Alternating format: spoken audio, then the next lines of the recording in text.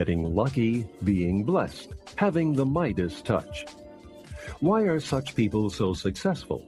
Is it family background, wealth, greater opportunities, high morals, or an easy childhood? New York Times best-selling author John C. Maxwell has the answer. The difference between average people and achieving people is their perception of and response to failure. John Maxwell says that if you are like him, you were never prepared to deal with failure. Coming out of school, he feared it, misunderstood it, and ran away from it. But he's learned to make failure his friend, and he can teach you to do the same. Failing Forward is the course on overcoming failure that was never offered in school. With his trademark warmth and humor, Maxwell teaches straightforward principles for overcoming failure and gives 15 solid steps to help you become the kind of achiever you've always wanted to be. Now, here is John C. Maxwell, America's expert on leadership, with Failing Forward, turning mistakes into stepping stones for success.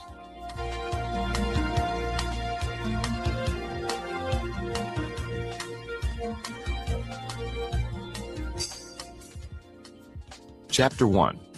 What's the main difference between people who achieve and those who are average? What makes achievers excel? Why do some people skyrocket while others plummet? You can call it luck, blessing, or the Midas touch. But the truth is that some people just seem to achieve incredible things in spite of great difficulties. It doesn't matter what kind of work they do, wherever they are, they just seem to make things happen. Certainly, all people like to think of themselves as above average, but achievers seem to leave average in the dust. But what makes the difference? Why do some people achieve so much? Is it family background? Having a good family growing up is not necessarily a good indicator of achievement. High percentages of successful people come from broken homes. Is it wealth? No. Some of the greatest achievers come from households of average to below average means. Is it opportunity? Two people with similar gifts, talents, and resources can look at a situation and one person will see a tremendous opportunity while the others see nothing. Opportunity is in the eye of the beholder. Is it high morals? I wish that were the key, but it's not. I've known people with high integrity who achieve little, and I've known scoundrels who are high producers. Is it the absence of hardship? For every achiever who has avoided tragedy, there's a Helen Keller who overcame extreme disabilities or a Viktor Frankl who survived absolute horrors. So that's not it either. None of those is the key. When it comes right down to it, I know of only one factor that separates those who consistently shine from those who don't. The difference between average people and achieving people is their perception of and response to failure. Throughout our time together, I want you to continually think of what I have just shared with you. In fact, I want to repeat it again because it's the most important statement in the entire book. The difference between average people and achieving people is their perception of and response to failure. Nothing else has the same kind of impact on people's ability to accomplish their desires. How people see failure and deal with it impacts every aspect of their lives. Yet that ability seems difficult to acquire.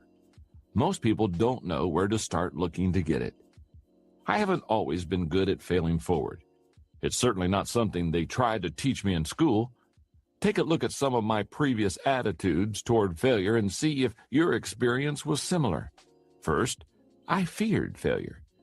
On the first day of class, when I was a college freshman, one professor walked in and boldly declared, "Half of you in this room will not pass this class."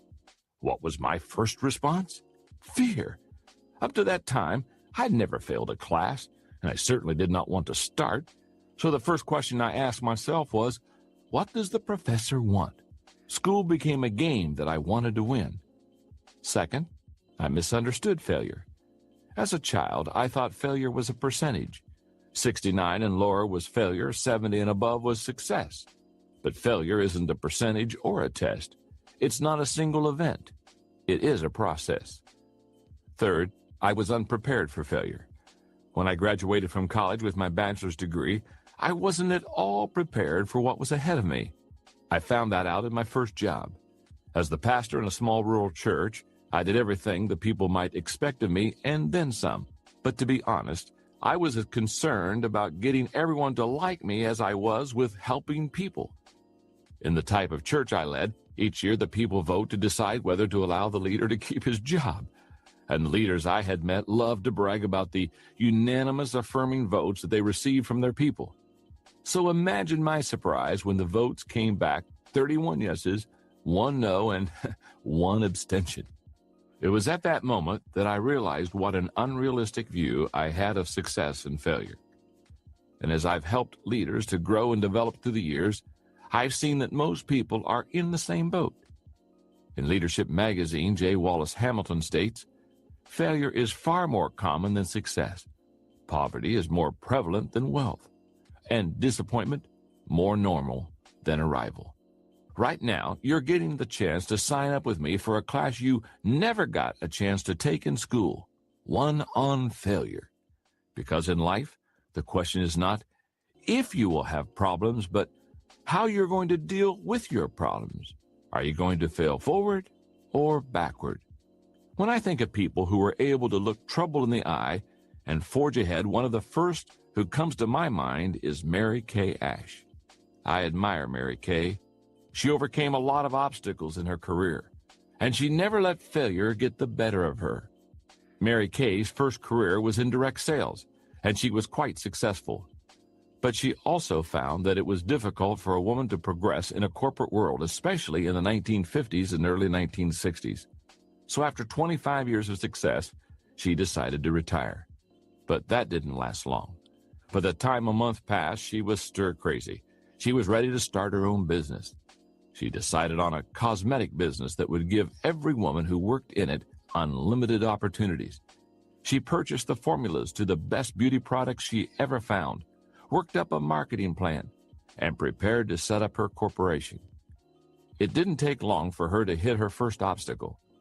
When she visited her attorney to set up her corporation, he insulted her and predicted her failure. She got similar treatment from her accountant. Despite their attempts to discourage her, she moved ahead. She sank her $5,000 life savings into her new business. She put her husband to work on the administrative side of things as she worked feverishly to prepare the product, design the packaging, write the training, and recruit consultants. But then a month before she was open for business, her husband died of a heart attack right at their kitchen table. Most people would never have been able to go on after that. But not Mary Kay. She kept going. And on September 13, 1963, she launched her business.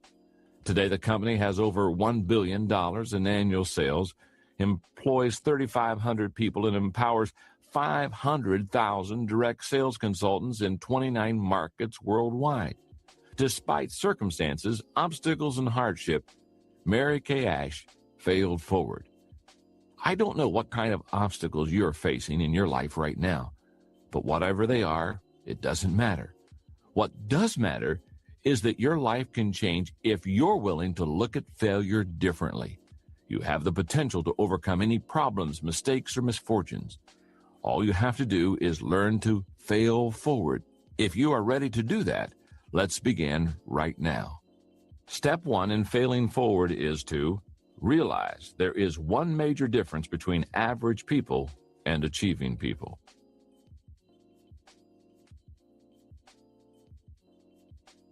Chapter 2. Get a new definition of failure and success.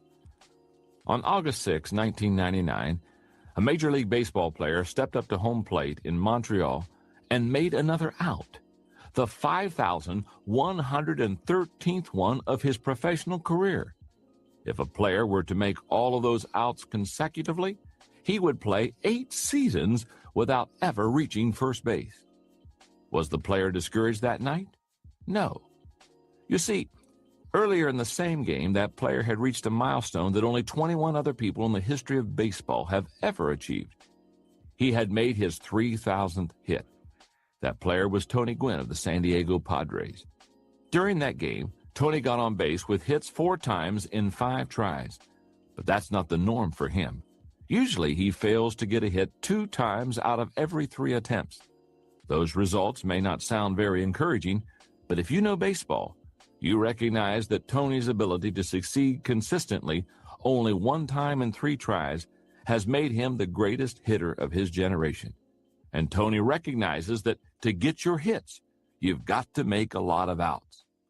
One of the greatest problems people have with failure is that they are too quick to judge isolated situations in their lives and label them as failures. Instead, they need to keep the bigger picture in mind. Someone like Tony Gwynn doesn't look at an out that he makes and think of failure. He sees it within the context of the bigger picture. His perspective leads to perseverance. His perseverance brings longevity, and his longevity gives him opportunities for success.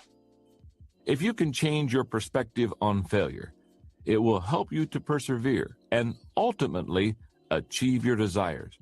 So how should you judge failure? Let's start by taking a look at 7 things failure is not.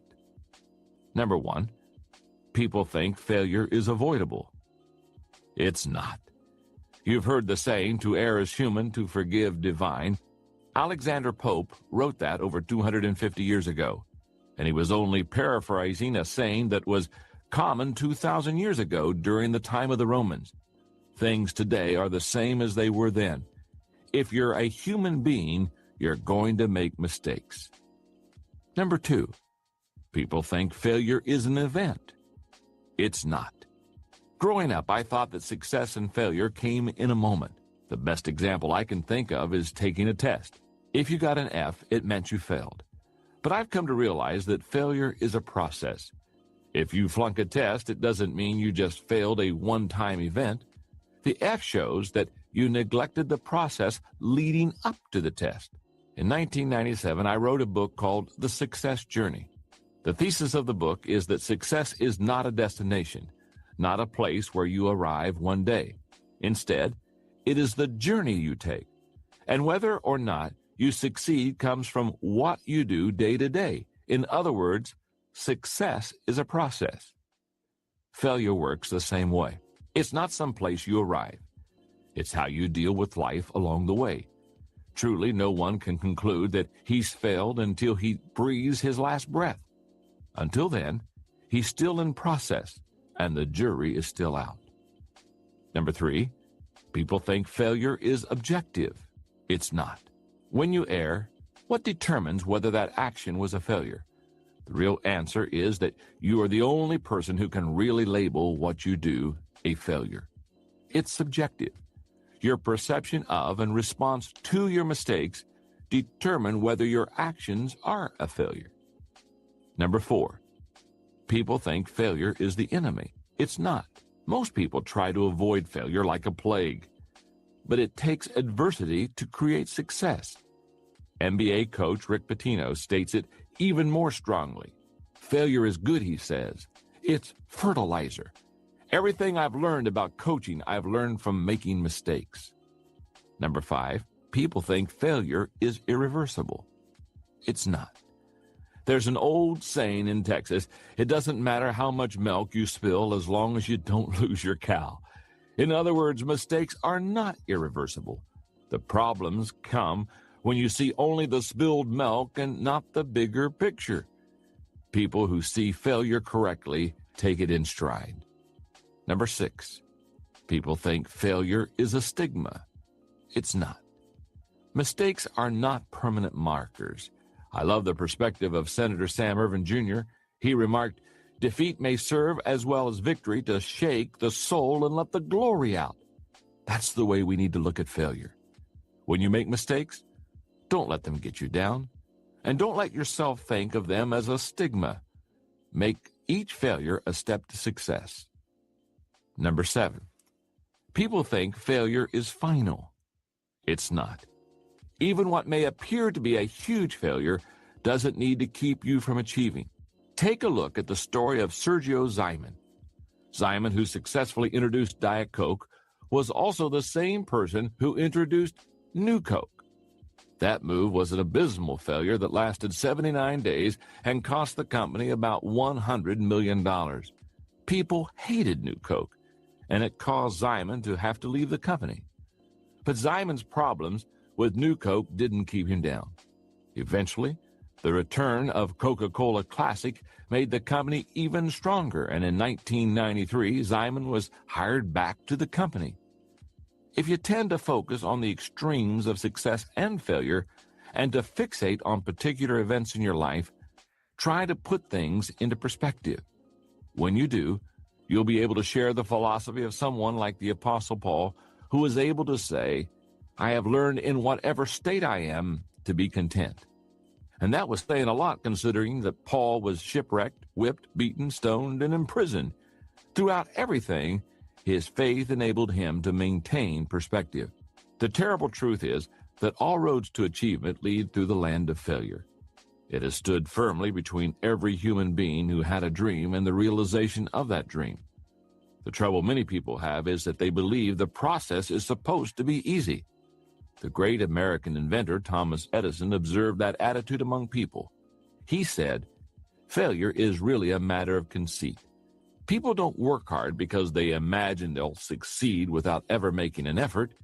Most people believe that they'll wake up someday and find themselves rich. Actually, they've got it half right, because eventually they do wake up." Each of us has to make a choice. Are we going to sleep life away, avoiding failure at all cost? Or are we going to wake up and realize that failure is simply a price we pay to achieve success? If we learn to embrace that new definition of failure, then we are free to start moving ahead. Again, it's so important, let me repeat it. Failure is simply a price we pay to achieve success. And if we learn to embrace that new definition of failure, then we are free to start moving ahead. Recently, I had dinner with Truett Cathy, the founder of Chick-fil-A restaurant chain, and his story is a great illustration of the price someone paid to achieve success.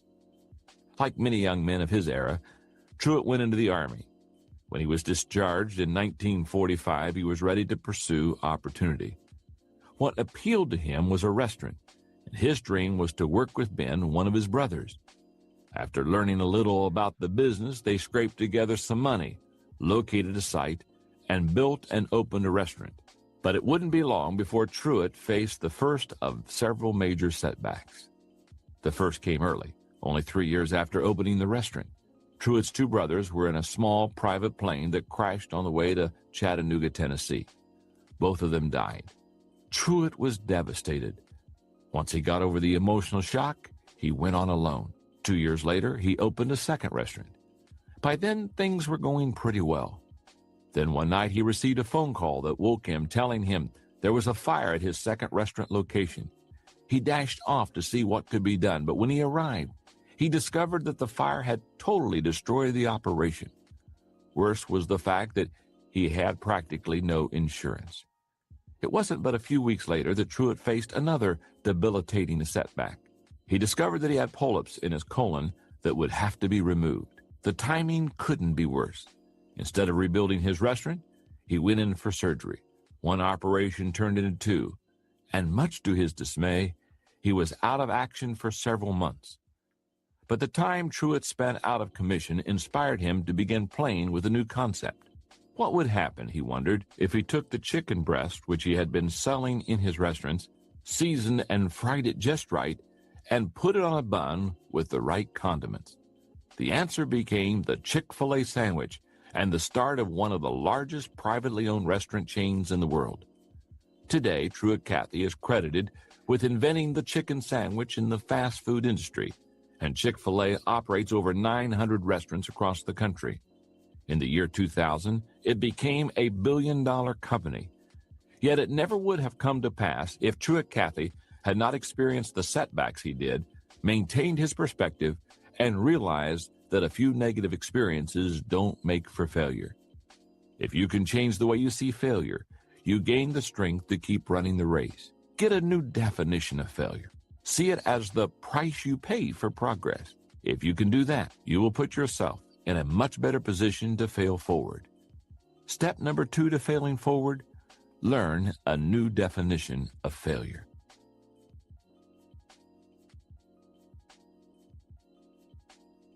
Chapter 3. If you failed, are you a failure? In an interview years ago, advice columnist Ann Landers was asked by David Brinkley what question she is most frequently asked by readers. Her answer: what's wrong with me? Landers' response reveals a lot about human nature. Many people wrestle with feelings of failure, the most damaging being doubtful thoughts about themselves. At the heart of those doubts and feelings is one central question: am I a failure? And that's a problem, because I believe it's nearly impossible for any person to believe he or she is a failure and fail forward at the same time. The late Irma Bombeck, who wrote a widely syndicated weekly humor column until her death in 1996, had a great perspective on what it meant to fail forward without taking failure too personally. Irma Bombeck traveled a road in life that was filled with adversity, starting with her career. Her first job was as a copy girl at the Dayton Journal-Herald when she was a teenager. But when she went off to college, a guidance counselor advised her to forget about writing. She refused. Later, she transferred to the University of Dayton and in 1949 graduated with a degree in English. Soon afterwards, she began working as a writer for the obituary column and the Woman's Page.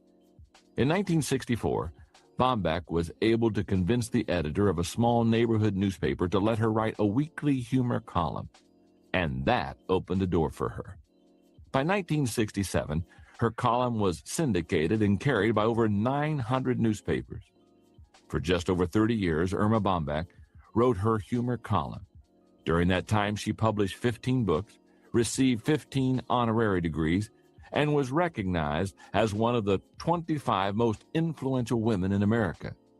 But during that span of time, she also experienced incredible trials, including infertility, breast cancer, a mastectomy, the death of 2 children, and kidney failure.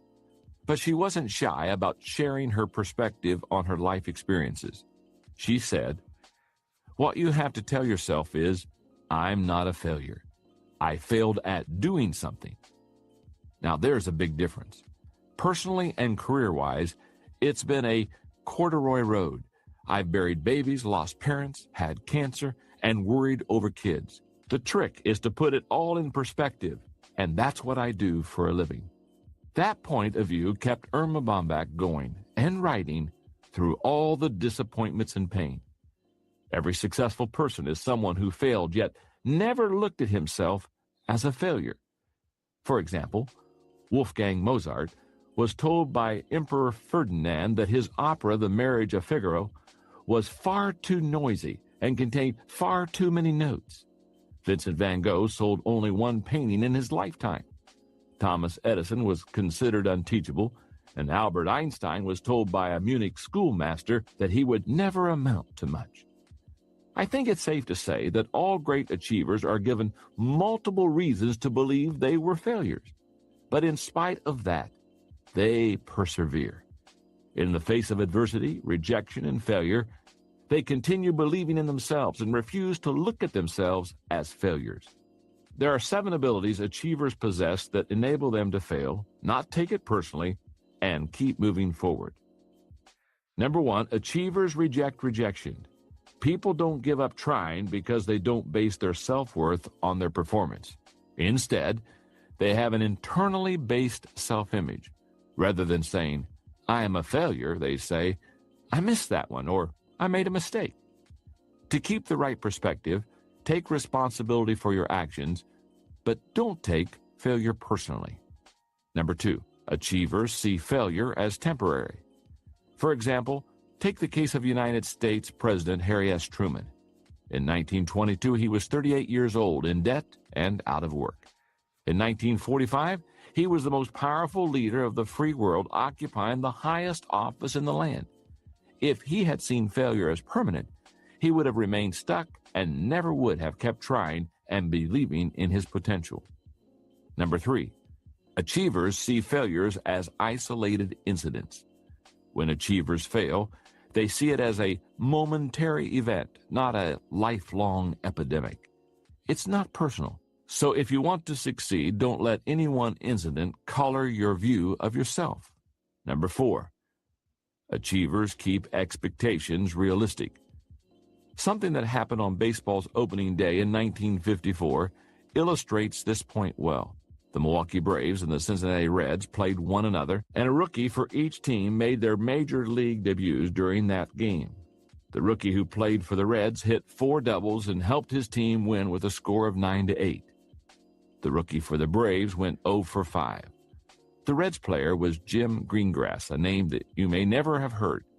The other guy who didn't get a hit might be more familiar to you. His name was Hank Aaron. If Aaron's expectations for that first game had been unrealistic, who knows? He might have given up baseball. Surely he wasn't happy about his performance that day, but he didn't think of himself as a failure. He wasn't about to give up easily. Number 5, achievers focus on strengths. Another way achievers keep themselves from personalizing failure is by focusing on their strengths. Bob Butera, president of the New Jersey Devils hockey team, was asked what makes a winner. He answered that what distinguishes winners from losers is that winners concentrate at all times on what they can do, not on what they can't do. If a weakness is a matter of character, it needs much attention. Focus on it until you shore it up. Otherwise, the best bet for failing forward is to develop and maximize your strengths. Number 6, achievers vary approaches to achievement. In The Psychology of Achievement, Brian Tracy writes about 4 millionaires who made their fortunes by age 35. They were involved in an average of 17 businesses before finding that one that took them to the top. They kept trying and changing until they found something that worked for them. Achievers are willing to vary their approaches to problems. Number 7, achievers bounce back. Psychologist Simone Carruthers says life is a series of outcomes. Sometimes the outcome is what you want. Great. Figure out what you did right. Sometimes the outcome is what you don't want. Great. Figure out what you did wrong so that you don't do it again. That's the key to bouncing back. That's the way to take yourself out of failure. One of the best stories I've ever heard of someone who refused to take failure personally is that of Daniel Rudiger. You may have seen the film, which was based on his life, called Rudy. The first of 14 children in a poor working-class family, Rudy loved football as a kid and believed that might be his ticket out of Joliet, Illinois. But his heart was much greater than his physique. He was slow, and at 5 feet 6 inches tall and 190 pounds, he wasn't exactly built for the game. As a senior, he began dreaming about attending Notre Dame and playing football there. But Rudy faced another problem. His grades showed less promise even than his physique. And for the next several years, Rudy changed his focus from one thing to another. He was more determined than ever to go to Notre Dame despite the criticism of his family, friends, and co-workers. He knew that he was not a failure, and he would find a way to go to South Bend. Eventually, Rudy quit his job, moved to South Bend, and managed to get into Holy Cross College, a community college affiliated with the university. He attended the college for 2 years and earned a 4-point average every semester before Notre Dame accepted him. He entered his dream school at age 26, 8 years after graduating from high school. With 2 years of sports eligibility remaining, he went out for football. He made the team as a scrub, one of the warm bodies that they put in practice to keep the good players sharp. But Rudy worked hard anyway. And in the final game of his final season, Rudy got to live his dream by getting into a game as a player. In the movie, Rudy Rudiger gets in for only one play at the end of the game. But that's not how it really happened. In real life, he had 2 chances to get the quarterback. The first play, he was too anxious and didn't execute the play. He failed. But once again, Rudy didn't let his failure make him a failure. He was determined to fail forward. When they snapped the ball the second time, he put the moves he'd rehearsed in his mind on the guy over him, and he sacked the quarterback. Overjoyed, the team carried him off the field in celebration. Rudy says it's the only time that has happened to a player in the history of Notre Dame football. The great thing about Rudy's story is that he doesn't have the athletic ability of Michael Jordan, nor is he a genius like Mozart, Van Gogh, Edison, or Einstein. He's just a regular person like you and me. The only reason he's an achiever instead of average is that he refused to let failure get the better of him. He learned that no matter how many times you fail, it doesn't have to make you a failure.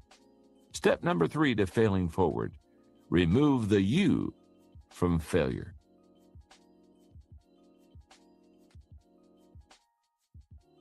Chapter 4. You're too old to cry, but it hurts too much to laugh. Just about everyone has heard of the Wright brothers. But what you may not know is that the Wrights, unknown with no university education, were not the leaders in aviation. They were obscure at best, and another man was expected to put the first manned airplane into the air. His name was Dr. Samuel Langley, an accomplished thinker, scientist, and inventor. He had published several important works on aerodynamics, and he possessed a vision for achieving manned flight. In 1898, he approached the United States War Department for funding to design and build an airplane to carry a man aloft. And they gave him a commission of $50,000, a huge sum at that time. His success seemed inevitable. On October the 8th, 1903, Langley expected his years of work to come to fruition. As journalists and curious onlookers watched, Charles Manley, the engineer who built the plane's engine, strode across the deck of a modified houseboat and climbed into the pilot's seat of a craft called the Great Aerodrome. The full-size motorized device was perched atop a specially built catapult designed to initiate the aerodrome flight into the air. But when they attempted the launch, part of the aerodrome got caught, and the biplane was flung into 16 feet of water a mere 50 yards away from the boat. At first, Langley didn't let that failure or the accompanying criticism deter him. 8 weeks later, in early December, he and Manley were ready to attempt the flight again. They had made numerous modifications to the aerodrome, and once more Manley climbed in the cockpit from the houseboat's deck, ready to make history. But as before, disaster struck. This time the cable supports to the wing snapped as the plane was launched. The craft caught again on the launch rail, and it plunged into the river upside down. Manley nearly died.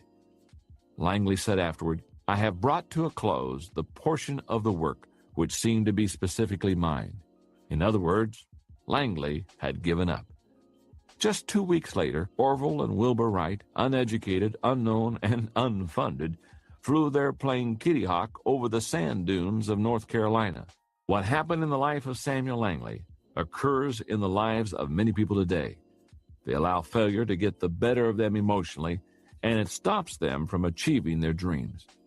Let's face it, failure can be very painful, sometimes physically and more often emotionally. Seeing part of your vision fall flat really hurts. And if people heap ridicule on top of your own hurt feelings, you feel even worse. For many people, the pain of failure leads to fear of failure. And if fear overcomes you, it's almost impossible to fail forward. The inaction that results when people are stopped by fear takes on many forms. Here are the 3 most common ones I've observed. Number 1, paralysis. Some people simply stop trying to do anything that might lead to failure. President Harry S. Truman said, "The worst danger we face is the danger of being paralyzed by doubts and fears." People whose fear paralyzes them give up any hope of moving forward. Number 2, procrastination. Other people maintain the hope of progress but simply never get around to following through. Procrastination steals a person's time, productivity, and potential. As President John F. Kennedy said, "There are risks and costs to a program of action, but they are far less than the long-range risk and cost of comfortable inaction." Procrastination is too high a price to pay for fear of failure. Number 3, purposelessness. Tom Peters, co-author of In Search of Excellence, says there's nothing more useless than someone who comes to the end of the day and congratulates himself saying, "Well, I made it through the day without screwing up. Yet that's what many people who fear failure do. Rather than pursuing worthy objectives, they avoid the pain of making mistakes. And in the midst of that transition, they lose sight of any sense of purpose that they might have once possessed. As fear of failure and the resulting inactivity compounds, people exhibit additional negative side effects like self-pity, excuses, misused energy, and feelings of hopelessness. Many people are unable to overcome their fear because they focus on the wrong thing. They believe that what started their cycle of fear is the thing they should avoid to end it. But the problem is, you can't avoid fear, and you can't wait for motivation to get you going. To conquer fear, you have to feel the fear and take action anyway. Playwright George Bernard Shaw said, "A life spent in making mistakes is not only more honorable but more useful than a life spent doing nothing." To overcome fear, you have to be willing to know that much of your life will be spent making mistakes. The bad news is that if you've been inactive for a long time, getting started is hard to do. The good news is that as soon as you start moving, it gets easier. If you can get going and keep making mistakes, you gain experience. That experience eventually brings competence. And eventually, you will also make fewer mistakes. And as a result, your fear will become less paralyzing. But the whole process starts with action. To get over fear, you've got to get started. Many unsuccessful people get paralyzed by fear. But the same thing also happens to high achievers. For example, when you look at the life of one of the great composers, George Frederick Handel, you see a successful person who found himself in a rut that he desperately needed to break out of. Handel was a musical prodigy, but despite Handel's talent and fame, he faced considerable adversity. Competition with rival English composers was fierce. Audiences were fickle and sometimes didn't turn out for his performances, and he was frequently the victim of the changing political winds of the time. Several times he found himself penniless and on the verge of bankruptcy, and the pain and rejection of failure was difficult. Then his problems were compounded by failing health. He suffered a stroke which left his right arm limp and caused him to lose the use of 4 fingers on his right hand. Though he recovered, it left him despondent. Finally, in 1741, at only 56 years old, Handel decided that it was time to retire. He was discouraged, miserable, and consumed with debt. So on April 8, he gave what he considered his farewell concert. Disappointed and filled with self-pity, he gave up. But in August of that year, something incredible happened. A wealthy friend named Charles Jennings visited Handel and gave him a libretto based on the life of Christ. The work intrigued Handel, enough to stir him to action. He began writing, and immediately the floodgates of inspiration opened in him. His cycle of inactivity was broken.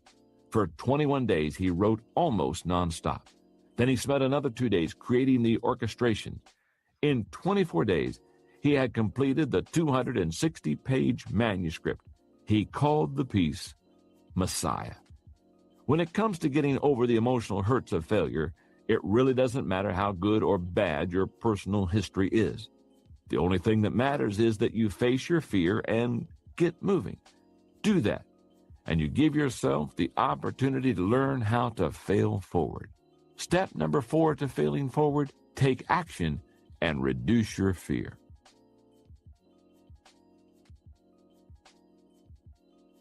Chapter 5. Find the exit off of the failure freeway. Business professors Gary Hamel and C.K. Prahalad have written about an experiment that was conducted with a group of monkeys. It's a great story of failure. They say that 4 monkeys were placed in a room that had a tall pole in the center of it. Suspended from the top of that pole was a bunch of bananas. One of the hungry monkeys started climbing the pole to get something to eat.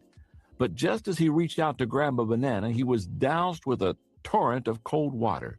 Squealing, he scampered down the pole and abandoned his attempt to feed himself. Each monkey made a similar attempt, and each one was drenched with cold water. After making several attempts, they finally gave up. Then researchers removed one of the monkeys from the room and replaced him with a new monkey. As the newcomer began to climb the pole, the other three grabbed him and pulled him down to the ground. After trying to climb the pole several times and being dragged down by the others, he finally gave up and never attempted to climb the pole again. One by one, the researchers replaced the original monkeys with the new ones, and each time a new monkey was brought in, he would be dragged down by the others before he could reach the bananas. In time, the room was filled with monkeys who had never received a cold shower. None of them would climb the pole, but none of them knew why. Unfortunately, people who have gotten used to failure can be a lot like those monkeys. They make the same mistakes over and over, yet they are never quite sure of why, and as a result, they never seem to get off of what I call the failure freeway. The old saying is true. If you always do what you've always done, then you will always get what you've always gotten.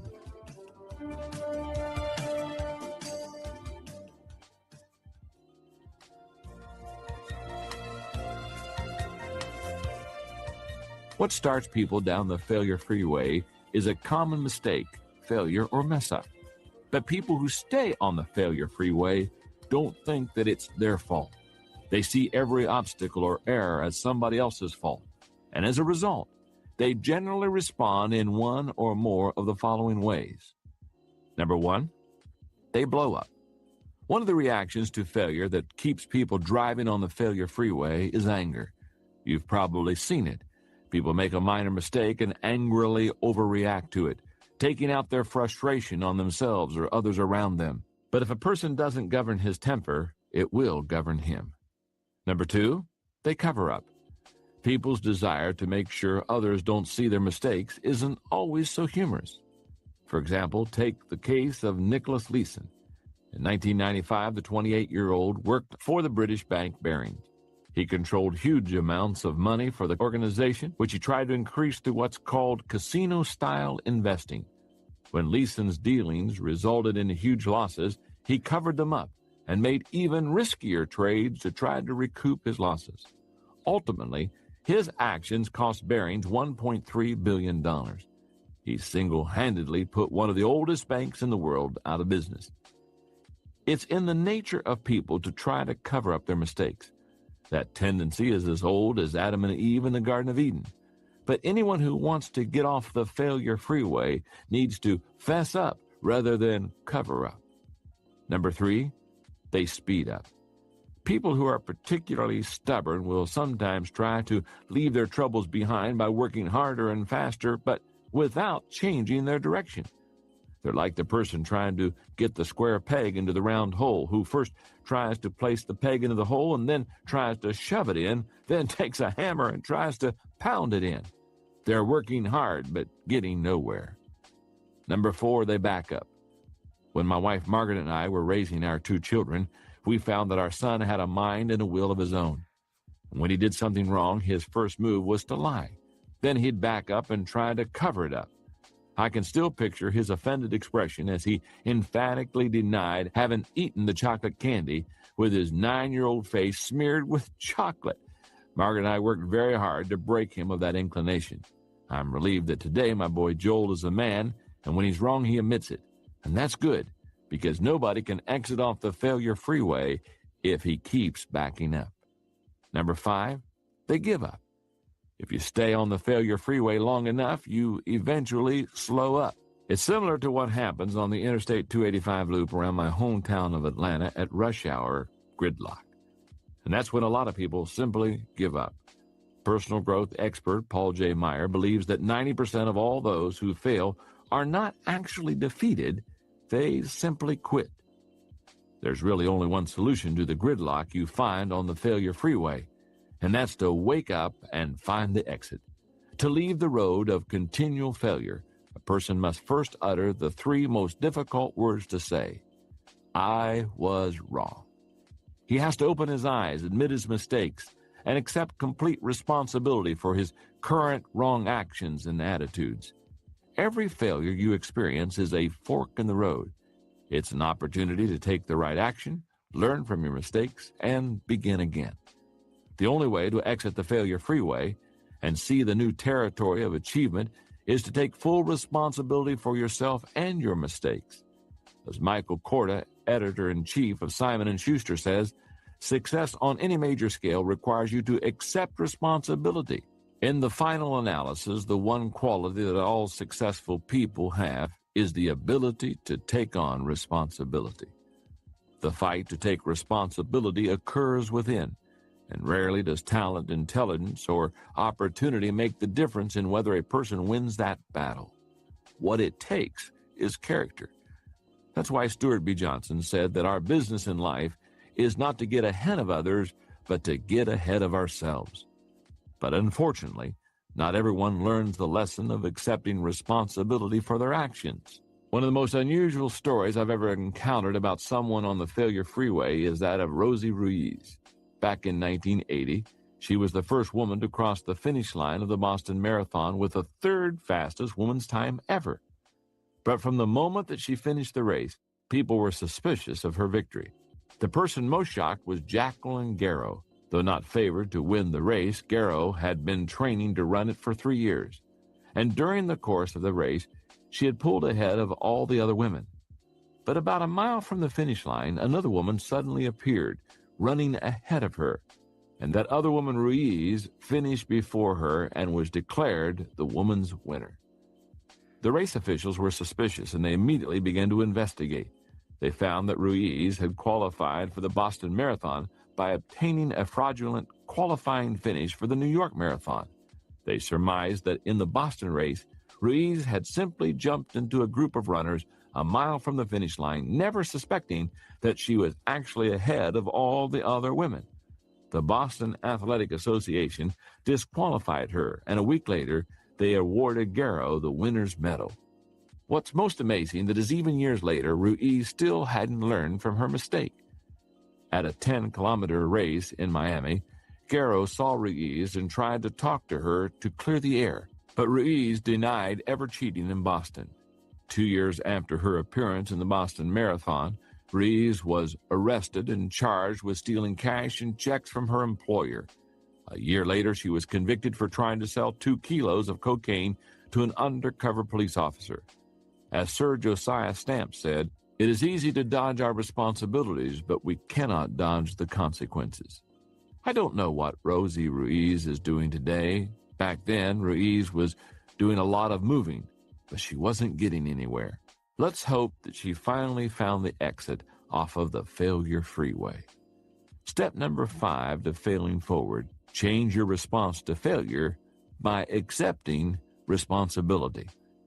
Let's take a moment and review the first 5 steps of failing forward, because it's my desire to teach you when you fail to fail forward instead of backwards. Step number 1, realize that there is one major difference between average people and achieving people. Step number 2, learn a new definition of failure. Step number 3, remove the you from failure. Step number 4, take action and reduce your fear. And step number 5, change your response to failure by accepting responsibility.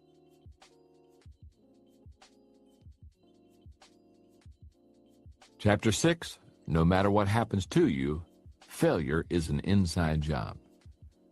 When you learn to accept responsibility for yourself, your problems, and your failures, you are better prepared to fail forward. But what about when you're faced with overwhelming difficulties that you didn't create and you cannot control? At no time in life are people more prone to allow failure to make them give up than when external circumstances cause extreme hardship or grief. But ultimately, no matter whether the difficulty is self-created or comes from somewhere outside of you, failure is created within the person. It is always an inside job.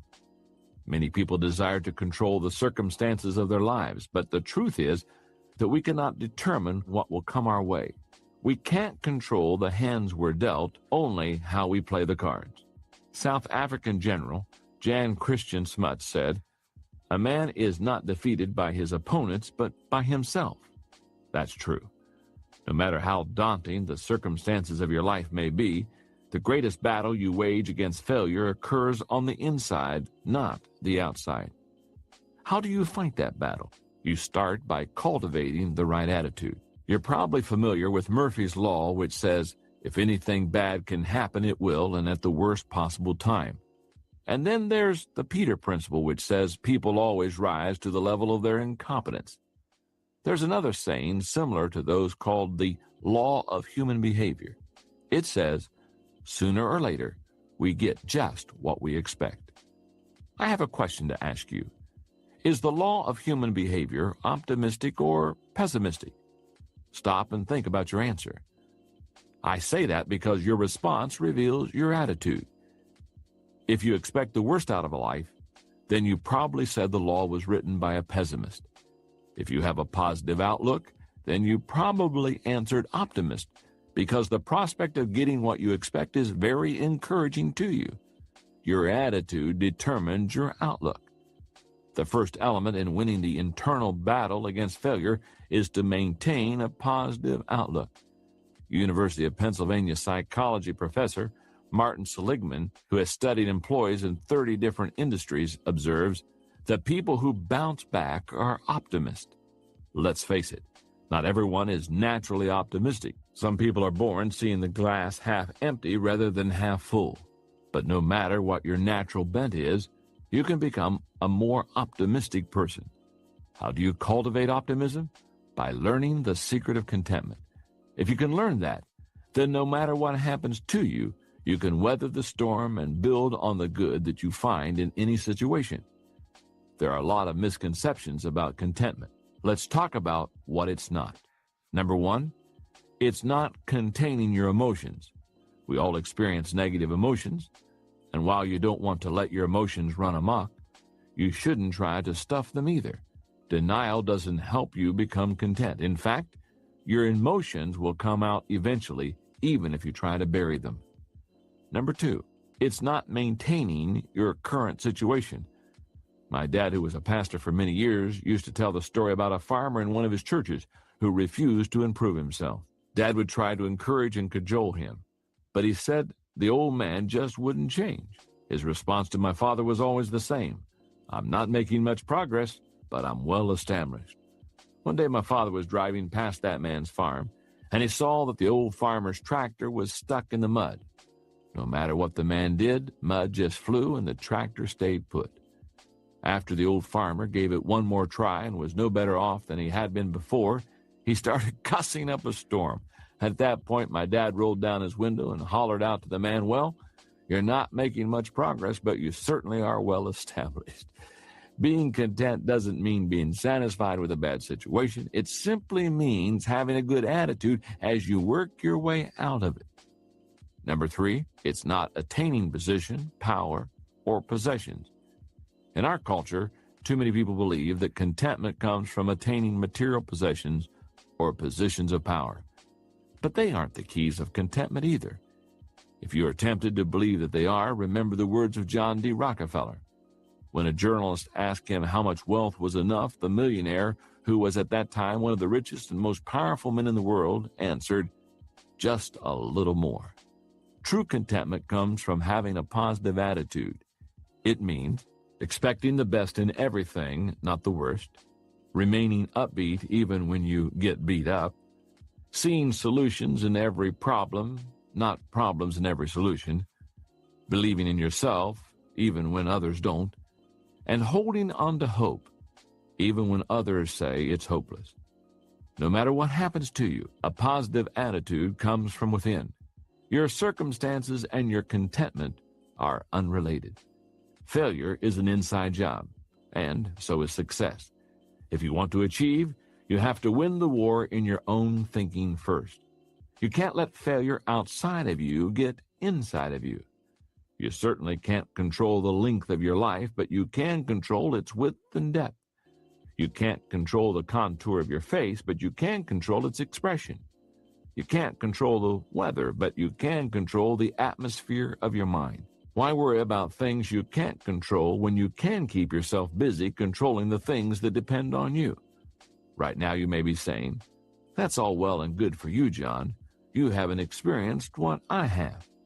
If you still have a hard time believing that failure is really an inside job, then you need to hear the story of someone who maintained a winner's attitude while overcoming the most difficult of circumstances. His name is Roger Crawford. He makes his living as a consultant and public speaker. He's written 2 books. He travels all across the country, working with Fortune 500 companies, national and state associations, and school districts. Those aren't bad credentials. But if that doesn't impress you, how about this? Before becoming a consultant, he was a professional tennis player certified by the United States Professional Tennis Association. Still not impressed? Would you change your opinion if I told you that Roger had no hands and only 1 foot? Roger Crawford was born with a condition called ectrodactylism. When he emerged from his mother's womb, the doctor saw that he had a thumb-like projection extending out of his right forearm and a thumb and a finger growing out of his left forearm. He had no palms. His legs and arms were shortened, and his left leg possessed a shrunken foot with only 3 toes. His foot was amputated when he was 5. Roger's parents were told by various medical professionals that he would never be able to walk, probably would not be able to take care of himself, and would never lead a normal life. But Roger's parents were determined to give him the best chance possible for living a normal life. They raised him to feel loved, to be strong, and to develop independence. You're only as handicapped as you want to be, his father used to tell him. Roger appreciated the encouragement and training that he received from his parents, but I don't think he really understood the significance of it or his achievements until he was in college and he interacted with someone who wanted to meet him. He had received a phone call from a man who had read about his tennis victories, and Crawford agreed to meet him at a nearby restaurant. When Roger stood up to shake hands with the man, he discovered that the other guy had hands that were almost identical to his. That got Crawford excited, because he thought he had found someone similar to him, but older, who could act as his mentor. But after talking with the stranger for a few minutes, he realized that he was wrong. Roger says, "Instead, what I found was someone with a bitter, pessimistic attitude who blamed all of life's disappointments and failures on his anatomy. I soon recognized that our lives and attitudes couldn't have been more different. His attitude was, the world owes me, and his problem was that the world disagreed. He was even angry with me because I didn't share his despair." The two kept in touch for several years until it dawned on Roger that even if some miracle were suddenly to give the other man a perfect body, his unhappiness and lack of success wouldn't change. He would still be at the same place in his life. That man had allowed failure to seize him from the inside, while Roger had mastered the art of failing forward. Chances are that the adversity in your life has been nowhere near as difficult as Roger Crawford's has been. And that's why his story is such an inspiration. Roger maintains that handicaps can only disable us if we let them. He says that's true not only of physical challenges, but of emotional and intellectual ones as well. He believes that the real and lasting limitations are created in our minds, not our bodies. In other words, no matter what happens, failure is an inside job. Step number 6 to failing forward. Don't let failure from outside get inside of you.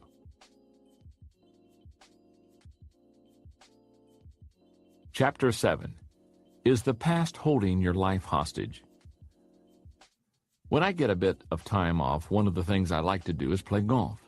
Now, I'm not a great golfer. I'd say I'm average, but no matter what, I'm glad to get started golfing. And I can tell you who it was that got me interested in the sport. Arnold Palmer. Many people of my generation became golfers because of Arnold Palmer. His down-to-earth attitude, sparkling personality, rugged good looks, and incredible playing ability caused him to draw huge crowds of spectators who would follow him from hole to hole. Back then, they were dubbed Arnie's Army, and it seemed they'd follow him anywhere to get a chance to see the man they called the King perform on the course. It was a first for golf, and it was sure fun to watch. One of the things about golf is that anyone can have a really bad hole, even a Hall of Famer like Arnold Palmer. The key to playing through it is to forget about your bad shots. But that can be a difficult thing to do, especially when someone erects a bronze monument to your bad hole. And that's what happened to Arnold Palmer. At the 1961 Los Angeles Open, On a par 5 ninth hole, Palmer hit a good drive and wanted to try to put the ball on the green with his second shot. With his 3-wood, Palmer hit what he believed was a good shot, but as the ball sailed, it faded to the right, hit a pole, and bounced out of bounds onto the driving range. Palmer dropped the ball, took a penalty stroke, and tried again. He had another ball out of bounds. Again, he dropped a ball and took a penalty stroke. He kept repeating this process until he finally put the ball on the green. By then, he had accumulated 10 strokes. It took him 2 more strokes with his putter to hold the ball. He finished with a 12. And because of that, he went from a few strokes behind the leaders to scoring so poorly that he was out of the tournament.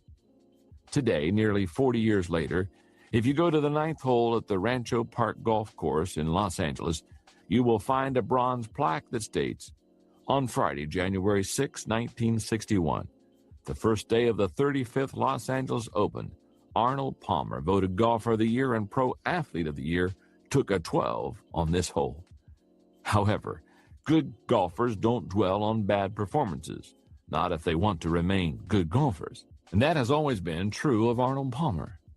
Once when asked about his performance at the Open on hole 9, he commented, "That doggone plaque will be there long after I'm gone." But you have to put things like that behind you. That's one of the wonderful things about golf. Your next shot can be as good or bad as the last one, but you'll always get another chance. The same quality that makes professional golfers effective enables any person to overcome failure and become a strong achiever. The ability to put past events behind them and move on. That quality positions a person to tackle current challenges with enthusiasm and a minimum of hindering personal baggage. In contrast, people who are unable to get over previous hurts and failures are held hostage by their past. The baggage they carry around makes it very difficult for them to move forward. It may sound like I'm making light of what happened to you in the past. I'm not. I know that people suffer genuine tragedies in this imperfect world. They lose children, spouses, parents, and friends, sometimes under horrible circumstances. People contract cancer, multiple sclerosis, AIDS, and other debilitating diseases.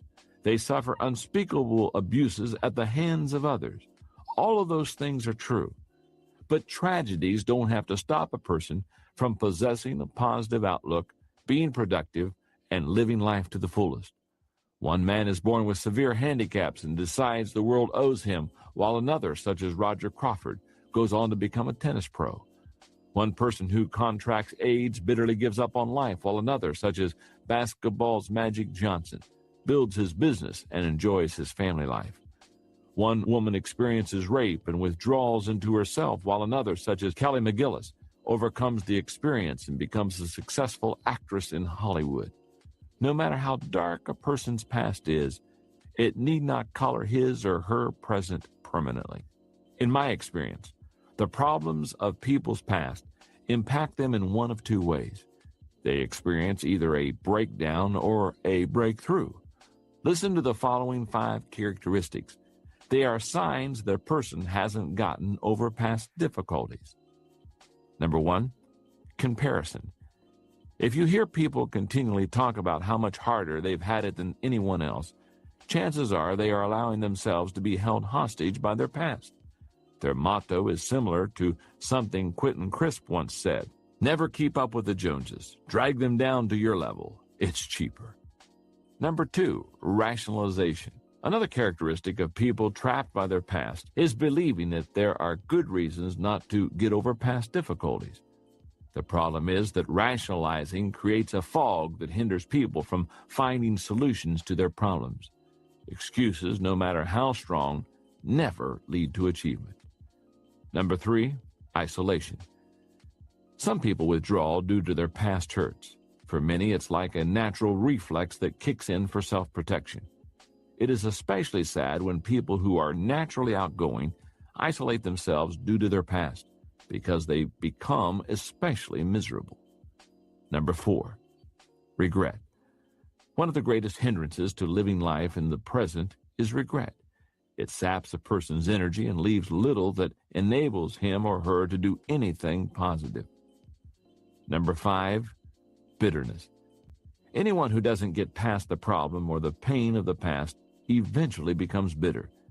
It is the inevitable consequence of not processing through old injuries and tragedies. But no matter what you've experienced, remember this. There are people who had it better than you, but who have done worse. And there are people who have had it worse than you, but who've done better. The circumstances really have nothing to do with getting over your personal history. Past hurts can make you bitter or better. The choice is yours. Every major difficulty you face in life is a fork in the road. You choose which track you will head down toward breakdown or breakthrough. It is a turning point, but you determine which way you will turn. If you've been badly hurt, then start by acknowledging the pain and grieving any loss that you may have experienced. Then, forgive the people involved, including yourself if needed. That will help you move on. I understand that it may be very difficult to go through this process, but you can do it. Just think, today may be your day to turn the hurts of your past into a breakthrough for the future. Don't allow anything from your personal history to keep holding you hostage. Step number 7 to failing forward. Say goodbye to yesterday.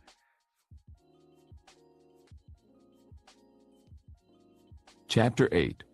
Who is this person who keeps making these mistakes? Sometimes great achievement can come only as the result of a period of failure that helps you understand who you really are.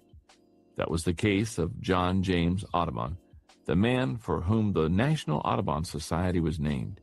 His life was one of great extremes, problems and progress, struggle and success, failure and fanfare. Listen to his story. The son of a French sea captain, Audubon was born in Haiti in 1785, but spent his formative years in France. He was educated as a gentleman, but was at best an indifferent student. His real passion was hunting and drawing birds. At 18, Audubon was sent to America, where he moved into a house his father owned in Pennsylvania.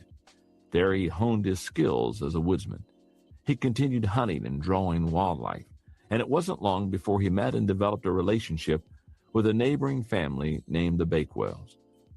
That had a significant impact on his life. First, he fell in love with one of the family's daughters, Lucy, and second, in 1807, he started working in the counting house of Benjamin Bakewell's import company. That was the start of what would become an abysmal career in business. Over the next 15 years, Audubon embarked on a series of unsuccessful ventures. His first venture, which dealt in indigo dye, lost him a small fortune. He then worked in the import business for a while, but after meeting no success, decided to try his hand at retail trade. With another young businessman, he set up shop in Louisville, Kentucky. But 6 months later, the two had only minimal success. They decided to move their location to Missouri in hopes of getting more business. Audubon only lasted 6 more months in that endeavor. He sold his share in the shop to his partner and went in search of another opportunity. In 1811, he tried his hand at the import business. He and his brother-in-law established a commission house in New Orleans importing goods from England. Unfortunately, they did this on the eve of the War of 1812, and their business failed. So Audubon went back to work in trading goods. He saw some success there, but then made the poor decision to open a steam sawmill and gristmill in an area that could not support such a large operation. In 1819, the business had gone bankrupt. All through the years, two things had remained constant in Audubon's life: hunting and art. Now he had to rely on both to survive. His gun put food on the table for his small family, and he drew portraits on commission to bring in money. By default, rather than design, his hobby became his means of support. It was then, in 1820, that Audubon had what he called his great idea. He decided to create a comprehensive and complete printed collection of all American birds based on his paintings. They would be life-size and shown in their natural surroundings. For the next few years, he traveled and added more painted birds to his portfolio, while Lucy worked as a tutor and a governess in Louisiana. In 1826, when he had enough material, Audubon sailed to Liverpool, England, and immediately met with great success. It didn't take long for Audubon to get connected with engraver Robert Havell, and together they began printing the remarkable Birds of America, a series of 100 color plates in a large 29 by 39-inch format. Nothing else like it had ever been created, nor has any other book of prints since been so revered. In all, they printed about 200 copies of that first edition. Today, it's considered a masterpiece. An original, Birds of America, which sold for $1,000 in the 1820s, is now worth about $5 million. John James Audubon was unsuccessful for most of his life. It took him until he was 35 years old to figure out what his problem was. Himself. He was a terrible businessman, and he didn't belong in trade. It didn't matter how many times he changed locations, partners, or business types. Not until he understood and changed himself did he have a chance at success. Evangelist D.L. Moody was once asked which people gave him the most trouble. His response was, "I've had more trouble with Dwight L. Moody than any other man alive." Television host Jack Parr echoed the same thought when he said, "Looking back, my life seems like one long obstacle race, with me as its chief obstacle." If you are continually experiencing trouble or facing obstacles, then you should check to make sure that you are not the problem. People don't like to admit that they need to change, and if they're willing to alter things about themselves, they usually focus on cosmetic changes. Why are people so hesitant to change? I believe that some, like Audubon, believe they are supposed to pursue a particular course of action, even though it doesn't suit their gifts and talents. And when they are not working in areas of strength, they do poorly. Others are not self-aware and don't even know what their strengths are. The psychologist Sheldon Kopp says, all of the significant battles are waged within the self. To have an opportunity to reach your potential, you must know who you are and face your flaws. Allow me to help you do that. Go through the following process. First, see yourself clearly. Bishop Fulton Sheen said, "Most of us do not like to look inside ourselves for the same reason we don't like to open a letter that has bad news. Most people see all the bad and deny the good, or they see all the good and deny the bad. To reach your potential, you must see both." Second, admit your flaws honestly. In Chapter 5, I stated that you must take responsibility for your actions to fail forward. But you must also take responsibility for who you are as a person. That means owning up to what you cannot do, should not do, or ought not to do. Third, discover your strengths joyfully. Working on your strengths is the next step in the process. No one ever achieved his dreams working outside of his areas of gifting. To excel, do what you do well. Fourth, build on your strengths passionately. Like Audubon, you will improve only if you enthusiastically develop whatever God-given abilities you have. You can reach your potential tomorrow if you dedicate yourself to growth today. Remember, to change your world, you must first change yourself. One of the greatest stories of change that I know of personally involves someone very close to me in my organization, the Enjoy Group, and it's my assistant, Linda Eggers. If you've ever heard me speak in person, then you've probably heard me talk about Linda. I believe Linda is the finest executive assistant in the country, but I haven't always felt that way about her. A few years ago, we experienced a rocky time in our history, and the fact that we work together now is a strong testament to her willingness and ability to take a hard look at herself, make some changes in her life, and become the kind of person she desired to be.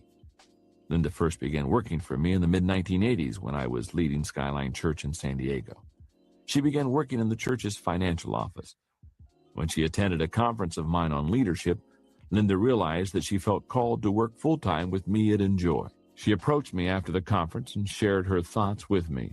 Later, when Enjoy was big enough, we brought her on staff. Linda immediately became an impact player for us. Under the leadership of Dick Peterson, now the COO of the Enjoy Group and president of the Enjoy Conferences and Resources. Linda did whatever was asked of her, and that was just about everything.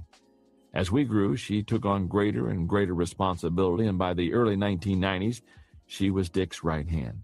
Then suddenly one day, Linda quit. She gave 2 weeks' notice, and she was gone. She didn't give any explanation. She just simply bailed on us. Dick and I were shocked.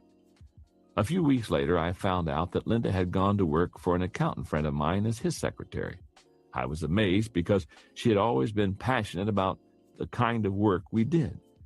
Then something even more surprising happened. I started to hear that Linda was getting very negative, and she was saying critical things about me and Enjoy. And that saddened me because I always liked her. Meanwhile, life went on. Dick hired someone to replace Linda, and the company continued growing. Then about 8 months later, I got a phone call telling me Linda wanted to see me. On the day that she came to my office, I noticed that she was shaking. And as she talked, she started to cry. First, she apologized for all the negative things that she had been saying. And then she told me why she had quit and what had led to her feelings of bitterness. Dick and I talked about it, and we offered to hire her back, but it would be in a different capacity. The only thing available at the time was a position taking incoming calls and answering correspondence. It must have been difficult for Linda, who had once been Dick's second in command, but she accepted because she really wanted to work at Enjoy. And for 3 years, Linda worked hard and did everything asked of her with excellence and a positive attitude. And over time, she began to assist Dick more and more. When I left the pastorate at Skyline in 1995 to devote myself full-time to the Enjoy group, I needed to hire a new assistant, and one of the people I considered was Linda. I knew she was highly competent. The only issue I needed to settle was whether I could trust her unconditionally. It didn't take me long to settle the issue. I knew I wanted Linda to be my assistant. If you would ask Linda today, she'd tell you that the turning point for her was the day that she looked at herself in the mirror and realized that she needed to make some changes in her life, starting with her attitude. She knows that if she hadn't, she never would have gotten the opportunity to do the work that God put her here to do. Linda continues to amaze me. I marvel at what she is capable of doing, and every time I make a positive impact on anyone with a conference or a book, she is a part of it. I wouldn't trade her for anyone else in the world. As you read this, if you're not happy with your current job, family situation, or life, look first at what you can change in yourself before trying to alter your circumstances, and recognize that not realizing what you want is a problem of knowledge. Not pursuing what you want is a problem of motivation. Not achieving what you want is a problem of persistence. If you know who you are, make the changes you must in order to learn and grow, and then give everything you've got to your dreams. You can achieve anything your heart desires. Step number 8 to failing forward. Change yourself, and your world changes.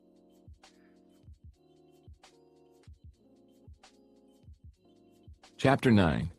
Get over yourself. Everyone else has. One of the biggest changes that must be made by people who desire to fail forward is turning their attention away from themselves and toward helping others.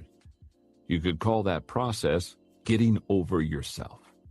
A few years ago, I saw a wonderful movie called Mr. Holland's Opus that beautifully illustrated that whole process. The movie is the story of Glenn Holland, a young musician who desires to make it to the big time as a composer. But when money gets tight and he needs to take care of his family, he reluctantly seeks employment as a teacher. That job, which he takes only on a temporary basis, becomes his life. Through the course of the movie, he discovers that he wants to share his love for music with his students, and in the process, he discovers himself. The pivotal point of the movie comes when Mr. Holland's teaching position gets eliminated due to the cutbacks, and he suddenly realizes he has reached middle age. In that moment, he knows that he has forever missed his chance to pull up roots, go to New York, and take his symphony with him, which he has been writing in his spare moments for the last 20 years. Despondent and feeling rejected, he believes he has wasted his life. He is depressed and on the verge of bitterness as he leaves his classroom. He ambles dejectedly down the hall, preparing to walk out of the school for the last time. That's when he hears something in the auditorium. When he checks to see what it is, he discovers dozens and dozens of students whose lives he changed during all his years of teaching. That group even includes the governor of the state, whose life took a major turn for the better under his mentoring. Many people believe that touching the lives of others can only be done by some elite group of specially gifted people. But that's not the case. Any ordinary person, just like Glenn Holland in the movie, can make a positive impact on the lives of others. Certain unsuccessful people tell themselves that as soon as they achieve considerable success or discover some unseen talent, they will turn their attention to making a difference in the lives of others. But I have news for them. Many people who struggle with chronic failure do so because they think of no one but themselves. They worry about what other people think of them. They scramble to make sure no one gets the better of them. They continually focus on protecting their turf. If you have a history of repeated failure and you dedicate most of your time and energy on looking out for number one, you may be someone who needs to learn a new way of thinking, where others come first. If you suspect that a selfish streak is preventing you from achieving your goals and dreams, you may need to change and improve your approach to success. First, you need to think about others rather than yourself. One of the greatest causes of negative thinking and poor mental health is self-absorption. Selfishness ultimately hurts not only the people around a self-focused person, but also the selfish person, him or herself. It inclines the person toward failure because it keeps him in a negative mental rut. That is the reason that Dr. Carl Menninger responded the way he did when someone asked, "What would you advise a person to do if he felt a nervous breakdown coming on?" Most people expected him to reply, "Consult a psychiatrist," since that was his profession. To their astonishment, Menninger replied, "Lock up your house, go across the railway tracks, find someone in need, and do something to help that person." My friend Kevin Myers says, "Most people are too insecure to give anything away." I believe that's true. Most people who focus all their attention on themselves do so because they feel that they're missing something in their lives, so they're trying to get it back. Developing a giving spirit, as Menninger implies, helps a person to overcome some of those feelings of deficiency in a positive and healthy way. If you follow sports these days, you've heard a lot of talk about the selfishness of professional athletes. The recent criticism has been especially harsh toward pro basketball players because the feeling is that too many players possess a me-first mentality. The simple truth is that when competition is fierce, selfishness will make it almost impossible for a team to win. It ultimately produces failure. If talent alone won championships, then the Los Angeles Lakers of the late 1990s would have earned one.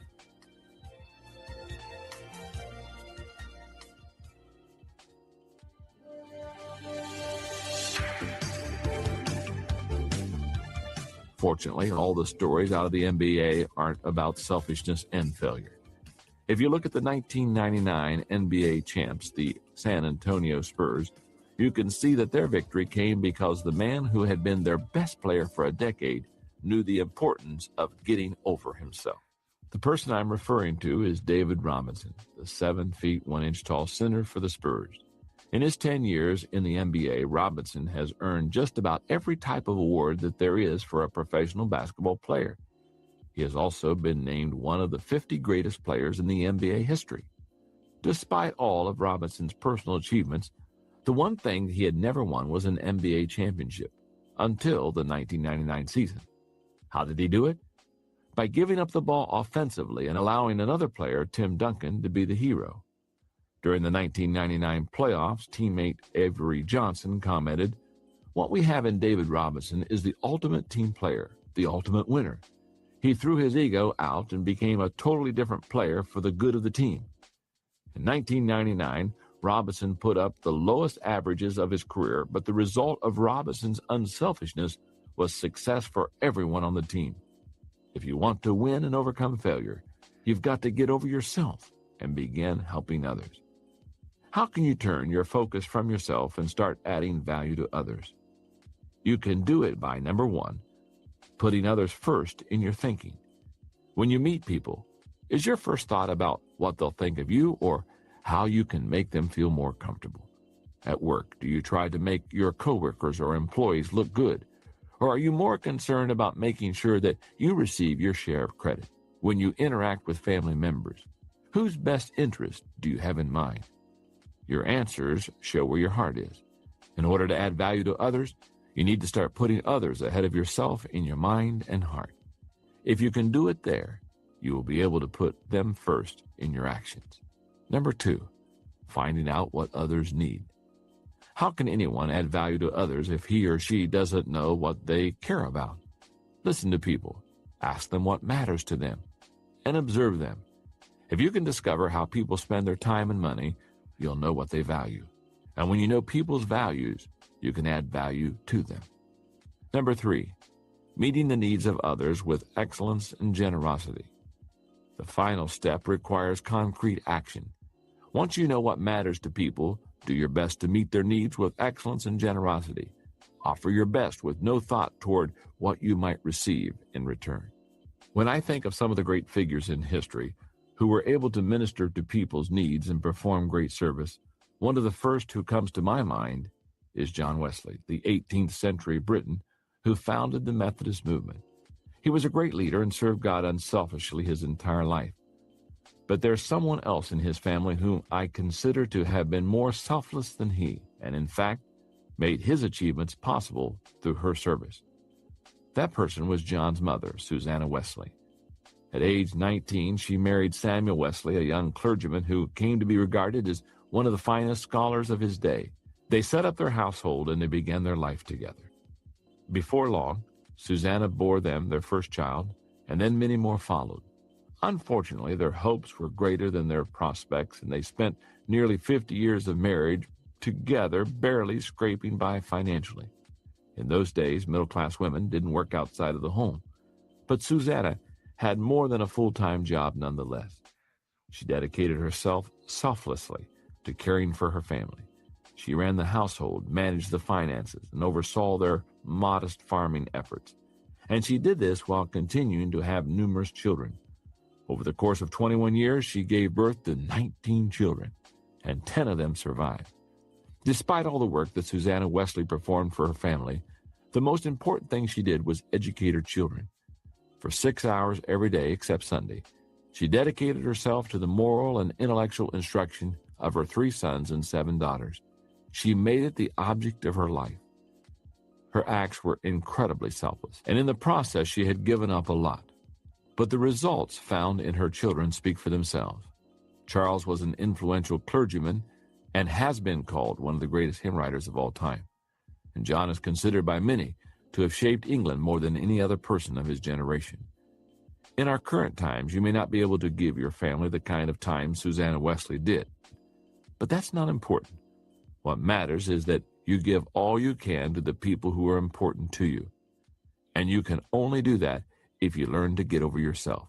Be more concerned with what you can give rather than what you can get, because giving truly is the highest level of living. Step number 9 to failing forward.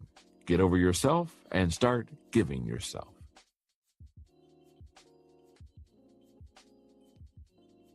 Chapter 10, Grasp the Positive Benefits of Negative Experiences. Working artists David Bayless and Ted Orland tell a story about an art teacher who did an experiment with his grading system for 2 groups of students. It is a parable on the benefits of failure. Here's what happened. The ceramics teacher announced on opening day that he was dividing the class into 2 groups. All those on the left side of the studio, he said, would be graded solely on the quantity of work they produced. All those on the right side solely on its quality. His procedure was simple. On the final day of class, he would bring his bathroom scales and weigh the work of the quantity group. 50 pounds of pots received an A, 40 pounds a B, and so on.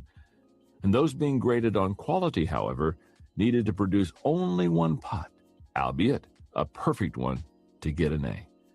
Grading time came, and a curious fact emerged.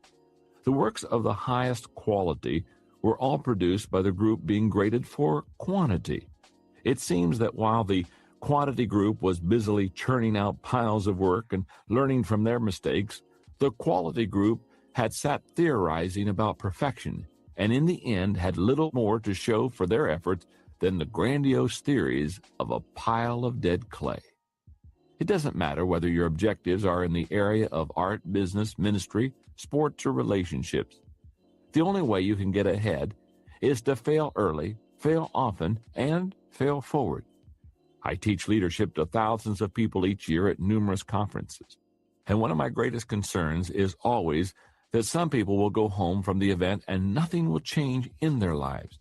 They enjoy the show but fail to implement any of the ideas that were presented to them. I tell people continually, we overestimate the event and we underestimate the process. Every dream that anyone has achieved came because of dedication to a process. People naturally tend toward inertia. That's why self-improvement is always a struggle. But that's also the reason that adversity lies at the heart of every success. The process of achievement comes through repeated failures and the constant struggle to climb to a higher level. Adversity and the failure that often results from it should not only be expected in the process of succeeding, they need to be viewed as an absolutely critical part of it. In fact, the benefits of adversity are many. Listen to some of the key reasons you should embrace adversity and persevere through it. Number 1, adversity creates resilience. Nothing in life breeds resilience like adversity and failure. A study in Time magazine in the mid-1980s described the incredible resilience of a group of people who had lost their jobs 3 times because of plant closings. Psychologists expected them to be discouraged, but they were surprisingly optimistic. Their adversity had actually created an advantage. Number 2, adversity develops maturity.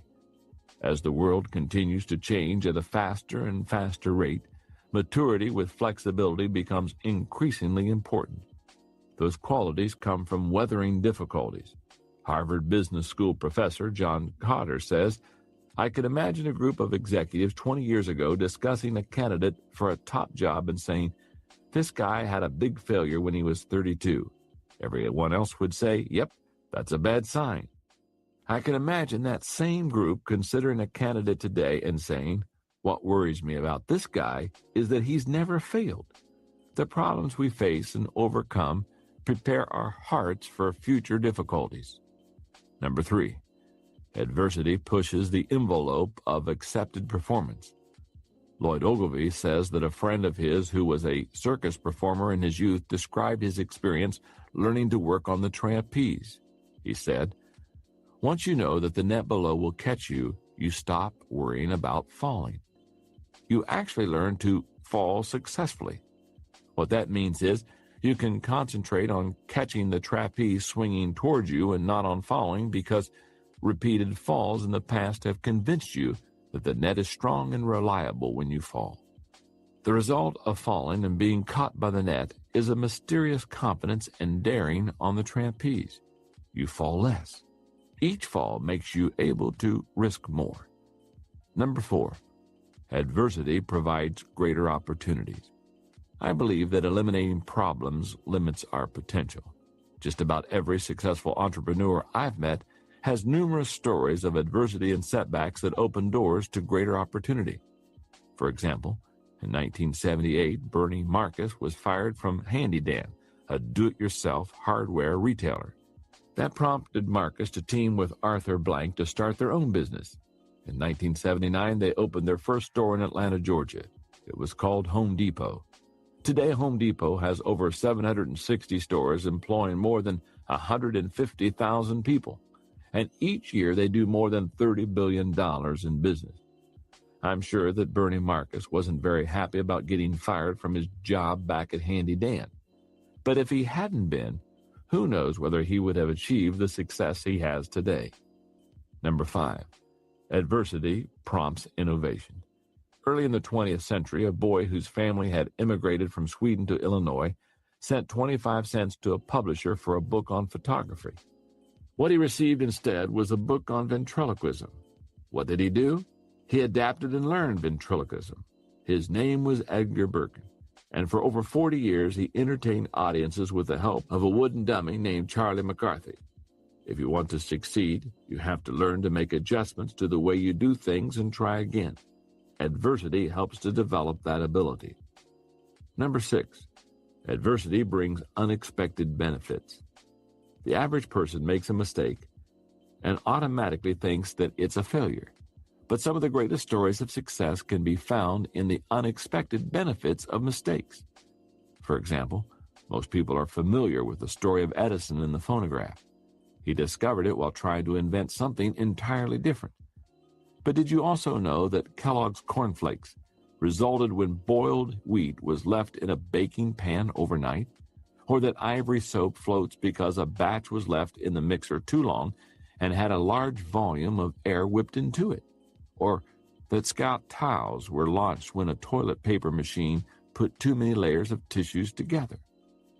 Number 7, adversity motivates. Years ago, when Bear Bryant was coaching the University of Alabama's football team, the Crimson Tide was ahead by only 6 points in a game with less than 2 minutes remaining in the fourth quarter. Bryant sent his quarterback into the game with the instructions to play it safe and to run out the clock. In the huddle, the quarterback said, "Coach says to play it safe, but that's what they're expecting. Let's give them a surprise." And with that, he called a pass play. When the quarterback dropped back and threw the pass, the defending cornerback, who was a champion sprinter, intercepted the ball and headed toward the end zone, expecting to score a touchdown.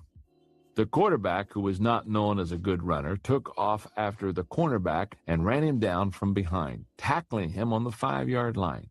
It saved the game. After the clock ran out, the opposing coach approached Bear Bryant and asked, "What's this business about your quarterback not being a runner?" Bear Bryant replied, "Well, your cornerback was running for 6 points. My quarterback, he was running for his life." Nothing can motivate a person like adversity. If you can step back from the negative circumstances you face in life, you will be able to discover that there are almost always positive benefits to your negative experiences. You simply have to be willing to look for them. Bill Vaughn says, "In the game of life, it's a good idea to have a few early losses, which relieves you of the pressure of trying to maintain an undefeated season. Always measure an obstacle next to the size of the dream that you're pursuing. It's all in how you look at it. Try, and you can find the good in every bad experience." One of the most incredible stories of adversity overcome and success gained is that of Joseph of the ancient Hebrews. You may be familiar with the story. He was born the 11th of 12 sons in a wealthy Middle Eastern family whose trade was raising livestock. As a teenager, Joseph alienated his brothers. First, he was his father's favorite, even though he was nearly the youngest. Second, he used to tell his father anytime his brothers weren't doing their work properly with the sheep. And third, he made the mistake of telling his older brothers that one day he would be in charge of them. At first, a group of his brothers wanted to kill him, but the eldest Reuben prevented them from doing that. So when Reuben wasn't around, the others sold him into slavery. Joseph ended up in Egypt working in the house of a captain of the guard, a man named Potiphar. Before long, Joseph was running the entire household. He was making the best of a bad situation. But then things got worse. The wife of his master tried to persuade him to sleep with her. When he refused, she accused him of making advances to her and got Potiphar to throw Joseph in prison. But again, he made the best of a tough situation. Before long, the warden of the prison had put Joseph in charge of all the prisoners and all the prison's daily activities. While in prison, Joseph got a chance to meet a fellow prisoner who had been an official from Pharaoh's court, the chief cupbearer.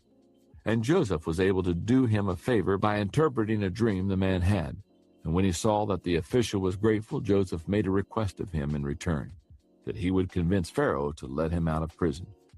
Joseph had great hope a few days later when the official was returned to court and the good graces of the monarch.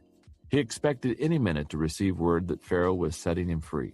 But 2 years passed before the cupbearer remembered Joseph, and he did so only because Pharaoh wanted someone to interpret one of his dreams. In the end, Joseph was able to interpret Pharaoh's dreams, and because the Hebrews showed such great wisdom, the Egyptian ruler put Joseph in charge of the entire kingdom. When his brothers traveled to Egypt for relief from famine 20 years after selling him into slavery, they discovered that their brother Joseph was not only alive, but second in command of the most powerful kingdom in the world. Few people would welcome the adversity of 13 years in bondage as a slave and a prisoner.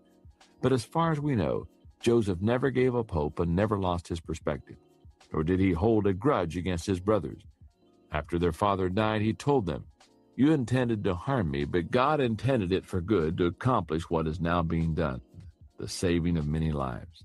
He found the positive benefits in his negative experiences. And if he can do it, so can we.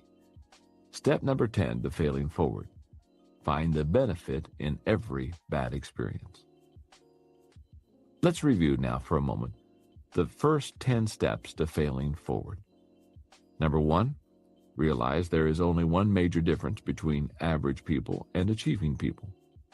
Number 2, learn a new definition of failure. Number 3, remove the you from failure. Number 4, take action and reduce your fear. Number 5, change your response to failure by accepting responsibility. Number 6, don't let the failure from outside get inside of you. Number 7, say goodbye to yesterday. Number 8, change yourself and your world changes. Number 9, get over yourself and start giving yourself. And step number 10 to failing forward, find the benefit in every bad experience. Take a moment before you go on in the book and look at those 10 steps to failing forward. Ask yourself, or maybe somebody that's with you, how well do I do on these 10 steps? Some, I'm sure that you are already successfully failing forward. Others, maybe instead of going forward, you're failing backward.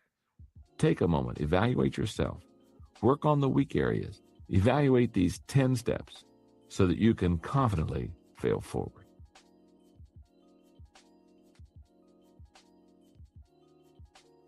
Chapter 11, take a risk. There's no other way to fail forward. Every era has its great explorers, people willing to face danger to break new ground and discover new worlds. The fuel that makes it possible for those people to conquer new territory is risk, as pioneer aviator Charles Lindbergh emphasized when he said, "What kind of man would live where there is no daring? I don't believe in taking foolish chances, but nothing can be accomplished if we don't take any chances at all." Risk is a funny thing. It's very subjective. Someone may have no trouble plunging off a high tower with a bungee cord attached to his leg, but that same person may look at speaking in front of a group of 20 people as a death-defying risk. To another person, speaking isn't intimidating at all. For example, I love to speak to groups. I've spoken to groups as large as 82,000 people, and it's wonderful. On the other hand, you couldn't get me to bungee jump. So how do you judge whether some activity is worth the risk? Do you base it on your fear?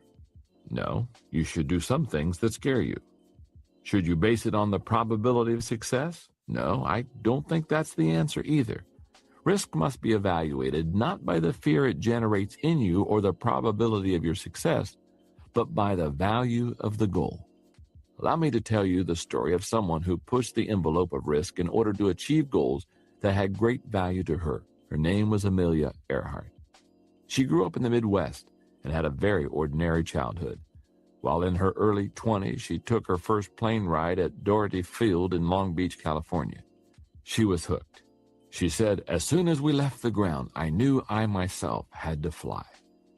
She immediately began working odd jobs to earn the $1,000 that would be required to take flying lessons, and it wasn't long before she was learning how to fly from Anita Snook, another pioneer flyer. Earhart found that learning to fly wasn't easy, or at least not for her, and she had more than her share of crashes, but she persevered. In 1921, Earhart made her first solo. The next year, she set the first of her many aviation records. She piloted planes because she loved to fly, but she also had an agenda. She was trying to break ground for others. She said, "My ambition is to have this wonderful gift produce practical results for the future of commercial flying and for the women who may want to fly tomorrow's planes." By 1935, Amelia Earhart was a seasoned world-class pilot and had done a lot of things to accomplish her goals of opening doors for women and legitimizing commercial aviation. She must have believed the motto of all great achievers: if at first you do succeed, try something harder, because that's when she decided to embark on her greatest adventure. She intended to fly around the world. Her first leg took her from Oakland to Hawaii, but as she took off from Luke Field near Pearl Harbor, she blew a tire and crashed the plane, causing tremendous damage. She had failed, but she wasn't ready to give up. Her plane was shipped to California for repairs, and she planned out her next attempt. 2 years later, in June of 1937, she again started on her around-the-world voyage, this time heading east. For a month, she and her navigator, Frederick Noonan, made their way. At the end of June, they had flown 22,000 miles. When they took off from New Guinea on July the 2nd, they had great hope because there were only 7,000 miles to go. But they were never seen again. If anyone had been able to talk to Earhart about her last hours, I believe she would have not expressed any regret for attempting what she did. To achieve any worthy goal, you must take risk. Amelia Earhart believed that, and her advice when it came to risk was simple and direct. Decide whether or not the goal is worth the risk involved. If it is, stop worrying. The reality is that everything in life is risky. If you want to avoid all risk, then, well, don't ride in an automobile. They cause 20% of all fatal accidents. Don't travel by air, rail, or water. 16% of all accidents result from these activities. Don't walk in the street. 15% of all accidents occur there. And, well, I guess you shouldn't stay at home. 17% of all the accidents happen there. You see, in life there are really no safe places or risk-free activities. Helen Keller, author, speaker, and advocate for the disabled, asserted, "Security is mostly a superstition. It does not exist in nature, nor do the children of men as a whole experience it. Avoiding danger is no safer in the long run than outright exposure. Life is either a daring adventure or nothing." Everything in life brings risk. It's true that you risk failure if you try something bold because you might miss it. But you're also risking failure if you stand still and don't try anything new. As G.K. Chesterton said, "I do not believe in a fate that falls on men however they act, but I do believe in a fate that falls on them unless they act. The less you venture out, the greater your risk of failure. Ironically, the more you risk failure and actually fail, the greater your chances of success." If risk has such great potential rewards, then why aren't people embracing it as a friend? I believe they don't because they tend to fall into one or more of the following 6 traps. Number 1, the embarrassment trap. Deep down, nobody wants to look bad. And if you take a risk and fall flat on your face, you might embarrass yourself. But the only way to become better is to take steps forward, even shaky ones that cause you to fall down. Little progress is better than no progress at all. Success comes in taking many small steps. Number 2, the rationalization trap. People who get caught in the rationalization trap second-guess everything they do, and as they prepare to take action, they tell themselves it's really not that important. But the truth is, if you wait long enough, nothing is important. Sidney J. Harris says, "Regret for the things we did can be tempered by time. It is regret for the things we did not do that is inconsolable." Number 3, the unrealistic expectation trap. For some reason, many people think everything in life should be easy, and when they find out that achievement takes effort, they give up. But success takes hard work. There's a Latin proverb that says, "If there is no wind, row." As you prepare to take a risk, don't expect to get a favorable wind. Begin with a mindset that you have to row. Then, if you get some help, it will be a pleasant surprise. Number 4, the fairness trap. Psychologist M. Scott Peck begins his book, The Road Less Traveled, with the words, "Life's not fair. That's a fact. But many people never learn it. Instead of acknowledging it and moving on, they expend their energy trying to find fairness. They say to themselves, I shouldn't have to be the one to do this." Number 5, the timing trap. Some people tend to think that there's a perfect time to do everything, and this isn't it. So they wait. But Jim Stovall advises, don't wait for all the lights to be green before you leave the house. If you wait for the perfect timing, you'll wait forever. Number 6, the inspiration trap. Someone once said, "You don't have to be great to start, but you have to start to be great." Many people want to wait for inspiration before they are willing to step out and take a risk. I find that especially true of people with an artistic bent. But as playwright Oscar Wilde says, when he was asked the difference between a professional writer and an amateur, the difference is that an amateur writes when he feels like it, a professional writes regardless. As you examine the way you live, consider whether you are taking enough risk, not senseless ones, but intelligent ones. Even if you don't fall into one of the 6 traps I just shared, you still may be playing it too safe. How can you tell? By looking at your mistakes. If you are succeeding in everything you do, then you're probably not pushing yourself hard enough. And that means you're not taking enough risks. Step number 11 in failing forward: if at first you do succeed, try something harder.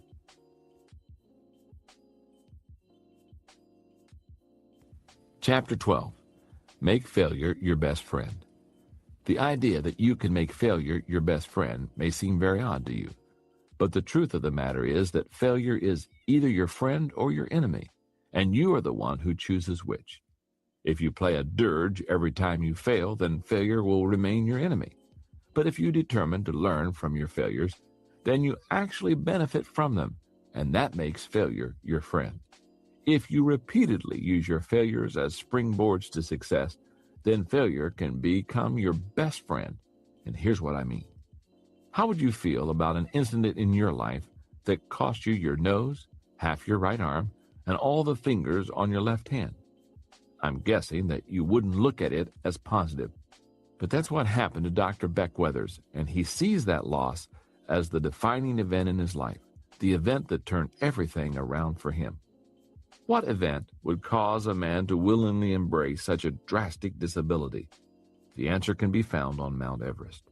You see, Beck Weathers was one of the people on that peak during the now famous incident in 1996 when a blizzard suddenly came in and cost 12 people their lives.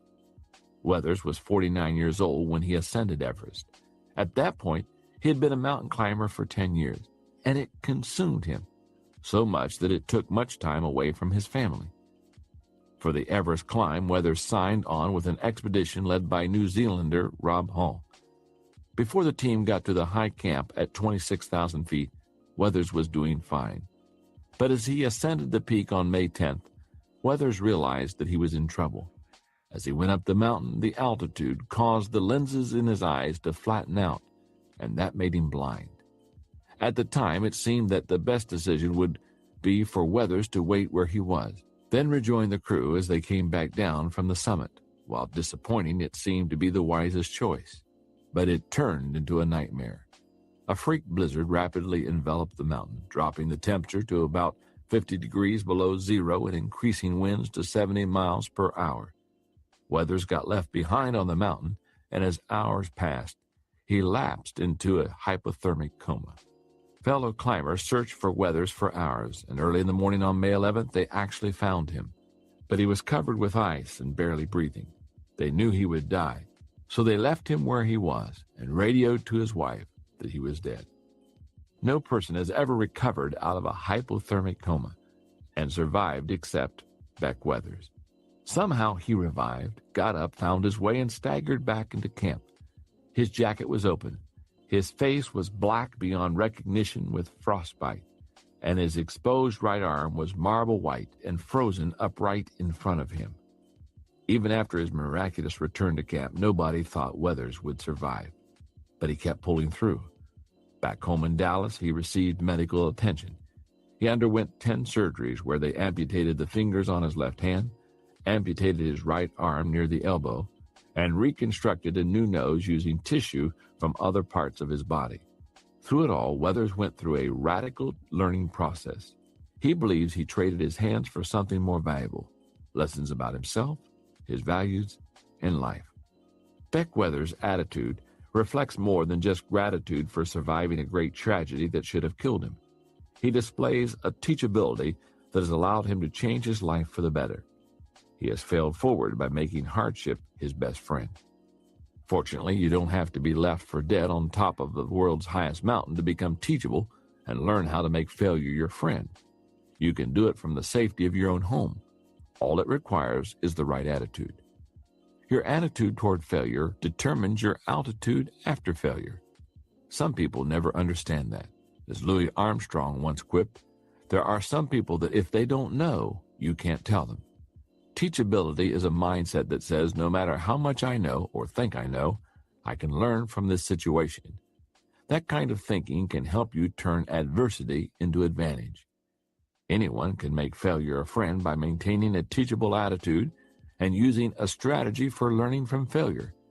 To turn losses into profits, I recommend that you ask the following questions every time you face adversity. Question number 1, what caused the failure? The situation, someone else, or myself? Where did things break down? Were you in a no-win situation? Did another person create the problem? Did you make a mistake? When Beck Weathers looked at his Mount Everest experience after the fact, he determined that he had made mistakes which led to his failure. Always begin the learning process by trying to identify the cause of a problem. Question number 2. Was what happened truly a failure, or did I just fall short? What we think is our fault may have really been an attempt to fulfill unrealistic expectations. Doesn't matter whether we place them on ourselves or someone else does. If a goal is unrealistic and we miss it, that is not a failure. Question number 3. What successes are contained in the failure? There's an old saying that states, "The gem cannot be polished without friction, nor man perfected without trials." No matter what kind of failure you experience, there is always a potential jewel of success contained in it. Sometimes it may be difficult to find, but you can discover it if you are willing to look for it. Question number 4. What can I learn from what happened? I enjoy reading the comic strip Peanuts by Charles Schulz. One of my favorites has Charlie Brown at the beach building a beautiful sandcastle. As he stands back to admire his work, it is suddenly consumed by a huge wave. Looking at the smooth sand mound that has been his creation a moment before, he says, "There must be a lesson here, but I don't know what it is." That's the way many people approach adversity. They are so consumed by the events they experience that they become bewildered and miss the whole learning experience. But there is always a way to learn from failures and mistakes. Poet Lord Byron was right when he stated, "Adversity is the first path to truth." Question number 5. Am I grateful for the experience? One of the ways to maintain a teachable mindset is to cultivate an attitude of gratitude, and that's possible even in the face of great disappointment. For example, American sprinter Eddie Hart missed a preliminary heat for the 100-meter sprint in the 1972 Olympics in Munich. As a result, he lost his chance to win an individual gold medal. But he said it made him all the more grateful for the medal he received as a member of the relay team, and for the lesson it taught him about living with defeats. As you come away from failure, try to cultivate a similar sense of gratitude. Question number 6. How can I turn this into a success? Author William Marston says, "If there is any single factor that makes for success in living, it is the ability to draw dividends from defeat. Every success I know has been reached because the person was able to analyze defeat and actually profit from it in the next undertaking. Determining what went wrong in a situation has value, but taking that analysis another step and figuring out how to use it to your benefit is the real difference maker when it comes to failing forward." Question number 7. Who can help me with this issue? People say there are 2 kinds of learning: experience, which is gained from your own mistakes, and wisdom, which is learned from the mistakes of others. I recommend that you learn from the mistakes of others as much as possible. After all, you will never live long enough to make them all yourself. Seek advice, but make sure it's from someone who has successfully handled his or her failures. Question number 8. Where do I go from here? Once all the thinking is done, you've got to figure out what to do next. In their book, Everyone's a Coach, Don Shula and Kim Blanchard state, learning is defined as a change in behavior. You haven't learned a thing until you take action and use it. When you're able to learn from any bad experience and thereby turn it into a good experience, you make a major transition in life. For years, I've taught something that I think gives great insight on the subject of change. It says this: people change when they hurt enough that they have to, learn enough that they want to, and receive enough that they are able to. I learned the truth of that statement on a whole new level on December 18, 1998. While at my company's Christmas party, I felt an excruciating pain in my chest, and I suffered a serious heart attack. I honestly thought I wasn't going to make it that night. Although my heart attack was a painful and surprising experience, I feel that God was very good to me in that process. Several excellent physicians rallied around me and made it possible not only for me to survive, but to avoid any permanent heart damage. And I've learned a lot from it. For example, when it comes to telling the important people in your life how much you love them, you can never do it often enough. I believe my work on earth is not yet finished, and God has spared me so that I can complete it. I've learned that I must change my living habits for the sake of my health, the quality of my life, and the impact I desire to make in the future. My cardiologist, Dr. Marshall, told me that men who survive an early heart attack and learn from it live longer and healthier lives than those who never suffer a heart attack. And I have determined to learn from the experience. I've changed my diet. I'm also exercising every day, and I'm striving to live a more balanced life. But you don't need to suffer a heart attack or be caught in a blizzard on Mount Everest to make failure your best friend. In fact, I don't recommend it. All you have to do is maintain a teachable heart and be eager to learn every time you fail. Step number 12 in failing forward: learn from a bad experience and make it a good experience.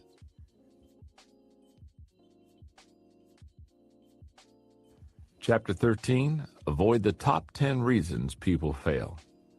I don't put much stock in the idea of luck. I think that normally things go well or poorly for people based on their actions. I believe that for the most part you create your own luck by working hard, practicing self-discipline, remaining persistent, and making personal growth a daily priority. Add to that the blessings of a loving God, and you don't need to think about luck. However, a few years ago, I came across an article printed in the Los Angeles Times that almost made me change my mind about luck. Listen to what it said. Jolted, jilted, hammered in a car crash and robbed, Lawrence Hanratty was named Friday as the unluckiest man in New York. Nearly electrocuted in a construction site accident in 1984 that put him in a coma for weeks, Hanratty lost the lawyers fighting for his disability claim. One was disbarred, two died, and his wife ran off with her lawyer.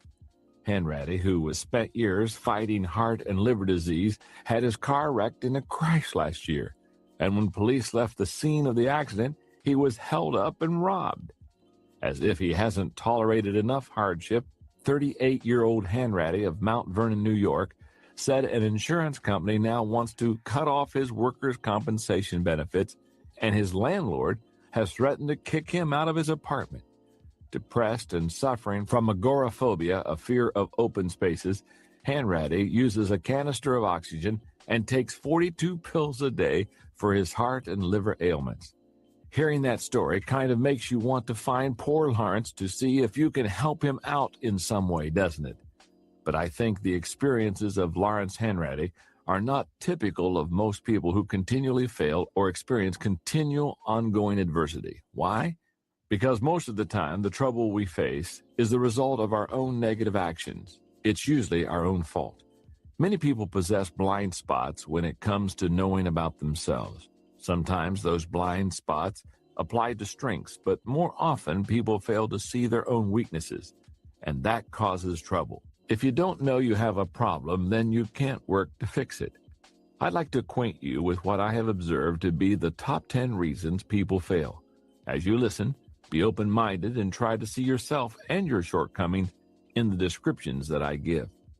Look for reoccurring issues in your life. As you do, you may find your Achilles heel. Number 1, poor people skills.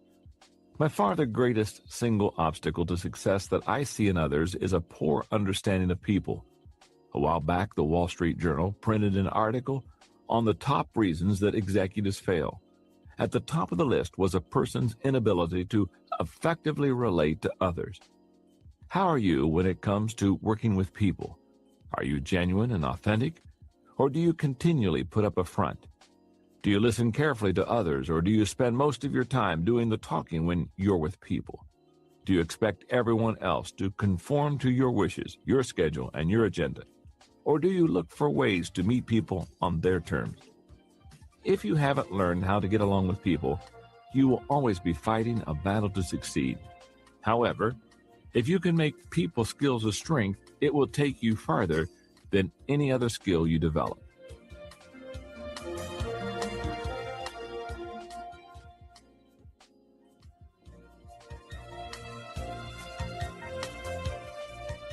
Number 2, a negative attitude.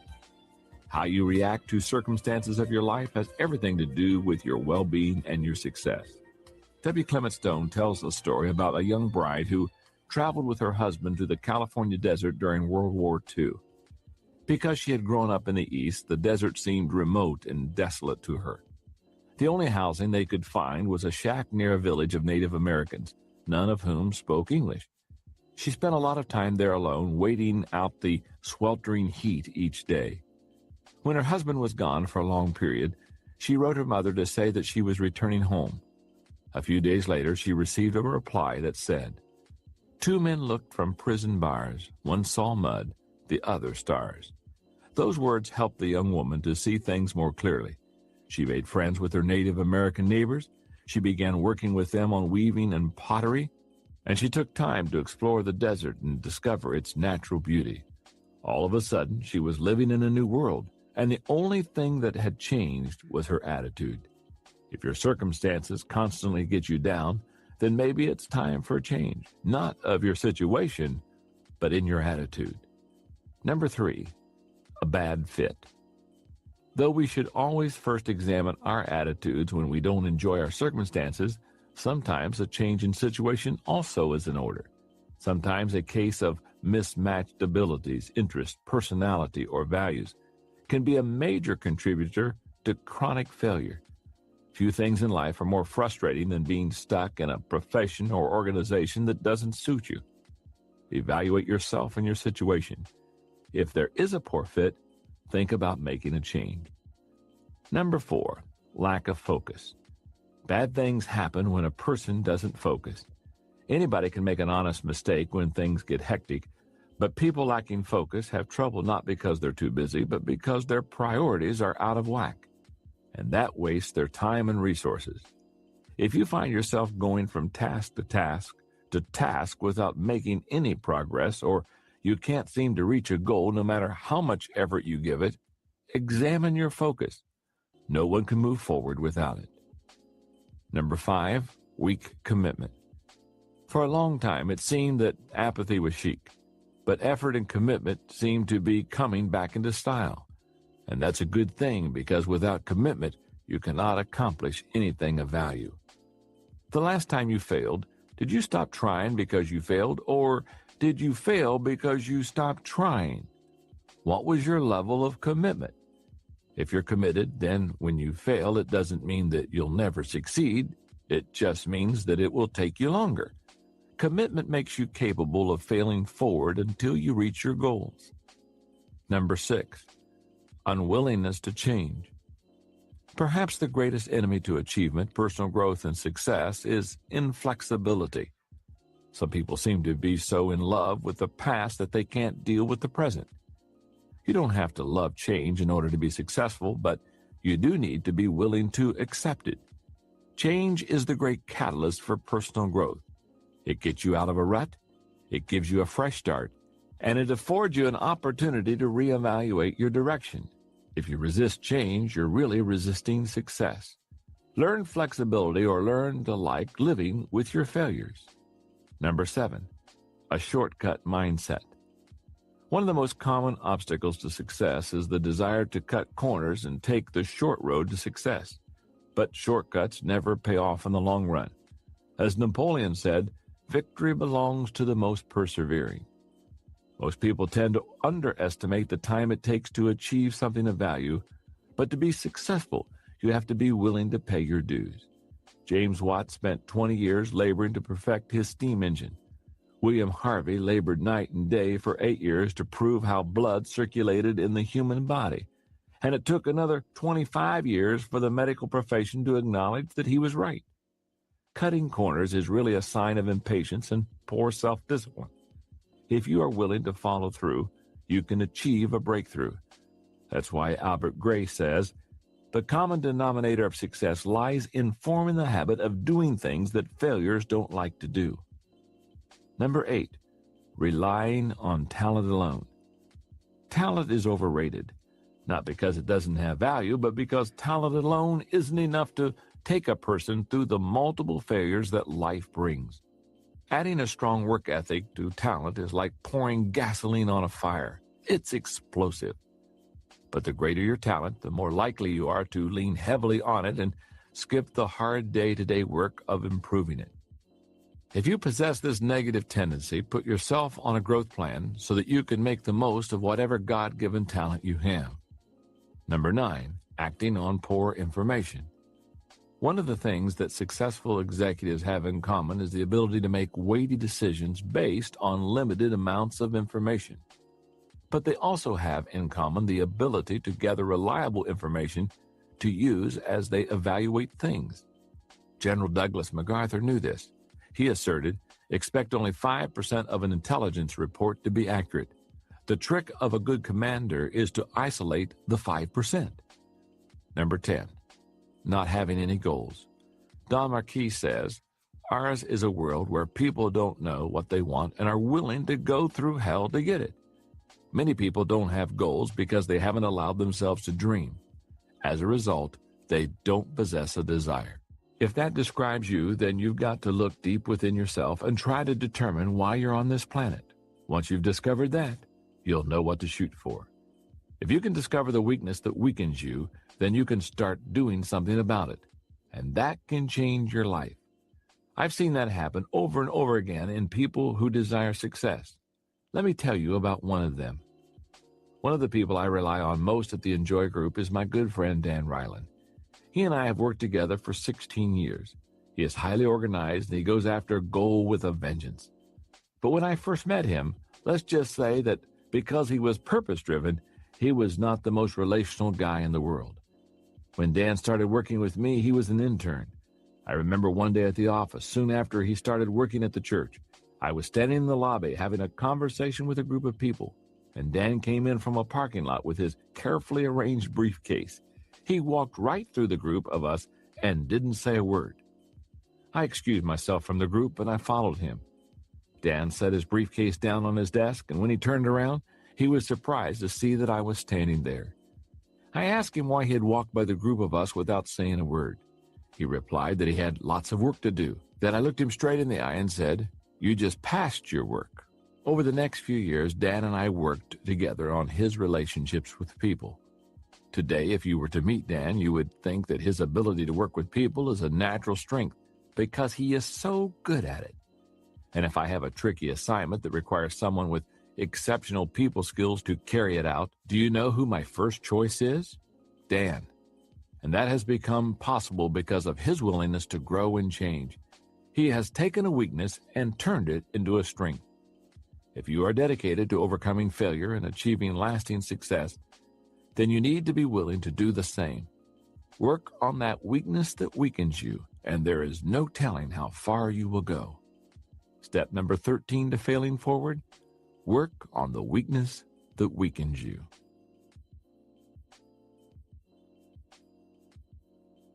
Chapter 14, the little difference between failure and success makes a big difference. Most unsuccessful people believe that a huge gaping chasm stands between them and success. They suspect deep down that they will never be able to cross that void and get to the other side in achieving their dreams. But I want to let you in on a little secret.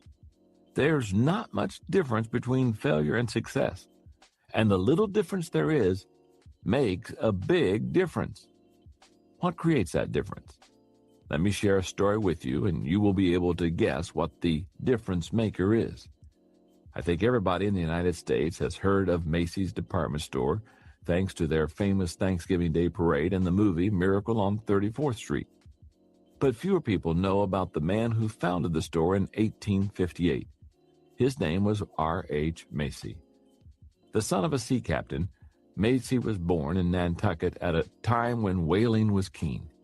In his early years, he worked several odd jobs, including a 4-year stint on a whaling ship and 6 months as a printer's apprentice. But his ambitions were higher. That's when he decided to try his hand at retail trade. With the money he saved from his time at sea, he opened a small thread and needle store in Boston.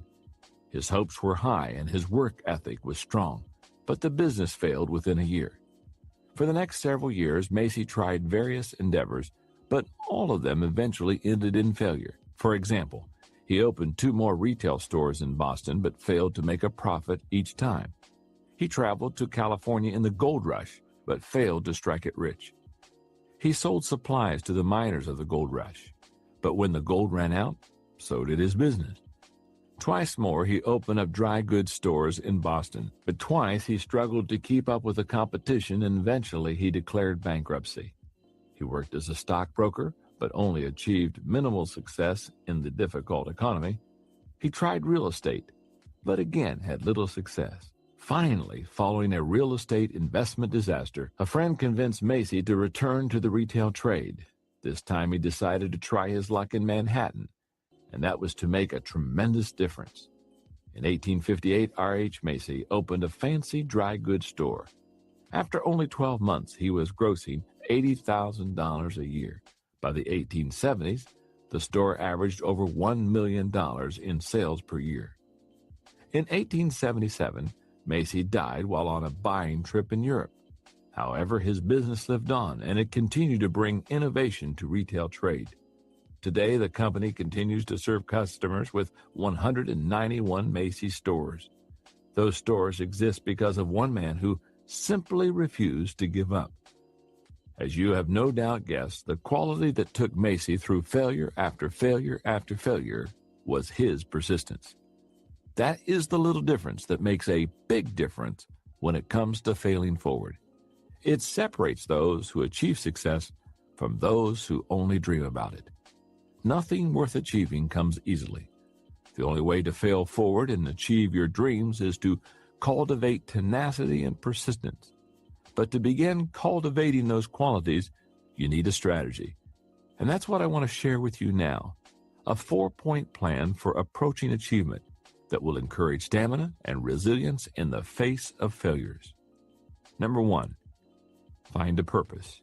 More than anything else, what keeps a person going in the midst of adversity is having a sense of purpose. It is the fuel that powers persistence. If you are a purpose-driven person naturally, then you probably already possess an innate sense of direction that helps you to overcome adversity. But if you're not, then you need some help. Use the following simple steps to help you develop a desire. Letter A, get next to people who possess great desire. B, develop discontent with the status quo. C, search for a goal that excites you. Letter D, put your most vital possessions into that goal. And finally, letter E, visualize yourself enjoying the rewards of that goal. Number 2, eliminate excuses. Agriculture scientist George Washington Carver noted, 99% of failures come from people who have the habit of making excuses. Having desire alone will not get you through your failures. You have to forget about making excuses and keep moving forward as R.H. Macy did. No matter how many opportunities you've missed or mistakes you've made, don't ever make excuses. Bite the bullet. Take complete responsibility for yourself and keep trying. Number 3, develop incentives. Nothing helps a person remain tenacious like a good incentive. That's why so many companies use them with their employees. Walter Elliott said, perseverance is not a long race, it is many short races, one after another. If you give yourself worthwhile incentives to win the short races, attaining a long-term goal seems less formidable. Number 4, cultivate determination. Author Napoleon Hill noted, effort only fully releases its reward after a person refuses to quit. To develop persistence over the long haul, you have to cultivate inward determination on a continual basis. And if you do, someday your story may be similar to Admiral Peary, who attempted to reach the North Pole 7 times before he made it on try number 8, or Oscar Hammerstein, who had 5 flop shows that lasted less than a total of 6 weeks before Oklahoma, which ran for 269 weeks and grossed $7 million. Or John Creasy, who received 743 rejection slips from the publishers before one word was ever published. He eventually published 560 books which have sold over 60 million copies. Or Eddie Arcaro, who lost 250 consecutive races before he won his first. Learn to become a determined individual. Inspire yourself with stories of people who tried, failed, and kept going. And remember, the only difference between a little shot and a big shot is that the big shot kept on shooting. When it comes to persistence, one of the most remarkable people I've ever known is Orville Redenbacher, the popcorn king. Redenbacher was born on a farm in Jackson Township, a few miles south of Brazil, Indiana, in 1907. At age 12, he started growing popcorn in addition to his numerous chores. In time, his additional crop brought in $150 a month, most of which was set aside for his college. In 1924, he graduated from high school, the first person in his family to do so. He received an appointment to West Point, but instead, he went to Purdue. His ambition was to become a county agent. Times were tough, and coming from a farming family meant that he didn't have much money. So Redenbacher worked hard and did lots of odd jobs for the university in the agricultural department, including some experiments with popcorn hybrids. In 1928, he received his degree in agriculture. After graduation, the first job he took was that of a teacher. Then a year later, he changed professions and became a county agent, a job he held until 1940, all the while continuing his experiments with popcorn hybrids. For the next 10 years, Redenbacher managed 12,000 acres of farms for the Princeton Mining Company and continued his experiments. Then in 1950, he and a friend decided to go into business together, and they purchased a seed company. That freed up more time for Redenbacher to develop his hybrid, but it was a huge undertaking. To give you an idea of the magnitude of the task, listen to the words of his grandson, Gary Redenbacher. Grandpa was a tireless worker. Those who have ever tried to hybridize a rose or any other plant know that it's just a matter of dogged determination and time. I tell people to imagine that they are in a football stadium full of fans. Imagine that each fan is a stalk of corn. Your job is to go to each corn stalk in the stands and individually pollinate each one. But since the average football stadium only holds 50,000 people, you'll need to do 3 stadiums before you've pollinated as many corn stalks as Grandpa did each year. Through all the tens of thousands of hybrids, Grandpa never lost sight of his goal, to produce a better popcorn. Finally, in 1965, Redenbacher perfected his popcorn hybrid. He had a popcorn that outperformed every other variety in popping volume, poppability, and flavor. But it took him another 10 years to make his popcorn the best-selling brand in the world. It would have been easy for Redenbacher to quit his quest for the perfect popcorn many times. He wasn't successful, marketing it until he was 67 years old. But he had a dream and the determination to pursue it, and he wouldn't give up. When asked about his philosophy, he said, "I followed the classic homespun principles. Never say die. Never be satisfied. Be stubborn. Be persistent. Integrity is a must. Anything worth having is worth striving for with all your might. If you desire to succeed, realize that there's not much difference between success and failure. If you are willing to be doggedly persistent, you can be a success." Step number 14 in failing forward. Understand there's not much difference between failure and success.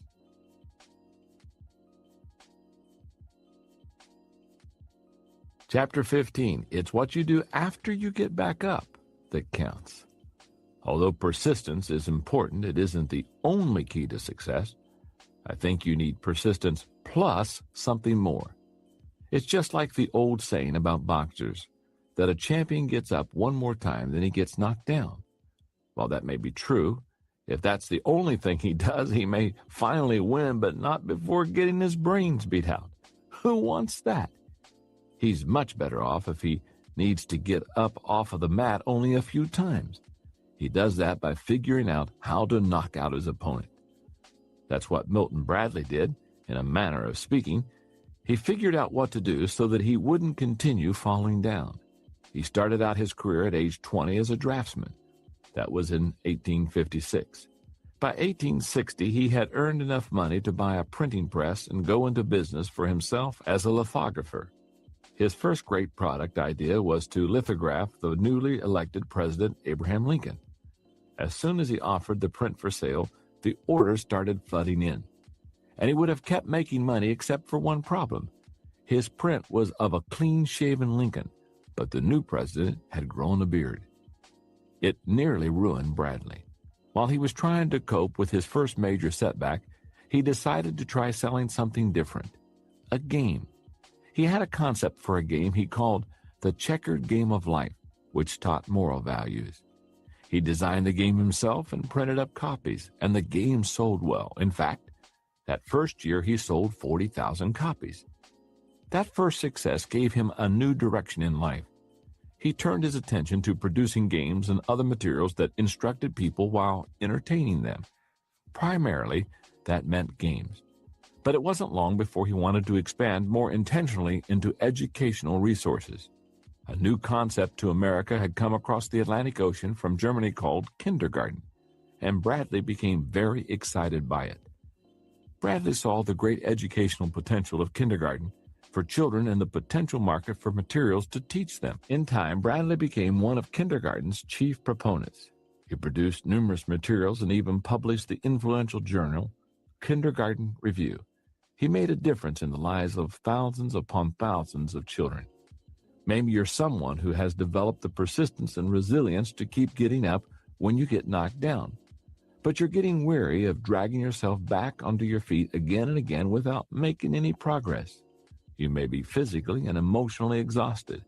If so, it's because you need to do more than just get back up.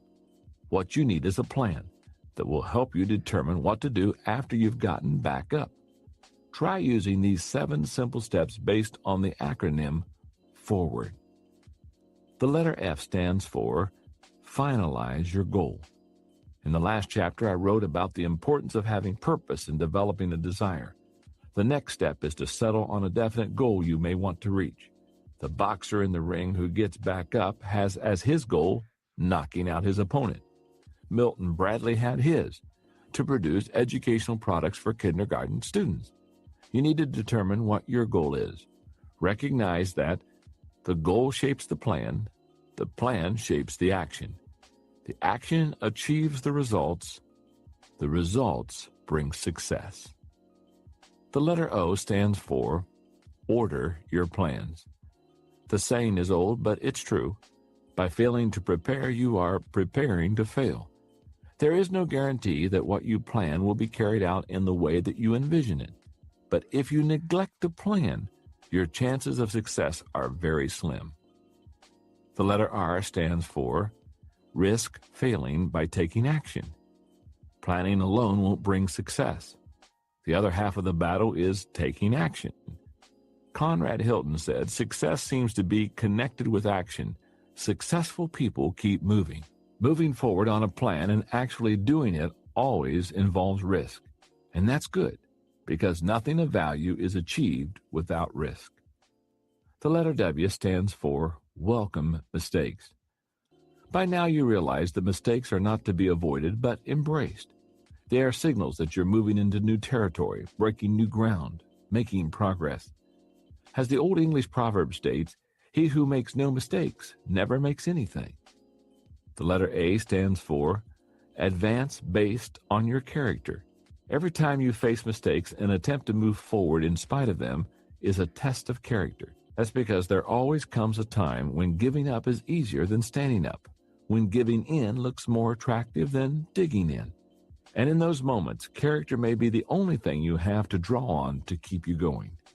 After you've been knocked down, and you've had the will to get back up, the intelligence to plan your comeback, and the courage to take action, know that you will experience a defining moment.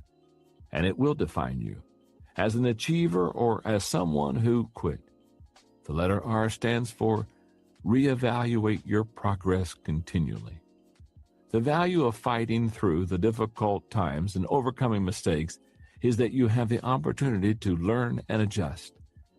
Katie Payne, CEO of the Delahaye Group, says, "Business culture teaches us never to admit our mistakes, but to bury them instead, or to blame somebody else.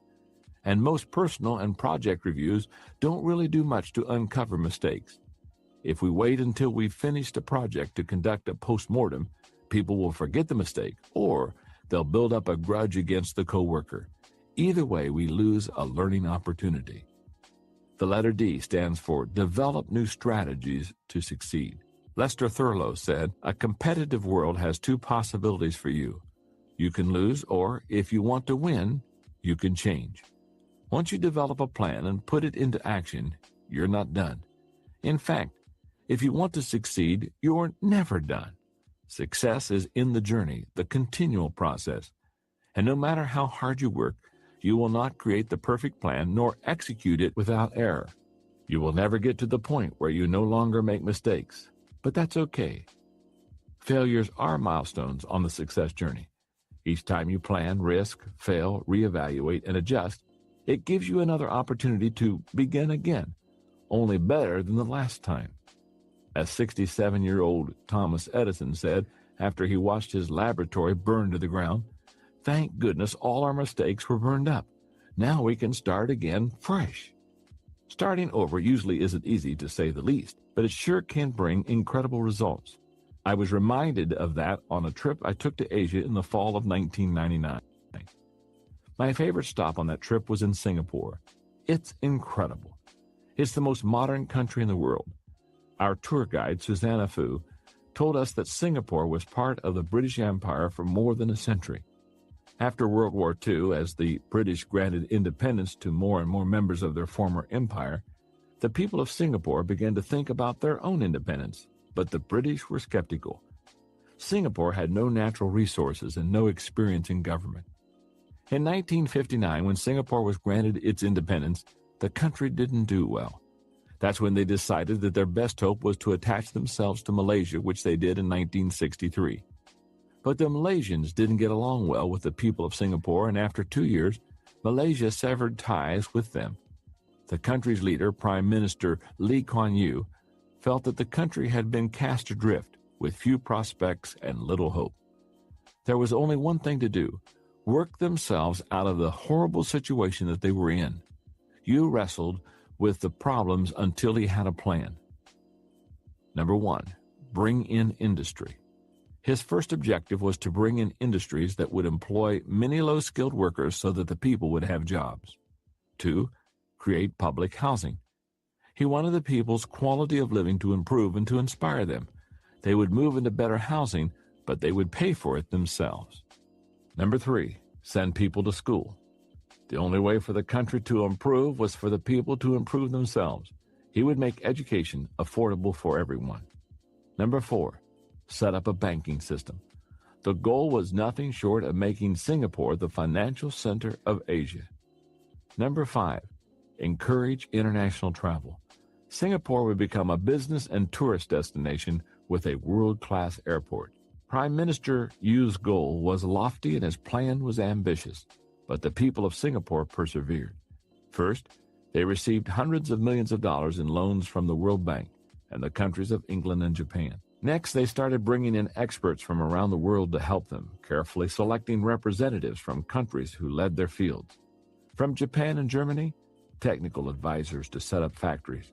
From Sweden and Holland, experts on banking and financing. From Israel, Army advisors. From New Zealand and Australia, Air Force and naval advisors.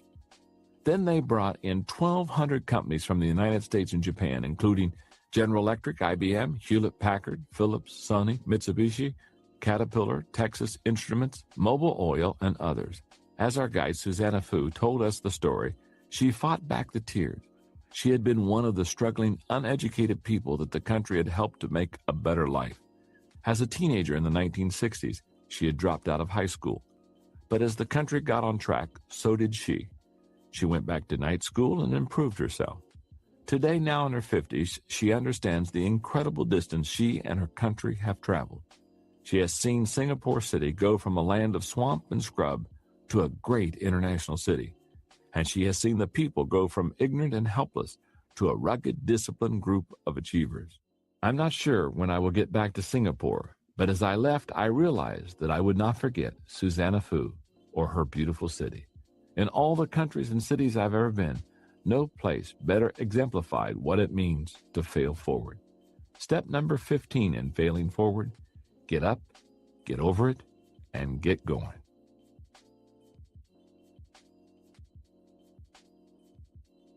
Chapter 16. Now you're ready to fail forward. Well, now you know what it takes to fail forward.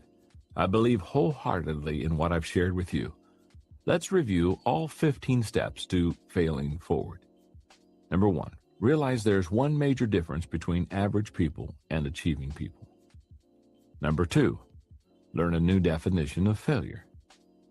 Number 3, remove the you from failure. Number 4, take action and reduce your fear.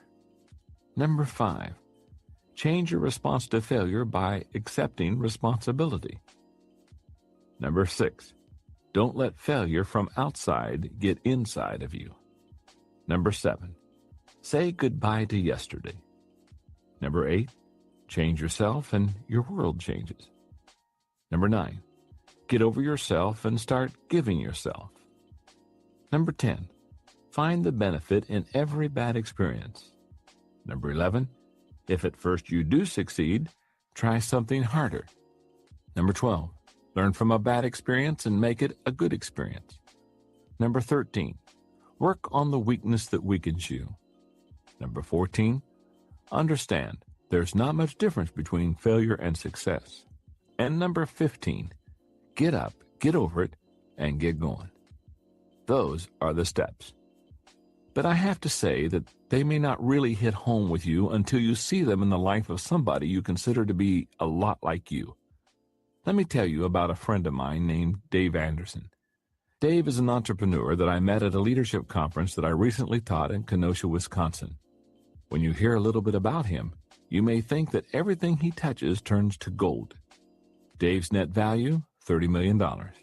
Education, master's degree from Harvard University. His current position, the chairman of Famous Daves of America, a company with 3,000 plus employees and annual sales of $41.6 million. Some career highlights: he founded Famous Daves of America and took the company public. He co-founded the Rainforest Cafe and took it public. He was named Emerging Entrepreneur of the Year by Ernst & Young. He was the director and executive vice president of an organization judged the fastest growing company in America by Fortune magazine. He has helped create over 18,000 jobs so far in his career through his vision, leadership, and ability to see opportunity. That's an impressive profile, but to really understand and appreciate Dave's achievements, you need to know more about his failures. You see, Dave has lived out every one of the steps to failing forward, and I want to finish this tape with his story. And along the way, I'll tell you how the steps to failing forward fit into his life. David's first experience with a major failure came in college. During the break after his first term, a friend from home recruited him to begin selling oil conditioner for automotive engines. Dave caught the vision, and with his father's $2,500 investment, he went right to work. But despite his tireless efforts, he couldn't sell a thing. Yet contained within that first big failure were seeds of his future success. Remember step number 15? Get up, get over it, and get going.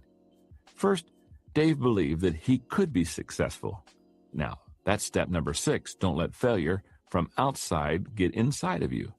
Second, when his dad bought his product for him, Dave received a 5-day leadership course that he says changed his life. Remember step number 10? Find the benefit in every bad experience. Every night for months, Dave went to sleep listening to those tapes.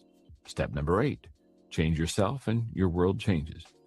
The dream within him wasn't dead, and he wasn't going to let failure get him down. Step number 1, realize there is one major difference between average people and achieving people.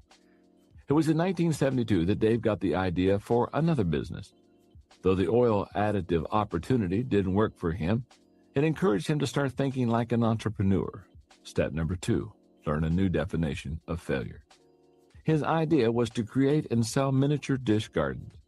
He scraped together a few dollars and bought the materials to make up a few samples. Then he went out and talked to retailers, trying to get them to buy them. For the next 7 years, he operated out of his basement and worked like a madman. He put in long hours, 7 days a week. When his retail florist customers experienced their heavy crunch times, such as around Mother's Day and Valentine's Day, he would go into their shop, sweep up, clean out coolers, and do other chores for them to help them out. By age 21, he had accounts with every major retail florist in the city of Chicago. But there were more hard times to come. If you're from the Midwest, you probably remember the winter of 1979. It was one of the worst on record. The snowstorm that hit Chicago was horrible, and the drifts were so high that many side streets were closed for months. A lot of businesses went under that year, including Dave's. Florists didn't buy much in the middle of the blizzard. Many of Dave's customers not only weren't buying from him, but weren't paying him for the money they owed for orders that they had already received, and he had to file for bankruptcy. After Dave lost his business, he knew he needed to find work to support himself. Remember step number 5? Change your response to failure by accepting responsibility. He landed a job working for the American Can Company, selling Dixie cups, Marathon paper towels, and tissue to restaurants. To get his foot in the door, he took their worst territory. Step number 4, take action and reduce your fear. He put to work the same principles and tenacity that he had in the wholesale floral industry. Step number 14, understand there's not much difference between failure and success. He made a lot of mistakes, experienced much rejection, and lost many sales. But he worked like crazy and kept learning. Step number 13, work on the weakness that weakens you. In 6 months, he took a territory that had been in last place and made it number 1 in the company. He regained momentum. Step number 7, say goodbye to yesterday. He also discovered that his past failure didn't brand him for life. Step number 3, remove the you from failure. Dave Anderson is a Native American. In 1982, Dave's tribe came calling. Their organization was losing money, and recognizing his business prowess, they asked him to be their CEO.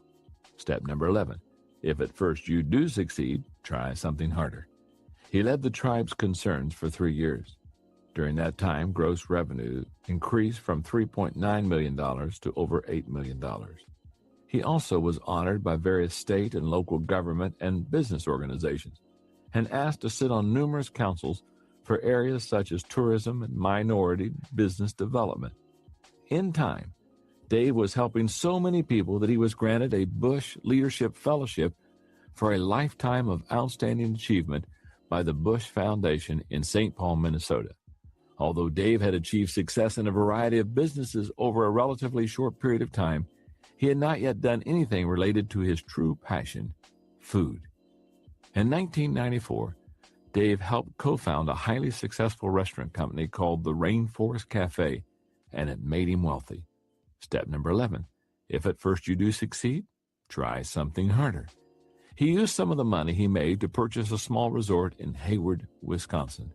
There, Dave built the kind of restaurant he'd always dreamed of having, one that made great barbecue. It was called Famous Dave's. Soon he opened a second Famous Dave's, then other restaurants. At this point, if you didn't know better, you'd think Dave was set. But Dave was on the verge of facing the lowest point of his life and his greatest obstacle, himself. In 1995, a group of friends and family came to him in what's commonly called an intervention. In other words, they confronted him about his drinking. When the people who loved him called him on the carpet, he was secretly pleased because he knew he needed to change. So he went into treatment for alcoholism. He's been sober ever since. Dave knew he needed to change, and in the years since he turned his life around, he has seen lots of change in himself. Now, continual learning and growth are the hallmarks of his life. Step number 12, learn from a bad experience and make it a good experience. As I share this with you, Dave owns 24 restaurants in 5 states, and the business is still growing. But as incredible as Dave's achievement has been, what's even more remarkable is his realization that his success does not exist for himself alone, but so that he can help others. Step number 9, get over yourself and start giving yourself. He's doing that through an endowment fund for disadvantaged minority children, which he founded. Dave Anderson has made more mistakes, suffered more adversity, overcome more problems, and experienced more failures than most people you will ever meet. But he's also achieved more too. And as my friend Zig Ziglar says, Dave Anderson is just getting started. The next time you look at successful people and find yourself envying what they have achieved, recognize that they have probably gone through a lot of negative experiences that you cannot see on the surface. There's an old joke that says, never ask what's in a hot dog while you're eating one. The idea is that if you did know what's in it, you'd never want to eat one again. A lot of failure goes into success. If you really want to achieve your dreams, I mean really achieve them, not just daydream or talk about them, you've got to get out there and fail. Fail early, fail often, but always fail forward. Turn your mistakes into stepping stones for success. And now that you know how to fail forward, you won't have to give up either. I wish you well. Keep dreaming. And my friend, keep failing forward.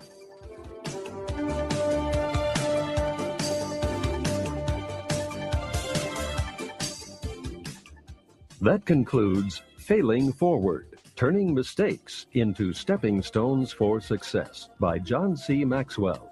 Look for the complete book and other books and audiobooks by John C. Maxwell, including The 21 Irrefutable Laws of Leadership and Developing the Leader Within You, in quality bookstores everywhere. This has been a presentation of Nelson Audio.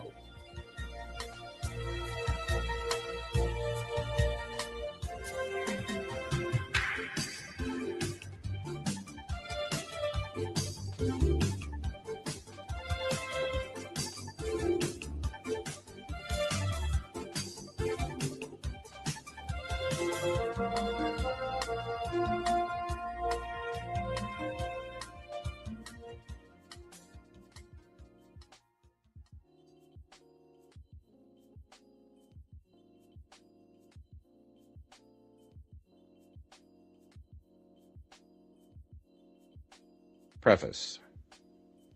This book is pragmatical, not philosophical. A practical manual, not a treatise upon theories. It is intended for the men and women whose most pressing need is for money, who wish to get rich first and philosophize afterward. It is for those who have, so far, found neither the time, the means, nor the opportunity to go deeply into the study of metaphysics, but who want results and who are willing to take the conclusions of science as a basis for action, without going into all the processes by which those conclusions were reached. It is expected that the reader will take the fundamental statements upon faith, just as he would take statements concerning a law of electrical action if they were promulgated by a Marconi or an Edison, and taking the statements upon faith, that he will prove their truth by acting upon them without fear or hesitation. Every man or woman who does this will certainly get rich, for the science herein applied is an exact science, and failure is impossible. For the benefit, however, of those who wish to investigate philosophical theories and so secure a logical basis for faith, I will here cite certain authorities.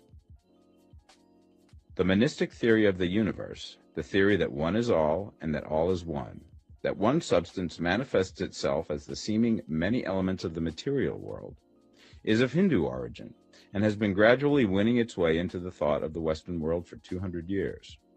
It is the foundation of all the Oriental philosophies and of those of Descartes, Spinoza, Leibniz, Schopenhauer, Hegel, and Emerson. The reader who would dig to the philosophical foundations of this is advised to read Hegel and Emerson for himself. In writing this book, I have sacrificed all other considerations to plainness and simplicity of style, so that all might understand. The plan of action laid down herein was deduced from the conclusions of philosophy. It has been thoroughly tested and bears the supreme test of practical experiment. It works. If you wish to know how the conclusions were arrived at, read the writings of the authors mentioned above. And if you wish to reap the fruits of their philosophies in actual practice, read this book and do exactly as it tells you to do. The author. Chapter 1. The Right to be Rich.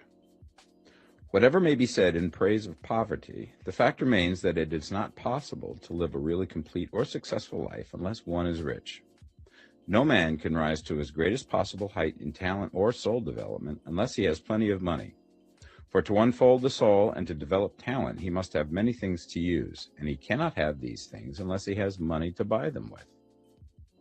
A man develops in mind, soul, and body by making use of these things, and society is so organized that man must have money in order to become the possessor of things. Therefore, the basis of all advancement for man must be the science of getting rich. The object of all life is development, and everything that lives has an inalienable right to all the development it is capable of attaining. Man's right to life means his right to have the free and unrestricted use of all things which may be necessary to his fullest mental, spiritual, and physical unfoldment, or, in other words, his right to be rich.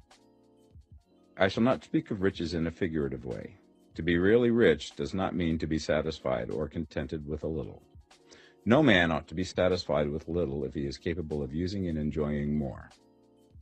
The purpose of nature is the advancement and unfoldment of life, and every man should have all that can contribute to the power, elegance, beauty, and richness of life. To be content with less is sinful. The man who owns all he wants for the living of all the life he is capable of living is rich, and no man who has not plenty of money can have all he wants. Life has advanced so far and become so complex that even the most ordinary man or woman requires a great amount of wealth in order to live in a manner that even approaches completeness. Every person naturally wants to become all that they are capable of becoming. This desire to realize innate possibilities is inherent in human nature. We cannot help wanting to be all that we can be. Success in life is becoming what you want to be. You can become what you want to be only by making use of things, and you can have the free use of things only as you become rich enough to buy them. To understand the science of getting rich is therefore the most essential of all knowledge. There is nothing wrong in wanting to get rich. The desire for riches is really the desire for a richer, fuller, and more abundant life, and that desire is praiseworthy. The man who does not desire to live more abundantly is abnormal, and so the man who does not desire to have money enough to buy all he wants is abnormal. There are three motives for which we live. We live for the body, we live for the mind, we live for the soul. No one of these is better or holier than the other. All are alike desirable, and no one of the three, body, mind, or soul, can live fully if either of the others is cut short of full life and expression. It is not right or noble to live only for the soul and deny mind or body, and it is wrong to live for the intellect and deny body or soul. We are all acquainted with the loathsome consequences of living for the body and denying both mind and soul, and we see that real life means the complete expression of all that man can give forth through body, mind, and soul. Whatever he can say, no man can be really happy or satisfied unless his body is living fully in every function, and unless the same is true of his mind and his soul. Wherever there is unexpressed possibility or function not performed, there is unsatisfied desire. Desire is possibility seeking expression or function seeking performance. Man cannot live fully in body without good food, comfortable clothing, and warm shelter, and without freedom from excessive toil. Rest and recreation are also necessary to his physical life. He cannot live fully in mind without books and time to study them, without opportunity for travel and observation, or without intellectual companionship. To live fully in mind, he must have intellectual recreations and must surround himself with all the objects of art and beauty he is capable of using and appreciating. To live fully in soul, man must have love, and love is denied expression by poverty. A man's highest happiness is found in the bestowal of benefits on those he loves. Love finds its most natural and spontaneous expression in giving. The man who has nothing to give cannot fill his place as a husband or father, as a citizen or as a man. It is in the use of material things that a man finds full life for his body, develops his mind, and unfolds his soul. It is therefore of supreme importance to him that he should be rich. It is perfectly right that you should desire to be rich. If you are a normal man or woman, you cannot help doing so. It is perfectly right that you should give your best attention to the science of getting rich, for it is the noblest and most necessary of all studies. If you neglect this study, you are derelict in your duty to yourself, to God, and humanity, for you can render to God and humanity no greater service than to make the most of yourself. Chapter 2. There is a science of getting rich. There is a science of getting rich, and it is an exact science, like algebra or arithmetic. There are certain laws which govern the process of acquiring riches. Once these laws are learned and obeyed by any man, he will get rich with mathematical certainty. The ownership of money and property comes as a result of doing things in a certain way. Those who do things in this certain way, whether on purpose or accidentally, get rich, while those who do not do things in this certain way, no matter how hard they work or how able they are, remain poor. It is a natural law that like causes always produce like effects, and therefore any man or woman who learns to do things in this certain way will infallibly get rich. That the above statement is true is shown by the following facts. Getting rich is not a matter of environment, for if it were, all the people in certain neighborhoods would become wealthy. The people of one city would all be rich, while those of other towns would all be poor. Or the inhabitants of one state would roll in wealth, and those of an adjoining state would be in poverty. But everywhere we see rich and poor living side by side in the same environment and often engaged in the same vocations. When two men are in the same locality and in the same business, and one gets rich while the other remains poor, it shows that getting rich is not primarily a matter of environment. Some environments may be more favorable than others, but when two men in the same business are in the same neighborhood, and one gets rich while the other fails, it indicates that getting rich is the result of doing things in a certain way. And further, the ability to do things in this certain way is not due solely to the possession of talent, for many people who have great talent remain poor, while others who have very little talent get rich. Studying the people who have gotten rich, we find that they are an average lot in all respects, having no greater talents and abilities than other men. It is evident that they do not get rich because they possess talents and abilities that other men have not, but because they happen to do things in a certain way. Getting rich is not the result of saving or thrift. Many very penurious people are poor, while free spenders often get rich. Nor is getting rich due to doing things which others fail to do. For two men in the same business often do almost exactly the same things, and one gets rich while the other remains poor or becomes bankrupt. From all these things, we must come to the conclusion that getting rich is the result of doing things in a certain way. If getting rich is the result of doing things in a certain way, then any man or woman who can do things in that way can become rich, and the whole matter is brought within the domain of exact science. The question arises here whether this certain way may not be so difficult that only a few may follow it. This cannot be true, as we have seen, so far as natural ability is concerned. Talented people get rich, and blockheads get rich. Intellectually brilliant people get rich, and very stupid people get rich. Physically strong people get rich, and weak and sickly people get rich. Some degree of ability to think and understand is, of course, essential. But insofar natural ability is concerned, any man or woman who has sense enough to read and understand these words can certainly get rich. Also, we have seen that it is not a matter of environment. Location counts for something. One would not go to the heart of the Sahara and expect to do successful business. Getting rich involves the necessity of dealing with men and of being where there are people to deal with. And if these people are inclined to deal in the way that you want to deal, so much the better. But that is about as far as environment goes. If anybody else in your town can get rich, so can you.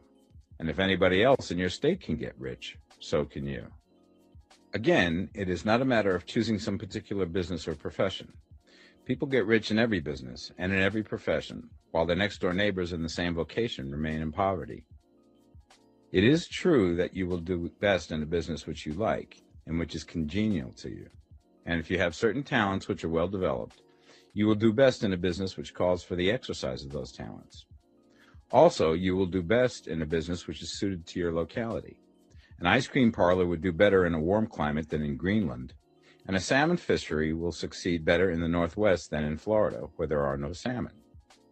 But aside from these general limitations, getting rich is not dependent upon your engaging in some particular business, but upon your learning to do things in a certain way.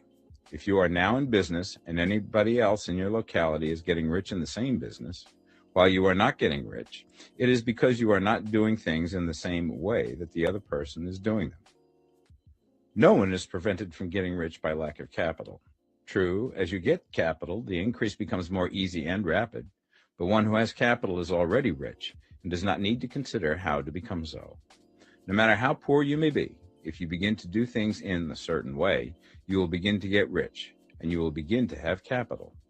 The getting of capital is a part of the process of getting rich, and it is a part of the result which invariably follows the doing of things in a certain way. You may be the poorest man on the continent and be deeply in debt. You may have neither friends, influence, nor resources, but if you begin to do things in this way, you must infallibly begin to get rich, for the like causes must produce like effects. If you have no capital, you can get capital. If you're in the wrong business, you can get into the right business. If you're in the wrong location, you can go to the right location, and you can do so by beginning in your present business and in your present location to do things in the certain way which causes success. Chapter 3. Is opportunity monopolized? No man is kept poor because opportunity has been taken away from him, because other people have monopolized the wealth and have put a fence around it.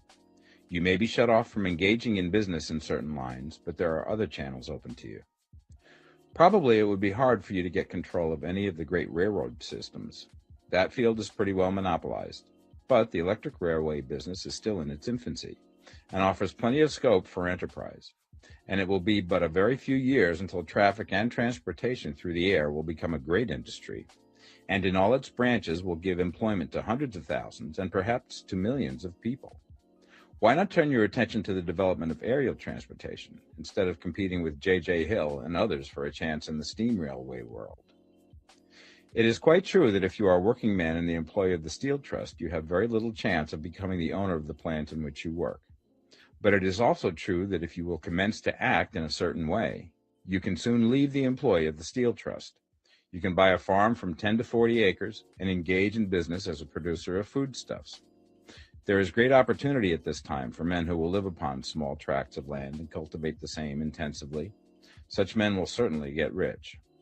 You may say that it is impossible for you to get the land, but I'm going to prove to you that it is not impossible, and that you can certainly get a farm if you will go to work in a certain way. At different periods, the tide of opportunity sets in different directions, according to the needs of the whole, and the particular stage of social evolution which has been reached. At present, in America, it is setting towards agricultural and the allied industries and professions. Today, opportunity is open before the factory worker in his line. It is open before the businessman who supplies the farmer more than before the one who supplies the factory worker, and before the professional man who waits upon the farmer more than before the one who serves the working class. There is an abundance of opportunity for the man who will go with the tide instead of trying to swim against it. So the factory workers, either as individuals or as a class, are not deprived of opportunity. The workers are not being kept down by their masters. They are not being ground by the trusts and combinations of capital. As a class, they are where they are because they do not do things in a certain way. If the workers of America chose to do so, they could follow the example of their brothers in Belgium and other countries and establish great department stores and cooperative industries. They could elect men of their own class to office and pass laws favoring the development of such cooperative industries. And in a few years, they could take peaceable possession of the industrial field. The working class may become the master class whenever they will begin to do things in a certain way. The law of wealth is the same for them as it is for all others. This they must learn, and they will remain where they are as long as they continue to do as they do. The individual worker, however, is not held down by the ignorance or the mental slothfulness of his class. He can follow the tide of opportunity to riches, and this book will tell him how. No one is kept in poverty by a shortness in the supply of riches. There is more than enough for all. A palace as large as the Capitol in Washington might be built for every family on earth from the building material in the United States alone. And under intensive cultivation, this country would produce wool, cotton, linen, and silk enough to clothe each person in the world finer than Solomon was arrayed in all his glory, together with food enough to feed them all luxuriously. The visible supply is practically inexhaustible, and the invisible supply really is inexhaustible. Everything you see on earth is made from one original substance, out of which all things proceed. New forms are constantly being made, and older ones are dissolving, but all are shapes assumed by one thing. There is no limit to the supply of formless stuff or original substance. The universe is made out of it, but it was not all used in making the universe. The spaces in, through, and between the forms of the visible universe are permeated and filled with the original substance, with the formless stuff, with the raw material of all things. 10,000 times as much has been made might still be made, and even then we should not have exhausted the supply of universal raw material. No man, therefore, is poor because nature is poor, or because there is not enough to go around. Nature is an inexhaustible storehouse of riches. The supply will never run short. Original substance is alive with creative energy and is constantly producing more forms. When the supply of building material is exhausted, more will be produced. When the soil is exhausted so that foodstuffs and materials for clothing will no longer grow upon it, it will be renewed or more soil will be made. When all the gold and silver has been dug from the earth, if man is still in such a stage of social development that he needs gold and silver, more will be produced from the formless. The formless stuff responds to the needs of man. It will not let him be without any good thing. This is true of man collectively. The race as a whole is always abundantly rich, and if individuals are poor, it is because they do not follow the certain way of doing things which makes the individual man rich. The formless stuff is intelligent. It is stuff which thinks. It is alive and is always impelled towards more life. It is the natural and inherent impulse of life to seek to live more. It is the nature of intelligence to enlarge itself, and of consciousness to seek to extend its boundaries and find fuller expression. The universe of forms has been made by formless living substance, throwing itself into form in order to express itself more fully. The universe is a great living presence, always moving inherently towards more life and fuller functioning. Nature is formed for the advancement of life. Its impelling motive is the increase of life. For this cause, everything which can possibly minister to life is bountifully provided. There can be no lack unless God is to contradict himself and nullify his own works. You are not kept poor by lack in the supply of riches. It is a fact which I shall demonstrate a little further on, that even the resources of the formless supply are at the command of the man or woman who will act and think in a certain way. Chapter 4. The first principle in the science of getting rich. Thought is the only power which can produce tangible riches from the formless substance. The stuff from which all things are made is a substance which thinks, and a thought of form in this substance produces the form. Original substance moves according to its thoughts. Every form and process you see in nature is the visible expression of a thought in original substance. As the formless stuff thinks of a form, it takes that form. As it thinks of a motion, it makes that motion. That is the way all things were created. We live in a thought world, which is part of a thought universe. The thought of a moving universe extended through formless substance, and the thinking stuff moving according to that thought, took the form of systems of planets and maintains that form. Thinking substance takes the form of its thought and moves according to that thought. Holding the idea of a circling system of suns and worlds, it takes the form of these bodies and moves them as it thinks.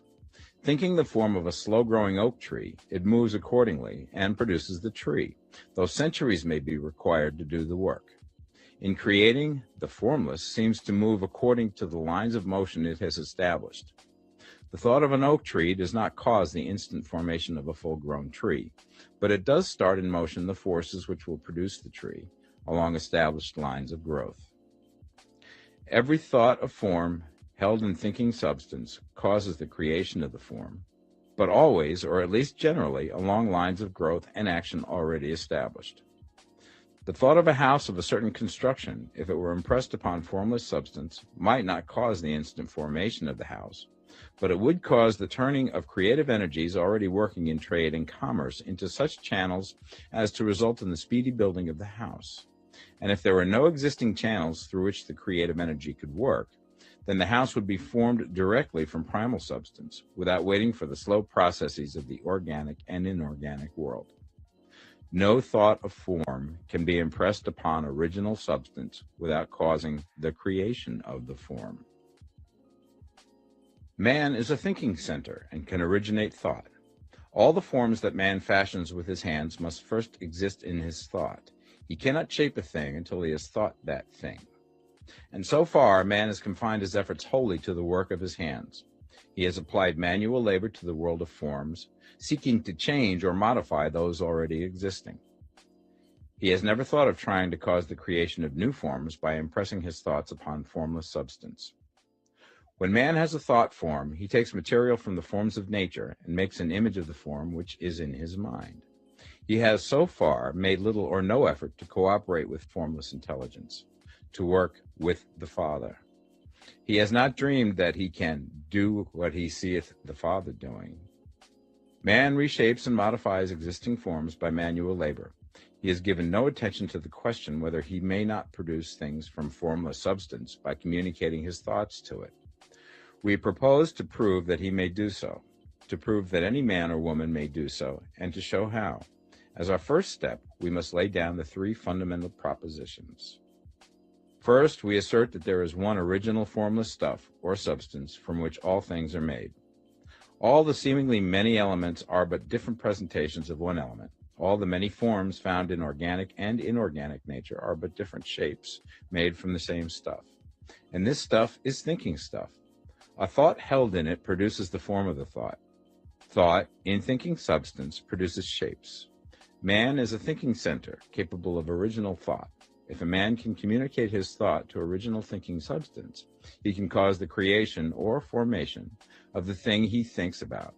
To summarize this, there is the thinking stuff from which all things are made, and which, in its original state, permeates, penetrates, and fills the interspaces of the universe. A thought in this substance produces the thing that is imaged by the thought. Man can form things in his thought, and, by impressing his thought upon formless substance, can cause the thing he thinks about to be created. It may be asked if I can prove these statements, and without going into details, I answer that I can do so, both by logic and experience. Reasoning back from the phenomena of form and thought, I come to one original thinking substance, and reasoning forward from that thinking substance, I come to man's power to cause the formation of the thing he thinks about. And by experiment, I find the reasoning true, and this is my strongest proof. If one man who reads this book gets rich by doing what it tells him to do, that is evidence in support of my claim. But if every man who does what it tells him to do gets rich, that is proof positive until someone goes through the process and fails. The theory is true until the process fails, and this process will not fail. For every man who does exactly what this book tells him to do will get rich. I have said that men get rich by doing things in a certain way, and in order to do so, men must become able to think in a certain way. A man's way of doing things is the direct result of the way he thinks about things. To do things in a way that you want to do them, you will have to acquire the ability to think the way you want to think. This is the first step towards getting rich. To think what you want to think is to think truth, regardless of appearances. Every man has the natural and inherent power to think what he wants to think, but it requires far more effort to do so than it does to think the thoughts which are suggested by appearances. To think according to appearance is easy. To think truth, regardless of appearances, is laborious, and requires the expenditure of more power than any other work man is called upon to perform. There is no labor from which most people shrink as they do from that of sustained and consecutive thought. It is the hardest work in the world. This is especially true when truth is contrary to appearances. Every appearance in the visible world tends to produce a corresponding form in the mind which observes it, and this can only be prevented by holding the thought of the truth. To look upon the appearance of disease will produce the form of disease in your own mind and ultimately in your body, unless you hold the thought of the truth, which is that there is no disease. It is only an appearance, and the reality is health. To look upon the appearances of poverty will produce corresponding forms in your own mind, unless you hold to the truth that there is no poverty, there is only abundance. To think health when surrounded by the appearance of disease or to think riches when in the midst of appearances of poverty requires power. But he who acquires this power becomes a mastermind. He can conquer fate. He can have what he wants. This power can only be acquired by getting hold of the basic fact which is behind all appearances. And that fact is that there is one thinking substance, from which and by which all things are made. Then we must grasp the truth that every thought held in this substance becomes a form, and that man can so impress his thoughts upon it as to cause them to take form and become visible things. When we realize this, we lose all doubt and fear, for we know that we can create what we want to create, and we can get what we want to have, and can become what we want to be. As a first step towards getting rich, you must believe the three fundamental statements given previously in this chapter, and in order to emphasize them, I repeat them here. There is a thinking stuff from which all things are made, and which, in its original state, permeates, penetrates, and fills the interspaces of the universe. A thought in this substance produces the thing that is imaged by the thought. Man can form things in his thought, and by impressing his thought upon formless substance, can cause the thing he thinks about to be created. You must lay aside all other concepts of the universe than this monistic one, and you must dwell upon this until it is fixed in your mind and has become your habitual thought. Read these creed statements over and over again. Fix every word upon your memory, and meditate upon them until you firmly believe what they say. If a doubt comes to you, cast it aside as a sin. Do not listen to arguments against this idea. Do not go to churches or lectures where a contrary concept of things is taught or preached. Do not read magazines or books which teach a different idea. If you get mixed up in your faith, all your efforts will be in vain. Do not ask why these things are true, nor speculate as to how they can be true. Simply take them on trust. The science of getting rich begins with the absolute acceptance of this faith. Chapter 5, Increasing Life. You must get rid of the last vestige of the old idea that there is a deity whose will it is that you should be poor, or whose purposes may be served by keeping you in poverty. The intelligent substance which is all, and in all, which lives in all and lives in you, is a consciously living substance. Being a consciously living substance, it must have the nature and inherent desire of every living intelligence for increase of life. Every living thing must continually seek for the enlargement of its life, because life, in the mere act of living, must increase itself. A seed, dropped into the ground, springs into activity, and in the act of living produces 100 more seeds. Life, by living, multiplies itself. It is forever becoming more. It must do so if it continues to be at all. Intelligence is under the same necessity for continuous increase. Every thought we think makes it necessary for us to think another thought. Consciousness is continually expanding. Every fact we learn leads us to the learning of another fact. Knowledge is continually increasing. Every talent we cultivate brings to the mind the desire to cultivate another talent. We are subject to the urge of life, seeking expression, which ever drives us on to know more, to do more, and to be more. In order to know more, do more, and be more, we must have more. We must have things to use, for we learn and do and become only by using things. We must get rich so that we can live more. The desire for riches is simply the capacity for larger life seeking fulfillment. Every desire is the effort of an unexpressed possibility to come into action. It is power seeking to manifest which causes desire. That which makes you want more money is the same as that which makes the plant grow. It is life, seeking fuller expression. The one living substance must be subject to this inherent law of all life. It is permeated with the desire to live more. That is why it is under the necessity of creating things. The one substance desires to live more in you. Hence, it wants you to have all the things you can use. It is the desire of God that you should get rich. He wants you to get rich because he can express himself better through you if you have plenty of things to use in giving him expression. He can live more in you if you have unlimited command of the means of life. The universe desires you to have everything you want to have. Nature is friendly to your plans. Everything is naturally for you. Make up your mind that this is true. It is essential, however, that your purpose should harmonize with the purpose that is in all. You must want real life, not mere pleasure of sensual gratification. Life is the performance of function, and the individual really lives only when he performs every function, physical, mental, and spiritual, of which he is capable, without excess in any. You do not want to get rich in order to live swinishly, for the gratification of animal desires, that is not life. But the performance of every physical function is a part of life, and no one lives completely who denies the impulses of the body a normal and healthful expression. You do not want to get rich solely to enjoy mental pleasures, to get knowledge, to gratify ambition, to outshine others, to be famous.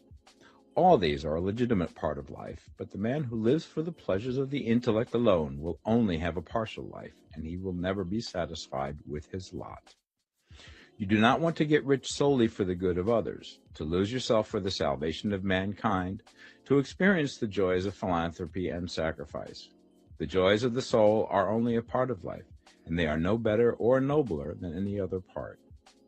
You want to get rich in order that you may eat, drink, and be merry when it is time to do these things, in order that you may surround yourself with beautiful things, see distant lands, feed your mind, and develop your intellect, in order that you may love men and do kind things, and be able to play a good part in helping the world to find truth.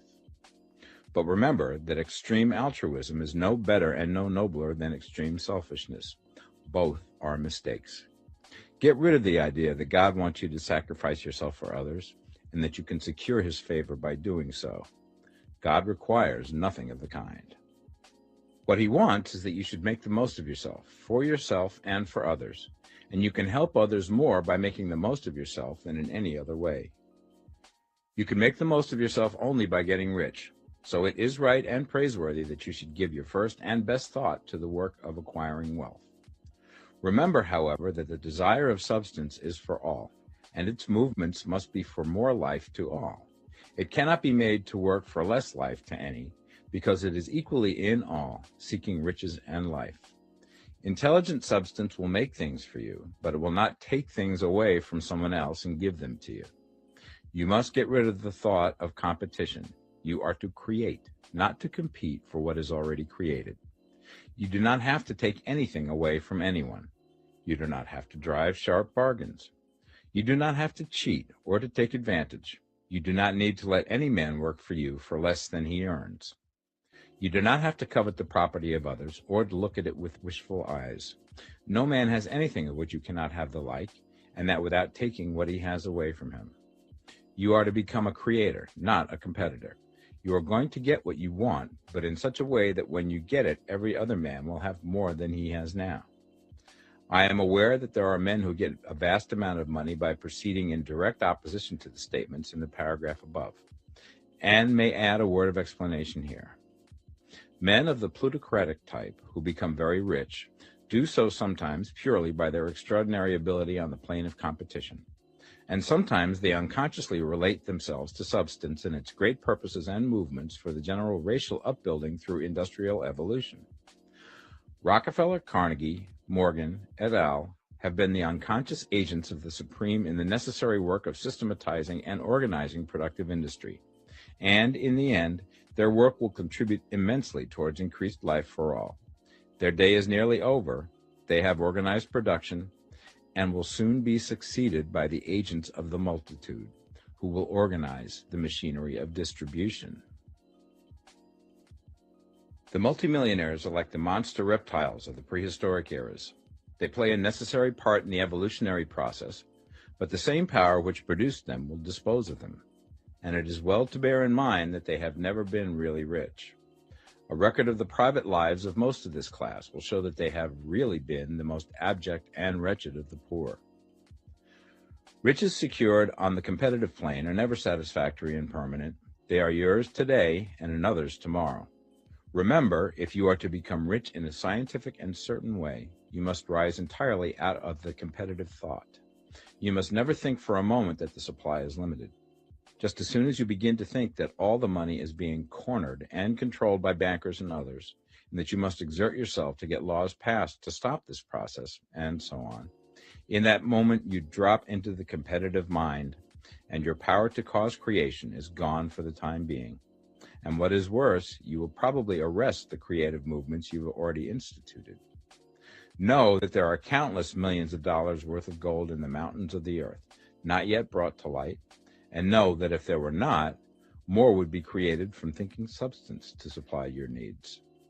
Know that the money you need will come, even if it is necessary for 1,000 men to be led to the discovery of new gold mines tomorrow. Never look at the visible supply. Look always at the limitless riches in formless substance, and know that they are coming to you as fast as you can receive and use them. Nobody, by cornering the visible supply, can prevent you from getting what is yours. So never allow yourself to think for an instant that all the best building spots will be taken before you get ready to build your house, unless you hurry. Never worry about the trusts and combines, and get anxious for fear that they will soon come to own the whole earth. Never get afraid that you will lose what you want because some other person beat you to it. That cannot possibly happen. You are not seeking anything that is possessed by anybody else. You are causing what you want to be created from formless substance, and the supply is without limits. Stick to the formulated statement. There is a thinking stuff from which all things are made, and which, in its original state, permeates, penetrates, and fills the interspaces of the universe. A thought in this substance produces the thing that is imaged by the thought. Man can form things in his thought, and by impressing his thought upon formless substance, can cause the thing he thinks about to be created. Chapter 6. How Riches Come to You. When I say that you do not have to drive sharp bargains, I do not mean that you do not have to drive any bargains at all, or that you are above the necessity for having any dealings with your fellow men. I mean that you will not need to deal with them unfairly. You do not have to get something for nothing, but can give to every man more than you take from him. You cannot give every man more in cash market value than you take from him, but you can give him more in use value than the cash value of the thing you take from him. The paper, ink, and other material in this book may not be worth the money you pay for it, but if the ideas suggested by it bring you thousands of dollars, you have not been wronged by those who sold it to you. They have given you a great use value for a small cash value. Let us suppose that I own a picture by one of the great artists, which in any civilized community is worth thousands of dollars. I take it to Baffin Ray, and by salesmanship induce an Eskimo to give a bundle of furs worth $500 for it. I have really wronged him, for he has no use for the picture. It has no value to him. It will not add to his life. But suppose I give him a gun worth $50 for his furs. Then he has made a good bargain. He has use for the gun. It will get him many more furs and much food. It will add to his life in every way. It will make him rich. When you rise from the competitive to the creative plane, you can scan your business transactions very strictly. And if you are selling any man anything which does not add more to his life than the thing he gives you in exchange, you can afford to stop it. You do not have to beat anybody in business. And if you are in a business which does beat people, get out of it at once. Give every man more in use value than you take from him in cash value. Then you are adding to the life of the world by every business transaction. If you have people working for you, you must take from them more in cash value than you pay them in wages. But you can so organize your business that it will be filled with the principle of advancement, and so that each employee who wishes to do so may advance a little every day. You can make your business do for your employees what this book is doing for you. You can so conduct your business that it will be a sort of ladder by which every employee who will take the trouble may climb to riches himself, and, given the opportunity, if he will not do so, it is not your fault. And finally, because you are to cause the creation of your riches from formless substance which permeates all your environment, it does not follow that they are to take shape from the atmosphere and come into being before your eyes. If you want a sewing machine, for instance, I do not mean to tell you that you are to impress the thought of a sewing machine on thinking substance until the machine is formed without hands in the room where you sit or elsewhere. But if you want a sewing machine, Hold the mental image of it with the most positive certainty that it is being made or is on its way to you. After once forming the thought, have the most absolute and unquestioning faith that the sewing machine is coming. Never think of it or speak of it in any other way than as being sure to arrive. Claim it as already yours. It will be brought to you by the power of the Supreme Intelligence, acting upon the minds of men. If you live in Maine, it may be that a man will be brought from Texas or Japan to engage in some transaction which will result in your getting what you want. If so, the whole matter will be as much to that man's advantage as it is to yours. Do not forget for a moment that the thinking substance is through all, in all, communicating with all, and can influence all. The desire of thinking substance for a fuller life and better living has caused the creation of all the sewing machines already made, and it can cause the creation of millions more, and will, whenever men set it in motion by desire and faith, and by acting in a certain way. You can certainly have a sewing machine in your house, and it is just as certain that you can have any other thing or things which you want, and which you will use for the advancement of your own life and the lives of others. You need not hesitate about asking largely. It is your Father's pleasure to give you the kingdom, said Jesus. Original substance wants to live all that is possible in you, and wants you to have all that you can or will use for the living of the most abundant life. If you fix upon your consciousness the fact that the desire you feel for the possession of riches is one with a desire of omnipotence for more complete expression, your faith becomes invincible. Once I saw a little boy sitting at a piano and vainly tried to bring harmony out of the keys, and I saw that he was grieved and provoked by his inability to play real music. I asked him the cause of his vexation, and he answered, I can feel the music in me, but I can't make my hands go right. The music in him was the urge of original substance, containing all the possibilities of all life. All that there is of music was seeking expression through the child. God, the one substance, is trying to live and do and enjoy things through humanity. He is saying, I want hands to build wonderful structures, to play divine harmonies, to paint glorious pictures. I want feet to run my errands, eyes to see my beauties, tongues to tell mighty truths and to sing marvelous songs, and so on. All that there is of possibility is seeking expression through men. God wants those who can play music to have pianos and every other instrument, and to have the means to cultivate their talents to the fullest extent. He wants those who can appreciate beauty to be able to surround themselves with beautiful things. He wants those who can discern truth to have every opportunity to travel and observe. He wants those who can appreciate dress to be beautifully clothed, and those who can appreciate good food to be luxuriously fed. He wants all these things because it is himself that enjoys and appreciates them. It is God who wants to play and sing and enjoy beauty and proclaim truth and wear fine clothes and eat good food. It is God that worketh in you to will and to do, said Paul. The desire you feel for riches is the infinite, seeking to express himself in you as he sought to find expression in the little boy at the piano. So you need not hesitate to ask largely. Your part is to focalize and express the desire to God. This is a difficult point with most people. They retain some of the old idea that poverty and self-sacrifice are pleasing to God. They look upon poverty as a part of the plan, a necessity of nature. They have the idea that God has finished his work and made all that he can make, and that the majority of men must stay poor because there is not enough to go around. They hold to so much of this erroneous thought that they feel ashamed to ask for wealth. They try not to want more than a very modest competence, just enough to make them fairly comfortable. I recall now the case of one student who was told that he must get in mind a clear picture of the things he desired, so that the creative thought of them might be impressed upon formless substance. He was a very poor man, living in a rented house, and having only what he earned from day to day, and he could not grasp the fact that all wealth was his. So, after thinking the matter over, he decided that he might reasonably ask for a new rug for the floor of his best room, and an anthracite coal stove to heat the house during the cold weather. Following the instructions given in this book, he obtained these things in a few months, and then it dawned upon him that he had not asked enough.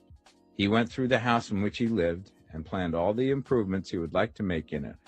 He mentally added a bay window here and a room there until it was complete in his mind as an ideal home, and then he planned its furnishings. Holding the whole picture in his mind, he began living in this certain way and moving towards what he wanted. And he now owns the house and is rebuilding it after the form of his mental image. And now, with still larger faith, he is going to get greater things. It has been unto him according to his faith, and it is so with you and with all of us. Chapter 7, Gratitude.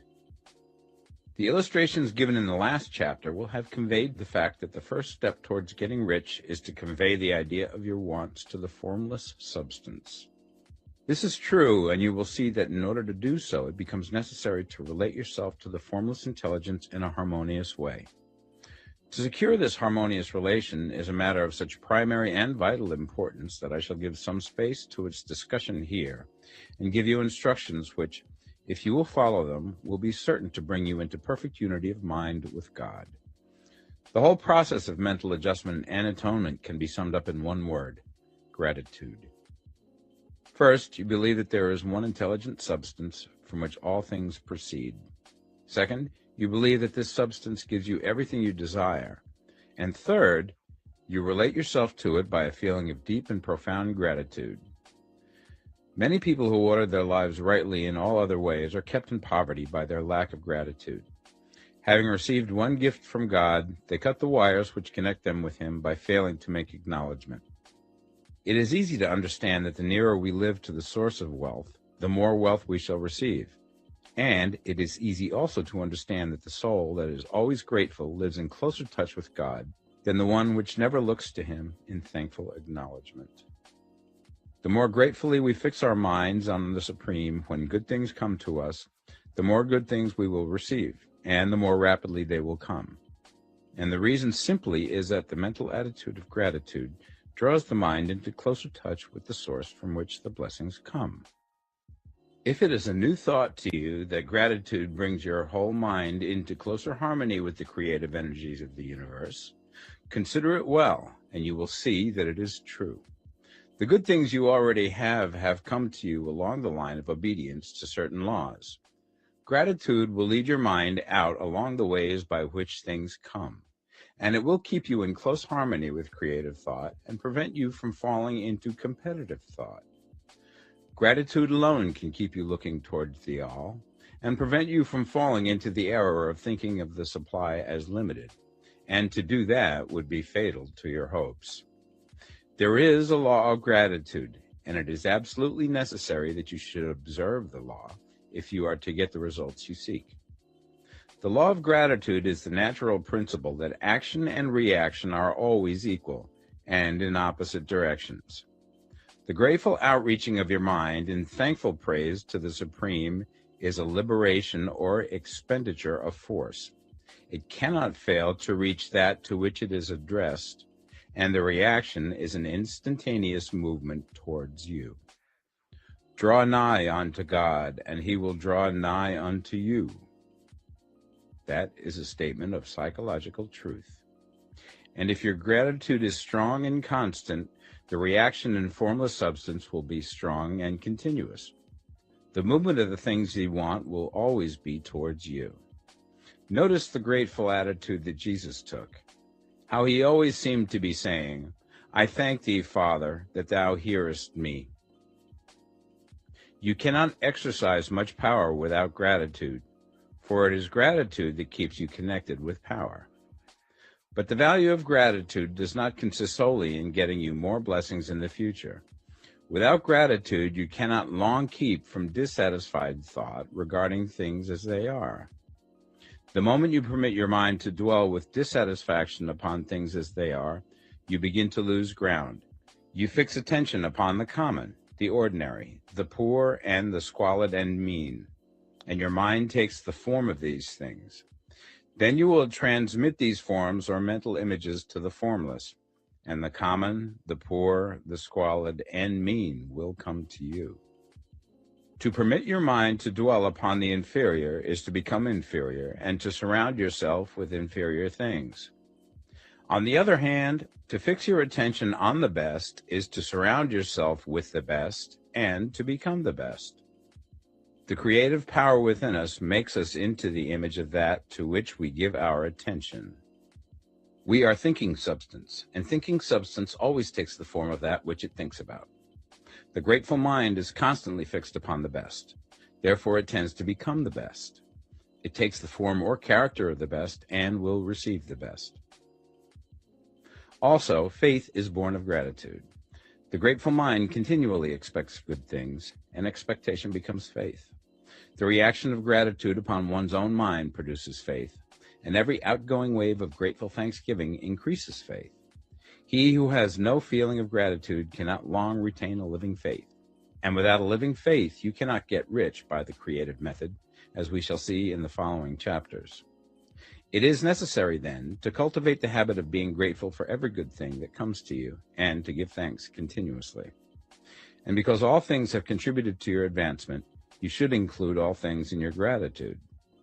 Do not waste time thinking or talking about the shortcomings or wrong actions of plutocrats or trust magnates. Their organization of the world has made your opportunity. All you get really comes to you because of them. Do not rage against corrupt politicians. If it were not for politicians, we should fall into anarchy, and your opportunity would be greatly lessened. God has worked a long time and very patiently to bring us up to where we are in industry and government, and he is going right on with his work. There is not the least doubt that he will do away with plutocrats, trust magnates, captains of industry, and politicians as soon as they can be spared. But in the meantime, behold, they are all very good. Remember that they are all helping to arrange the lines of transmission along which your riches will come to you, and be grateful to them all. This will bring you into harmonious relations with the good in everything, and the good in everything will move toward you.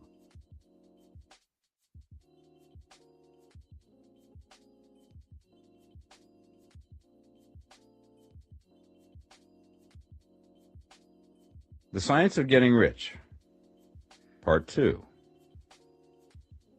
Chapter 8, Thinking in the Certain Way.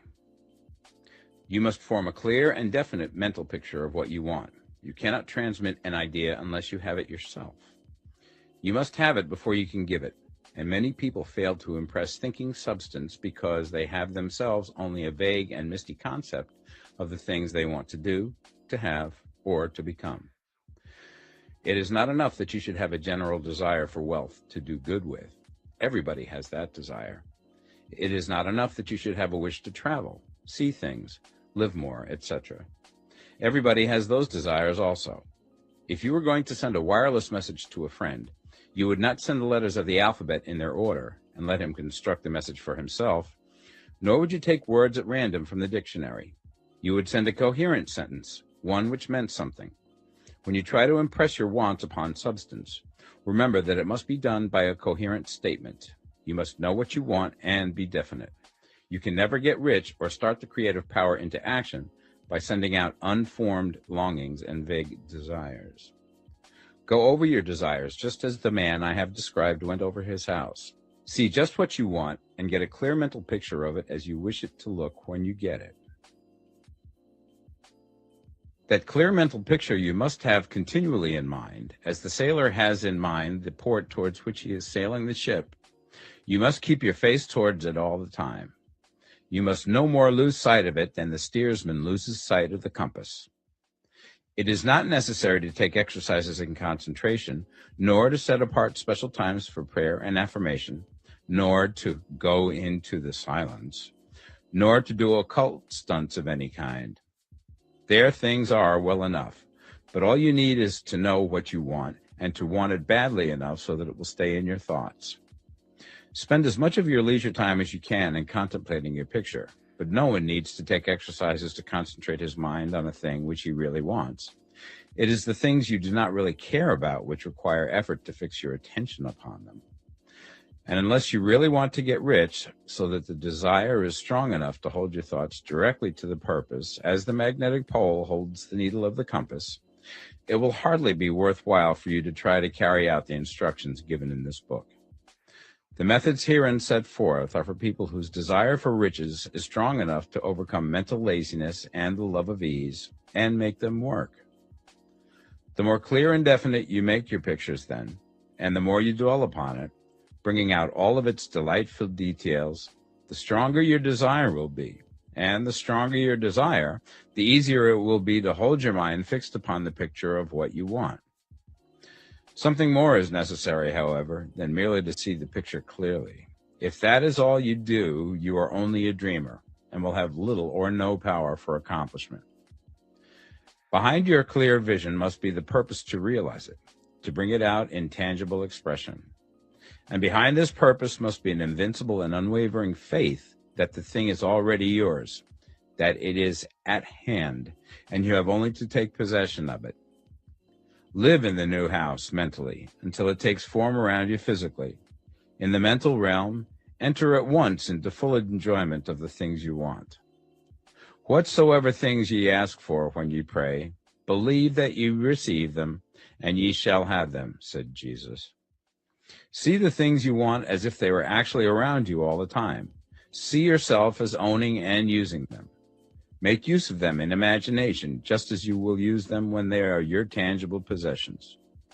Dwell upon your mental picture until it is clear and distinct, and then take the mental attitude of ownership towards everything in that picture. Take possession of it in mind, in the full faith that it is actually yours. Hold to this mental ownership. Do not waver for an instant in the faith that it is real. And remember what was said in the preceding chapter about gratitude. Be as thankful for it all the time as you expect to be when it has taken form. The man who can sincerely thank God for the things which as yet he owns only in imagination has real faith. He will get rich. He will cause the creation of whatsoever he wants.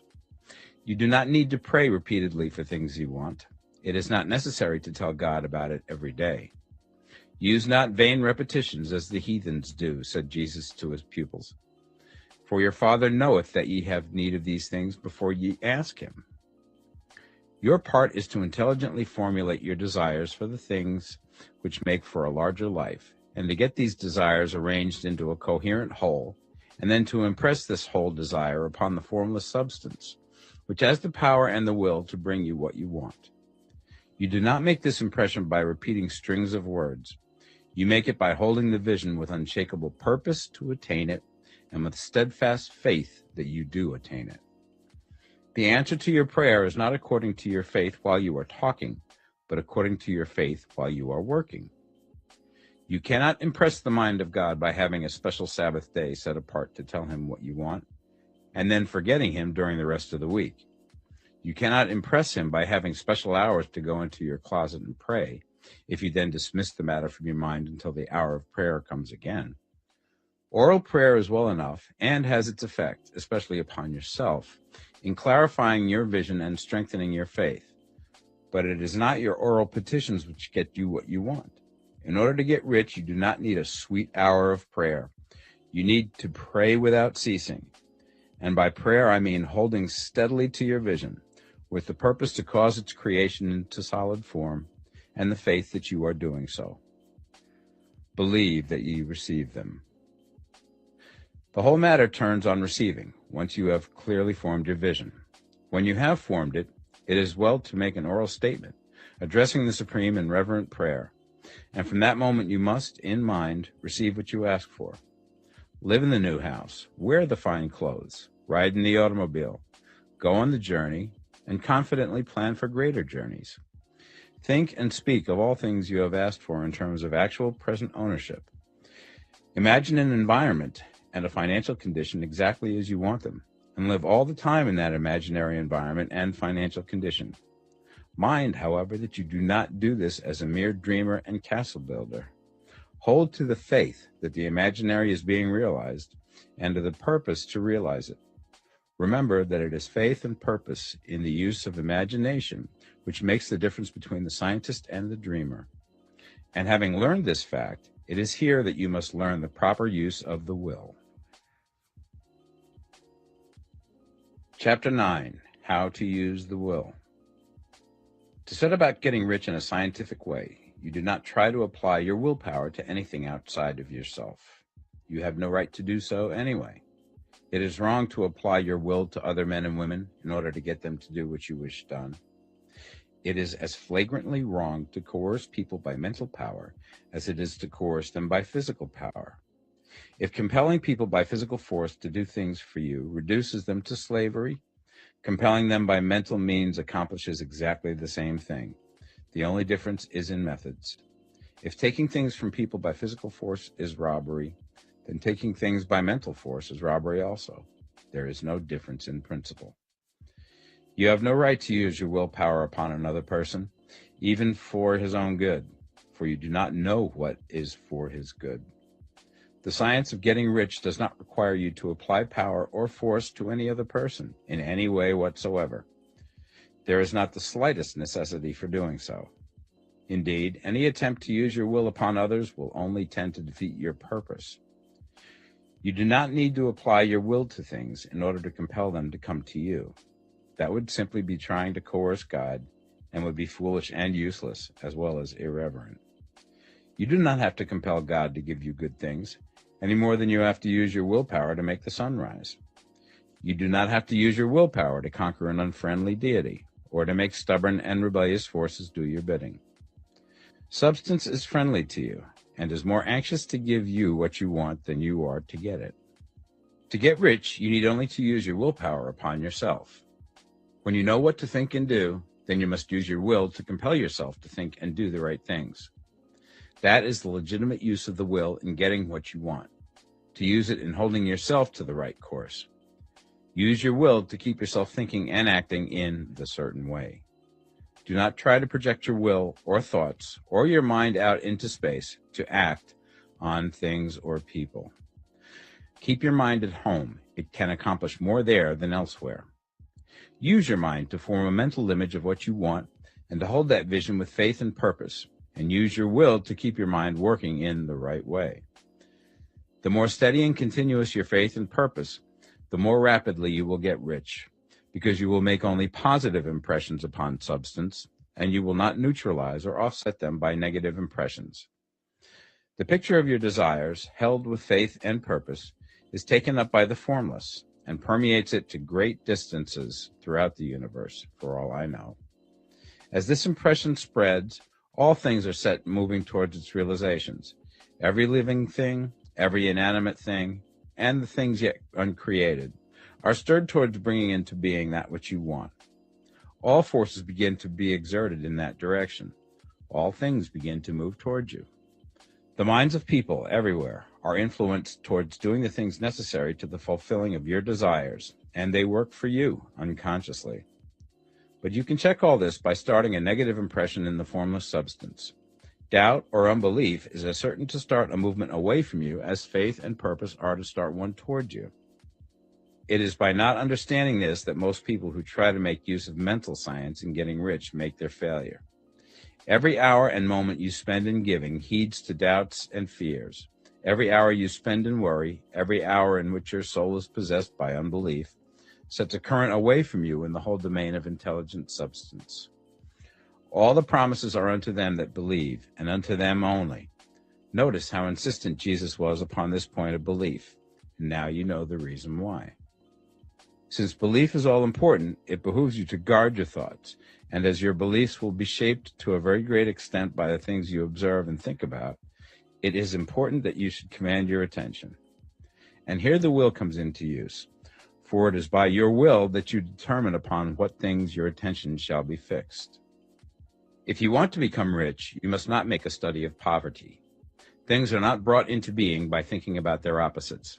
Health is never to be attained by studying disease and thinking about disease. Righteousness is not to be promoted by studying sin and thinking about sin. And no one ever got rich by studying poverty and thinking about poverty. Medicine as a science of disease has increased disease. Religion as a science of sin has promoted sin. And economics as a study of poverty will fill the world with wretchedness and want. Do not talk about poverty. Do not investigate it or concern yourself with it. Never mind what its causes are. You have nothing to do with them. What concerns you is the cure. Do not spend your time in charitable work or charity movements. All charity only tends to perpetuate the wretchedness it aims to eradicate. I do not say that you should be hard-hearted or unkind and refuse to hear the cry of need, But you must not try to eradicate poverty in any of the conventional ways. Put poverty behind you, and put all that pertains to it behind you, and make good. Get rich. That is the best way you can help the poor. And you cannot hold the mental image which is to make you rich if you fill your mind with pictures of poverty.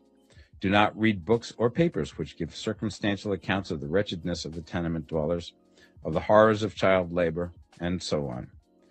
Do not read anything which fills your mind with gloomy images of want and suffering. You cannot help the poor in the least by knowing about these things, and the widespread knowledge of them does not tend at all to do away with poverty. What tends to do away with poverty is not getting the pictures of poverty into your mind, but getting pictures of wealth into the minds of the poor. You are not deserting the poor in their misery when you refuse to allow your mind to be filled with pictures of that misery. Poverty can be done away with, not by increasing the number of well-to-do people who think about poverty, but by increasing the number of poor people who purpose with faith to get rich. The poor do not need charity, they need inspiration. Charity only sends them a loaf of bread to keep them alive in their wretchedness, or give them an entertainment to make them forget for an hour or two. But inspiration will cause them to rise out of their misery. If you want to help the poor, demonstrate to them that they can become rich. Prove it by getting rich yourself. The only way in which poverty will ever be banished from this world is by getting a large and constantly increasing number of people to practice the teachings of this book. People must be taught to become rich by creation, not by competition. Every man who becomes rich by competition throws down behind him the ladder by which he rises and keeps others down. But every man who gets rich by creation opens a way for thousands to follow him and inspires them to do so. You are not showing hardness of heart or an unfeeling disposition when you refuse to pity poverty, see poverty, read about poverty, or think or talk about it, or to listen to those who do talk about it. Use your willpower to keep your mind off the subject of poverty and to keep it fixed with faith and purpose on the vision of what you want. Chapter 10. Further Use of the Will. You cannot retain a true and clear vision of wealth if you are constantly turning your attention to opposing pictures, whether they be external or imaginary. Do not tell of your past troubles of a financial nature, if you've had them. Do not think of them at all. Do not tell of the poverty of your parents or the hardships of your early life. To do any of these things is to mentally class yourself with the poor for the time being, and it will certainly check the movement of things in your direction. Let the dead bury their dead, as Jesus said. Put poverty and all things that pertain to poverty completely behind you. You have accepted a certain theory of the universe as being correct, and are resting all your hopes of happiness on its being correct. And what can you gain by giving heed to conflicting theories? Do not read religious books which tell you that the world is soon coming to an end, and do not read the writing of muckrakers and pessimistic philosophers who tell you that it is going to the devil. The world is not going to the devil. It is going to God. It is wonderful becoming. True, there may be a good many things in existing conditions which are disagreeable, but what is the use of studying them when they are certainly passing away, and when the study of them only tends to check their passing and keep them with us? Why give time and attention to things which are being removed by evolutionary growth, when you can hasten their removal only by promoting the evolutionary growth as far as your part of it goes? No matter how horrible and seeming may be the conditions in certain countries, sections, or places, you waste your time and destroy your own chances by considering them. You should interest yourself in the world's becoming rich. Think of the riches in the world as coming to, instead of the poverty it is growing out of. And bear in mind that the only way in which you can assist the world in growing rich is by growing rich yourself through creative method, not the competitive one. Give your attention wholly to riches. Ignore poverty. Whenever you think or speak of those who are poor, think and speak of them as those who are becoming rich, as those who are to be congratulated rather than pitied.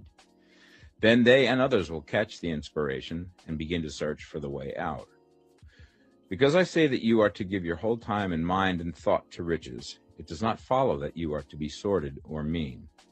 To become really rich is the noblest aim you can have in life, for it includes everything else. On the competitive plane, The struggle to get rich is a godless scramble for power over other men. But when we come into the creative mind, all this is changed. All that is possible in the way of greatness and soul unfoldment, of service and lofty endeavor, comes by way of getting rich. All is made possible by the use of things. If you lack for physical health, you will find that the attainment of it is conditional on you getting rich. Only those who are emancipated from financial worry and who have the means to live a carefree existence and follow hygienic practices can have and retain health. Moral and spiritual greatness is possible only to those who are above the competitive battle for existence. And only those who are becoming rich on the plane of creative thought are free from the degrading influences of competition.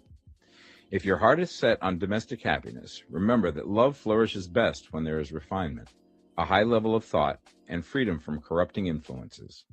And these are to be found only where riches are attained by the exercise of creative thought, without strife or rivalry. You can aim at nothing so great or noble, I repeat, as to become rich, and you must fix your attention upon your mental picture of riches, to the exclusion of all that may tend to dim or obscure the vision. You must learn to see the underlying truth in all things. You must see beneath all seemingly wrong conditions the great one life, ever moving forward towards fuller expression and more complete happiness. It is the truth that there is no such thing as poverty, that there is only wealth. Some people remain in poverty because they are ignorant of the fact that there is wealth for them, and these can best be taught by showing them the way to affluence in your own person and practice. Others are poor because, while they feel that there is a way out, they are too intellectually indolent to put forth the mental effort necessary to find that way and by travel it. Others still are poor because, while they have some notion of science, they have become so swamped and lost in the maze of metaphysical and occult theories that they do not know which road to take. They try a mixture of many systems and fail in all. For these, again, the very best thing to do is to show the right way in your own person and practice. An ounce of doing things is worth a pound of theorizing. The very best thing you can do for the whole world is to make the most of yourself. You can serve God and man in no more effective way than by getting rich. That is, if you get rich by the creative method and not by the competitive one. Another thing. We assert that this book gives in detail the principles of the science of getting rich. And if that is true, you do not need to read any other book upon the subject. This may sound narrow and egotistical, but consider. There is no more scientific method of computation in mathematics than by addition, subtraction, multiplication, and division. No other method is possible. There can be but one shortest distance between 2 points. There is only one way to think scientifically, and that is to think in the way that leads by the most direct and simple route to the goal. No man has yet formulated a briefer or less complex system than the one set forth herein. It has been stripped of all non-essentials. When you commence on this, lay all others aside. Put them out of your mind altogether. Read this book every day. Keep it with you. Commit it to memory, and do not think about other systems and theories. If you do, you will begin to have doubts, and to be uncertain and wavering in your thought, and then you will begin to make failures. After you have made good and become rich, you may study other systems as much as you please. But until you are quite sure that you have gained what you want, do not read anything on this line but this book, unless it be the authors mentioned in the preface. And read only the most optimistic comments on the world's news, those in harmony with your picture. Also, postpone your investigations into the occult. Do not dabble in theosophy, spiritualism, or kindred studies. It is very likely that the dead still live and are near, but if they are, let them alone. Mind your own business. Wherever the spirits of the dead may be, they have their own work to do and their own problems to solve, and we have no right to interfere with them. We cannot help them, and it is very doubtful whether they can help us, or whether we have any right to trespass upon their time if they can. Let the dead and the hereafter alone, and solve your own problem. Get rich. If you begin to mix with the occult, you will start mental cross-currents which will surely bring your hopes to shipwreck. Now, this and the preceding chapters have brought us to the following statement of basic facts. There is a thinking stuff from which all things are made, and which, in its original state, permeates, penetrates, and fills the interspaces of the universe. A thought in this substance produces the thing that is imaged by the thought. Man can form things in his thought and, by impressing his thought upon formless substance, can cause the thing he thinks about to be created. In order to do this, man must pass from the competitive to the creative mind. He must form a clear mental picture of the things he wants, and hold this picture in his thoughts with the fixed purpose to get what he wants, and the unwavering faith that he does get what he wants, closing his mind against all that may tend to shake his purpose, dim his vision, or quench his faith. And in addition to all this, we shall now see that he must live and act in a certain way. Chapter 11. Acting in the certain way. Thought is the creative power, or the impelling force which causes the creative power to act. Thinking in a certain way will bring riches to you, but you must not rely upon thought alone, paying no attention to personal action. That is the rock upon which many otherwise scientific metaphysical thinkers meet shipwreck, the failure to connect thought with personal action. We have not yet reached the stage of development, even supposing such a stage to be possible, in which man can create directly from formless substance without nature's processes or the work of human hands. Man must not only think, but his personal action must supplement his thought. By thought, you can cause the gold in the hearts of the mountains to be impelled towards you, but it will not mine itself, refine itself, coin itself into double eagles, and come rolling along the roads seeking its way into your pocket. Under the impelling power of the Supreme Spirit, men's affairs will be so ordered that someone will be led to mine the gold for you. Other men's business transactions will be so directed that the gold will be brought toward you, and you must so arrange your own business affairs that you may be able to receive it when it comes to you. Your thought makes all things, animate and inanimate, work to bring you what you want, but your personal activity must be such that you can rightly receive what you want when it reaches you. You are not to take it as charity, nor to steal it. You must give every man more in use value than he gives you in cash value. The scientific use of thought consists in forming a clear and distinct mental image of what you want, in holding fast to the purpose to get what you want, and in realizing with grateful faith that you do get what you want. Do not try to project your thought in any mysterious or occult way, with the idea of having it go out and do things for you. That is a wasted effort and will weaken your power to think with sanity. The action of thought in getting rich is fully explained in the preceding chapters. Your faith and purpose positively impress your vision upon formless substance, which has the same desire for more life that you have. And this vision, received from you, sets all the creative forces at work in and through their regular channels of action, but directed towards you.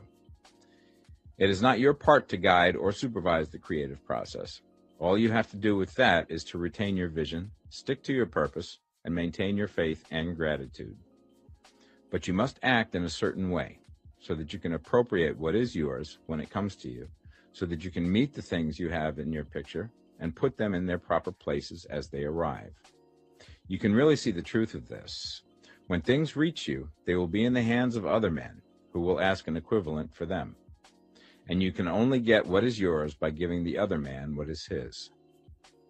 Your pocketbook is not going to be transformed into a Fortunata's purse, which shall be always full of money without effort on your part. This is the crucial point in the science of getting rich, right here, where thought and personal action must be combined. There are very many people who, consciously or unconsciously, set the creative forces in action by the strength and persistence of their desires, but who remain poor because they do not provide for the reception of the thing they want when it comes. By thought, the thing you want is brought to you. By action, you receive it. Whatever your action is to be, it is evident that you must act now. You cannot act in the past, and it is essential to the clearness of your mental vision that you dismiss the past from your mind. You cannot act in the future, for the future is not here yet, and you cannot tell how you will want to act in any future contingency until that contingency has arrived. Because you are not in the right business or the right environment now, do not think that you must postpone action until you get into the right business or environment. And do not spend time in the present taking thought as to the best course in possible future emergencies. Have faith in your ability to meet any emergency when it arrives. If you act in the present with your mind on the future, your present action will be with a divided mind and will not be effective. Put your whole mind into present action. Do not give your creative impulse to original substance and then sit down and wait for results. If you do, you will never get them. Act now. There is never any time but now, and there never will be any time but now. If you are ever to begin to make ready for the reception of what you want, you must begin now. And your action, whatever it is, must most likely be in your present business or employment, and must be upon the persons and things in your present environment.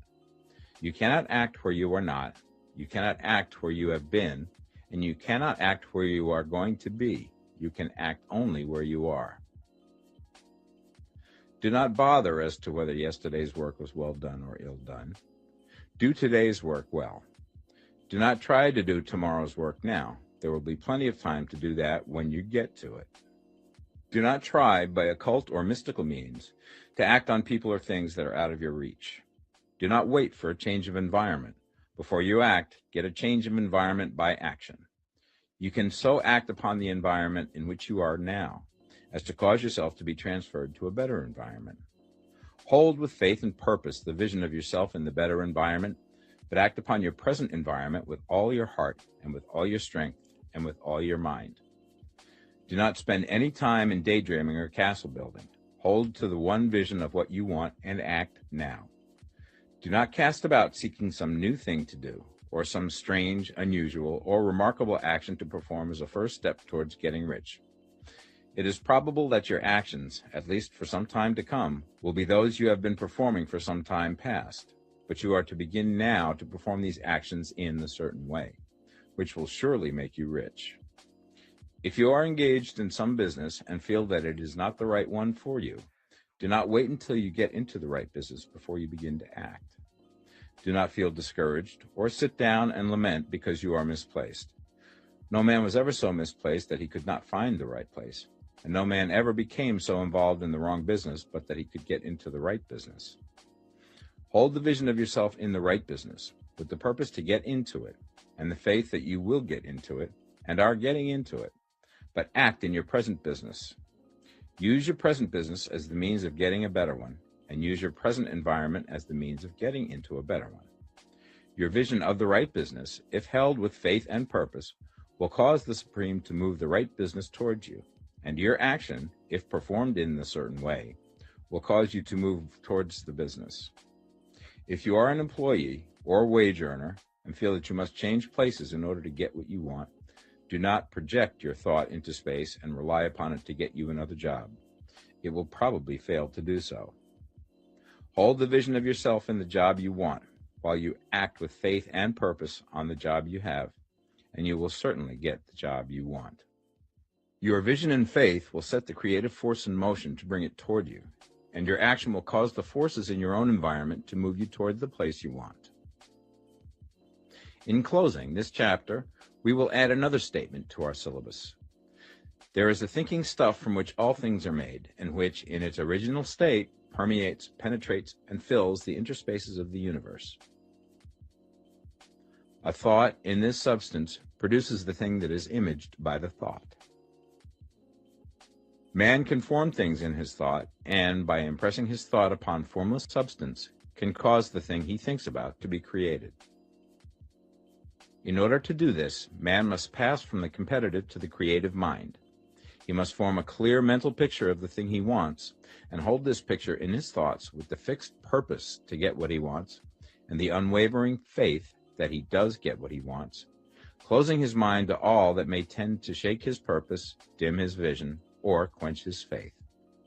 That he may receive what he wants when it comes, man must act now upon the people and things in his present environment.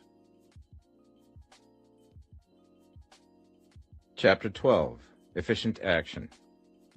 You must use your thought as directed in previous chapters and begin to do what you can do where you are, and you must do all that you can do where you are. You can advance only by being larger than your present place, and no man is larger than his present place who leaves undone any of the work pertaining to that place. The world is advanced only by those who more than fill their present places. If no man quite filled his present place, you can see that there must be a going backward in everything. Those who do not quite fill their present places are dead weight upon society, government, commerce, and industry. They must be carried along by others at a great expense. The progress of the world is retarded only by those who do not fill the places they are holding. They belong to a former age and a lower stage or plane of life, and their tendency is towards degeneration. No society could advance if every man was smaller than his place. Social evolution is guided by the law of physical and mental evolution. In the animal world, evolution is caused by excess of life. When an organism has more life than can be expressed in the function of its own plane, it develops the organs of a higher plane, and a new species is originated. There never would have been new species had there not been organisms which more than filled their places. The law is exactly the same for you. Your getting rich depends upon your applying this principle to your own affairs. Every day is either a successful day or a day of failure, and it is the successful days which get you what you want. If every day is a failure, you can never get rich, while if every day is a success, you cannot fail to get rich. If there is something that may be done today, and you do not do it, you have failed in so far as that thing is concerned, and the consequences may be more disastrous than you imagine. You cannot foresee the results of even the most trivial act. You do not know the workings of all the forces that have been set moving in your behalf. Much may be depending on your doing some simple act. It may be the very thing which is to open the door of opportunity to very great possibilities. You can never know all the combinations which supreme intelligence is making for you in the world of things and of human affairs. Your neglect or failure to do some small thing may cause a long delay in getting what you want. Do, every day, all that can be done that day. There is, however, a limitation or qualification of the above that you must take into account. You are not to overwork, not to rush blindly into your business in the effort to do the greatest possible number of things in the shortest possible time. You are not to try to do tomorrow's work today, nor to do a week's work in a day. It is really not the number of things you do, but the efficiency of each separate action that counts. Every act is, in itself, either a success or a failure. Every act is, in itself, either effective or inefficient. Every inefficient act is a failure, and if you spend your life in doing inefficient acts, your whole life will be a failure. The more things you do, the worse for you if all your acts are inefficient ones. On the other hand, every efficient act is a success in itself, and if every act of your life is an efficient one, your whole life must be a success. The cause of failure is doing too many things in an inefficient manner, and not doing enough things in an efficient manner. You will see that it is a self-evident proposition that if you do not do any inefficient acts, and if you do a sufficient number of efficient acts, you will become rich. If, now, it is possible for you to make each act an efficient one, you see again that the getting of riches is reduced to an exact science, like mathematics. The matter turns, then, on the questions whether you can make each separate act a success in itself, and this you certainly can do. You can make each act a success because all power is working with you, and all power cannot fail. Power is at your service, and to make each act efficient, you have only to put power into it. Every action is either strong or weak, and when everyone is strong, you are acting in a certain way, which will make you rich. Every act can be made strong and efficient by holding your vision while you are doing it, and putting the whole power of your faith and purpose into it. It is at this point that the people fail who separate mental power from personal action. They use the power of the mind in one place and at one time, and they act in another place at another time. So their acts are not successful in themselves. Too many of them are inefficient. But if all power goes into every act, no matter how commonplace, every act will be a success in itself. And as in the nature of things, every success opens the way to other successes, your progress towards what you want and the progress of what you want toward you will become increasingly rapid. Remember that successful action is cumulative in its results. Since the desire for more life is inherent in all things, when a man begins to move towards larger life, more things attach themselves to him, and the influence of his desire is multiplied. Do, every day, all that you can do that day, and do each act in an efficient manner. In saying that you must hold your vision while you are doing each act, however trivial or commonplace, I do not mean to say that it is necessary at all times to see the vision distinctly to its smallest details. It should be the work of your leisure hours to use your imagination on the details of your vision, and to contemplate them until they are firmly fixed upon memory. If you wish speedy results, spend practically all your spare time in this practice. By continuous contemplation, you will get the picture of what you want, even to the smallest details, so firmly fixed upon your mind and so completely transferred to the mind of formless substance, that in your working hours you need only to mentally refer to the picture to stimulate your faith and purpose, and cause your best effort to be put forth. Contemplate your picture in your leisure hours until your consciousness is so full of it that you can grasp it instantly. You will become so enthused with its bright promises that the mere thought of it will call forth the strongest energies of your whole being. Let us again repeat our syllabus, and by slightly changing the closing statements, bring it to the point we have now reached.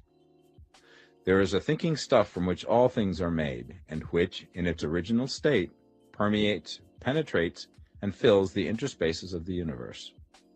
A thought in this substance produces the thing that is imaged by the thought. Man can form things in his thought, and, by impressing his thought upon formless substance, can cause the thing he thinks about to be created. In order to do this, man must pass from competitive to the creative mind. He must form a clear mental picture of the thing he wants, and do, with faith and purpose, all that can be done each day, doing each separate thing in an efficient manner. Chapter 13, Getting into the Right Business. Success in any particular business depends for one thing upon your possessing in a well-developed state the faculties required in that business. Without good musical faculty, no one can succeed as a teacher of music. Without well-developed mechanical faculties, no one can achieve great success in any of the mechanical trades. Without tact and the commercial faculties, no one can succeed in the mercantile pursuits. But to possess in a well-developed state the faculties required in your particular vocation does not ensure getting rich. There are musicians who have remarkable talent and who yet remain poor. There are blacksmiths, carpenters, and so on who have excellent mechanical ability, but who do not get rich. And there are merchants with good faculties for dealing with men who nevertheless fail. The different faculties are tools. It is essential to have good tools, but it is also essential that the tools should be used in the right way. One man can take a sharp saw, a square, a good plane, and so on, and build a handsome article of furniture. Another man can take the same tools and set to work to duplicate the article, but his production will be a botch. He does not know how to use good tools in a successful way. The various faculties of your mind are the tools with which you must do the work which is to make you rich. It will be easier for you to succeed if you get into a business for which you are well equipped with mental tools. Generally speaking, you will do best in that business which will use your strongest faculties, the one for which you are naturally best fitted. But there are limitations to this statement also. No man should regard his vocation as being irrevocably fixed by the tendencies with which he was born. You can get rich in any business, for if you have not the right talent you can develop that talent. It merely means that you will have to make your tools as you go along, instead of confining yourself to the use of those with which you were born. It will be easier for you to succeed in a vocation for which you already have the talents in a well-developed state, but you can succeed in any vocation, for you can develop any rudimentary talent, and there is no talent of which you have not at least the rudiment. You will get rich most easily in point of effort if you do that for which you are best fitted, but you will get rich most satisfactorily if you do that which you want to do. Doing what you want to do is life, and there is no real satisfaction in living if we are compelled to be forever doing something which we do not like to do, and can never do what we want to do. And it is certain that you can do what you want to do. The desire to do it is proof that you have within you the power which can do it. Desire is a manifestation of power. The desire to play music is the power which can play music seeking expression and development. The desire to invent mechanical devices is the mechanical talent seeking expression and development. When there is no power, either developed or undeveloped, to do a thing, there is never any desire to do that thing. And where there is strong desire to do a thing, it is certain proof that the power to do it is strong, and only requires to be developed and applied in the right way. All things else being equal, it is best to select the business for which you have the best developed talent. But if you have a strong desire to engage in any particular line of work, you should select that work as the ultimate end at which you aim. You can do what you want to do, and it is your right and privilege to follow the business or avocation which will be most congenial and pleasant. You are not obliged to do what you do not like to do, and should not do it except as a means to bring you to the doing of the thing you want to do. If there are past mistakes whose consequences have placed you in an undesirable business or environment, you may be obliged for some time to do what you do not like to do. If you feel that you are not in the right vocation, do not act too hastily in trying to get into another one. The best way, generally, to change business or environment is by growth. Do not be afraid to make a sudden and radical change if the opportunity is presented, and you feel after careful consideration that it is the right opportunity. But never take sudden or radical action when you are in doubt as to the wisdom of doing so. There is never any hurry on the creative plane, and there is no lack of opportunity. When you get out of the competitive mind, you will understand that you never need to act hastily. No one else is going to beat you to the thing you want to do. There is enough for all. If one space is taken, another and a better one will be opened for you a little further on. There is plenty of time. When you are in doubt, wait. Fall back on the contemplation of your vision, and increase your faith and purpose. And by all means, in times of doubt and indecision, cultivate gratitude. A day or two spent in contemplating the vision of what you want, and in earnest thanksgiving that you are getting it, will bring your mind into such close relationship with the Supreme that you will make no mistake when you do act. There is a mind which knows all there is to know, and you can come into close unity with this mind by faith and the purpose to advance in life if you have deep gratitude. Mistakes come from acting hastily, or from acting in fear or doubt, or in forgetfulness of the right motive, which is more life to all and less to none. As you go on in the certain way, opportunities will come to you in increasing number, and you will need to be very steady in your faith and purpose, and to keep in close touch with the all mind by reverent gratitude. Do all that you can do in a perfect manner every day, but do it without haste, worry, or fear. Go as fast as you can, but never hurry. Remember that in the moment you begin to hurry, you cease to be a creator and become a competitor. You drop back upon the old plane again. Whenever you find yourself hurrying, call a halt. Fix your attention on the mental image of the thing you want, and begin to give thanks that you are getting it. The exercise of gratitude will never fail to strengthen your faith and renew your purpose. Chapter 14. The Impression of Increase. Whether you change your vocation or not, your actions for the present must be those pertaining to the business in which you are now engaged. You can get into the business you want by making constructive use of the business you are already established in, by doing your daily work in a certain way. And insofar as your business consists in dealing with other men, whether personally or by letter, the key thought of all your efforts must be to convey to their minds the impression of increase. Increase is what all men and women are seeking. It is the urge of the formless intelligence within them, seeking fuller expression. The desire for increase is inherent in all nature. It is the fundamental impulse of the universe. All human activities are based on the desire for increase. People are seeking more food, more clothes, better shelter, more luxury, more beauty, more knowledge, more pleasure. Increase in something, more life. Every living thing is under this necessity for continuous advancement. Where increase of life ceases, dissolution and death set in at once. Man instinctively knows this, and hence he is forever seeking more. This law of perpetual increase is set forth by Jesus in the parable of the talents. Only those who gain more retain any. From him who hath not shall be taken away even that which he hath. The normal desire for increased wealth is not an evil or a reprehensible thing. It is simply the desire for more abundant life. It is aspiration. And because it is the deepest instinct of their natures, all men and women are attracted to him who can give them more of the means of life. In following the certain way, you are getting continuous increase for yourself, and you are giving it to all with whom you deal.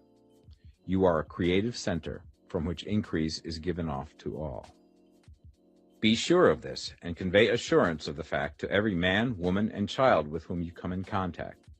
No matter how small the transaction, even if it be only the selling of a stick of candy to a little child, put into it the thought of increase and make sure that the customer is impressed with the thought. Convey the impression of advancement with everything you do, so that all people shall receive the impression that you are an advancing man, and that you advance all who deal with you. Even to the people whom you meet in a social way, without any thought of business, and to whom you do not try to sell anything, give the thought of increase. You can convey this impression by holding the unshakable faith that you, yourself, are in the way of increase, and by letting this faith inspire, fill, and permeate every action. Do everything that you do in the firm conviction that you are an advancing personality, and that you are giving advancement to everybody. Feel that you are getting rich, and that in doing so you are making others rich, and conferring benefits to all. Do not boast or brag of your success, or talk about it unnecessarily. True faith is never boastful. Wherever you find a boastful person, you find one who is secretly doubtful and afraid. Simply feel the faith, and let it work out in every transaction. Let every act and tone and look express the quiet assurance that you are getting rich, that you are already rich. Words will not be necessary to communicate this feeling to others. They will feel the sense of increase when in your presence and will be attracted to you again. You must so impress others that they will feel that in associating with you they will get increase for themselves. See that you give them a use value greater than the cash value you are taking from them. Take an honest pride in doing this and let everybody know it, and you will have no lack of customers. People will go where they are given increase, and the Supreme, which desires increase in all, and which knows all, will move towards you men and women who have never heard of you. Your business will increase rapidly, and you will be surprised at the unexpected benefits which will come to you. You will be able from day to day to make larger combinations, secure greater advantages, and to go on into a more congenial vocation if you desire to do so. You must never lose sight of your vision of what you want, or your faith and purpose to get what you want. Let me here give you another word of caution in regards to motives. Beware of the insidious temptation to seek for power over other men. Nothing is so pleasant to the unformed or partially developed mind as the exercise of power or dominion over others. The desire to rule for selfish gratification has been the curse of the world. For countless ages, kings and lords have drenched the earth with blood in their battles to extend their dominions. This not to seek more life for all, but to get more power for themselves. Today, the main motive in the business and industrial world is the same. Men marshal their armies of dollars and lay waste the lives and hearts of millions in the same mad scramble for power over others. Commercial kings, like political kings, are inspired by the lust for power. Jesus saw in this desire for mastery the moving impulse of that evil world he sought to overthrow. Read the 23rd chapter of Matthew and see how he pictures the lust of the Pharisees to be called master, to sit in the high places, to domineer over others, and to lay burdens on the backs of the less fortunate. And note how he compares this lust for dominion with the brotherly seeking for the common good to which he calls his disciples. Look out for the temptation to seek for authority, to become a master, to be considered as one who is above the common herd, to impress others by lavish display, and so on. The mind that seeks for mastery over others is the competitive mind, and the competitive mind is not the creative one. In order to master your environment and your destiny, it is not at all necessary that you should rule over your fellow men, and indeed, when you fall into the world's struggle for the high places, you begin to be conquered by fate and environment, and your getting rich becomes a matter of chance and speculation. Beware the competitive mind. No better statement of the principle of creative action can be formulated than the favorite declaration of the late Golden Rule Jones of Toledo. What I want for myself, I want for everybody. Chapter 15, The Advancing Man. What I have said in the last chapter applies as well to the professional man and the wage earner as to the man who is engaged in mercantile business. No matter whether you are a physician, a teacher, or a clergyman, if you can give increase of life to others and make them sensible of the fact, they will be attracted to you and you will get rich. The physician who holds the vision of himself as a great and successful healer, and who works towards the complete realization of that vision with faith and purpose, as described in former chapters, will come into such close touch with the source of life that he will be phenomenally successful. Patients will come to him in throngs. No one has a greater opportunity to carry into effect the teaching of this book than the practitioner of medicine. It does not matter to which of the various schools he may belong, for the principle of healing is common to all of them, and may be reached by all alike. The advancing man in medicine, who holds to a clear mental image of himself as successful, and who obeys the laws of faith, purpose, and gratitude, will cure every curable disease he undertakes, no matter what remedies he may use. In the field of religion, the world cries out for the clergyman who can teach his hearers the true science of abundant life. He who masters the details of the science of getting rich, together with the allied sciences of being well, of being great, and of winning love, and who teaches these details from the pulpit, will never lack for a congregation. This is the gospel that the world needs. It will give increase of life, and men will hear it gladly, and will give liberal support to the man who brings it to them. What is now needed is a demonstration of the science of life from the pulpit. We want preachers who can not only tell us how, but who in their own persons will show us how. We need the preacher who will himself be rich, healthy, great, and beloved, to teach us how to attain to these things, and when he comes, he will find a numerous and loyal following.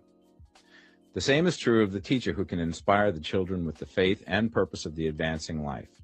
He will never be out of a job, and any teacher who has this faith and purpose can give it to his pupils. He cannot help giving it to them if it is part of his own life and practice. What is true of the teacher, preacher, and physician is true of the lawyer, dentist, real estate man, insurance agent, of everybody. The combined mental and personal action I have described is infallible. It cannot fail. Every man and woman who follows these instructions steadily, perseveringly, and to the letter will get rich. The law of the increase of life is as mathematically certain in its operation as the law of gravitation. Getting rich is an exact science. The wage earner will find this as true of his case as of any others mentioned. Do not feel that you have no chance to get rich because you are working where there is no visible opportunity for advancement, where wages are small and the cost of living high. Form your clear mental vision of what you want and begin to act with faith and purpose. Do the work that you can do every day and do each piece of work in a perfectly successful manner. Put the power of success and the purpose to get rich into everything that you do. But do not do this merely with the idea of currying favor with your employer in the hopes that he or those above you will see your good work and advance you. It is not likely that they will do so. The man who is merely a good workman, filling his place to the very best of his ability and satisfied with that, is valuable to his employer, and it is not to the employer's interest to promote him. He is worth more where he is. To secure advancement, something more is necessary than to be too large for your place. The man who is certain to advance is the one who is too big for his place, and who has a clear concept of what he wants to be, who knows that he can become what he wants to be, and who is determined to be what he wants to be. Do not try to more than fill your present place with a view to pleasing your employer. Do it with the idea of advancing yourself. Hold the faith and purpose of increase during work hours, after work hours, and before work hours. Hold it in such a way that every person who comes in contact with you, whether foreman, fellow workman, or social acquaintance, will feel the power of purpose radiating from you, so that everyone will get the sense of advancement and increase from you. Men will be attracted to you, and if there is no possibility for advancement in your present job, you will very soon see an opportunity to take another job. There is a power which never fails to present opportunity to the advancing man who is moving in obedience to law. God cannot help helping you if you act in a certain way. He must do so in order to help himself. There is nothing in your circumstances or in the industrial situation that can keep you down. If you cannot get rich working for the Steel Trust, you can get rich on a 10-acre farm. And if you begin to move in the certain way, you will certainly escape from the clutches of the Steel Trust and get on to the farm or wherever else you wish to be. If a few thousands of its employees would enter upon the certain way, the Steel Trust would soon be in a bad plight. It would have to give its working men more opportunity or go out of business. Nobody has to work for a trust. The trusts can keep men in so-called hopeless conditions only so long as there are men who are too ignorant to know of the science of getting rich, or too intellectually slothful to practice it. Begin this way of thinking and acting, and your faith and purpose will make you quick to see any opportunity to better your condition. Such opportunities will speedily come, for the Supreme, working in all and working for you, will bring them before you. Do not wait for an opportunity to be all that you want to be. When an opportunity to be more than you are now is presented, and you feel impelled toward it, take it. It will be the first step towards a greater opportunity. There is no such thing possible in this universe as a lack of opportunities for the man who is living the advancing life. It is inherent in the constitution of the cosmos that all things shall be for him and work together for his good, and he must certainly get rich if he acts and thinks in a certain way. So let wage-earning men and women study this book with great care, and enter with confidence upon the course of action it prescribes. It will not fail. Chapter 16. Some Cautions and Concluding Observations. Many people will scoff at the idea that there is an exact science of getting rich. Holding the impression that the supply of wealth is limited, they will insist that social and governmental institutions must be changed before even any considerable number of people can acquire a competence. But this is not true. It is true that existing governments keep the masses in poverty, but this is because the masses do not think and act in the certain way. If the masses begin to move forward as suggested in this book, neither governments nor industrial systems can check them. All systems must be modified to accommodate the forward movement.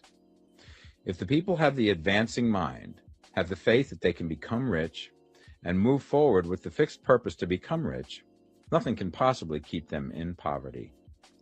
Individuals may enter upon the certain way at any time and under any government, and may make themselves rich. And when any considerable number of individuals do so under any government, they will cause the system to be so modified as to open the way for others. The more men who get rich on the competitive plane, the worse for others. The more who get rich on the creative plane, the better for others. The economic salvation of the masses can only be accomplished by getting a large number of people to practice the scientific method set down in this book and become rich. These will show others the way and inspire them with a desire for real life, with the faith it can be attained, and with the purpose to attain it. For the present, however, it is enough to know that neither the government under which you live nor the capitalistic or competitive system of industry can keep you from getting rich. When you enter upon the creative plane of thought, you will rise above all these things and become a citizen of another kingdom. But remember that your thought must be held upon the creative plane. You are never for an instant to be betrayed into regarding the supply as limited, or into acting on the moral level of competition. Whenever you do fall into old ways of thought, correct yourself instantly. For when you are in the competitive mind, you have lost the cooperation of the mind of the whole. Do not spend any time in planning as to how you will meet possible emergencies in the future, except as the necessary policies may affect your actions today. You are concerned with doing today's work in a perfectly successful manner, and not with emergencies which may arise tomorrow. You can attend to them as they come.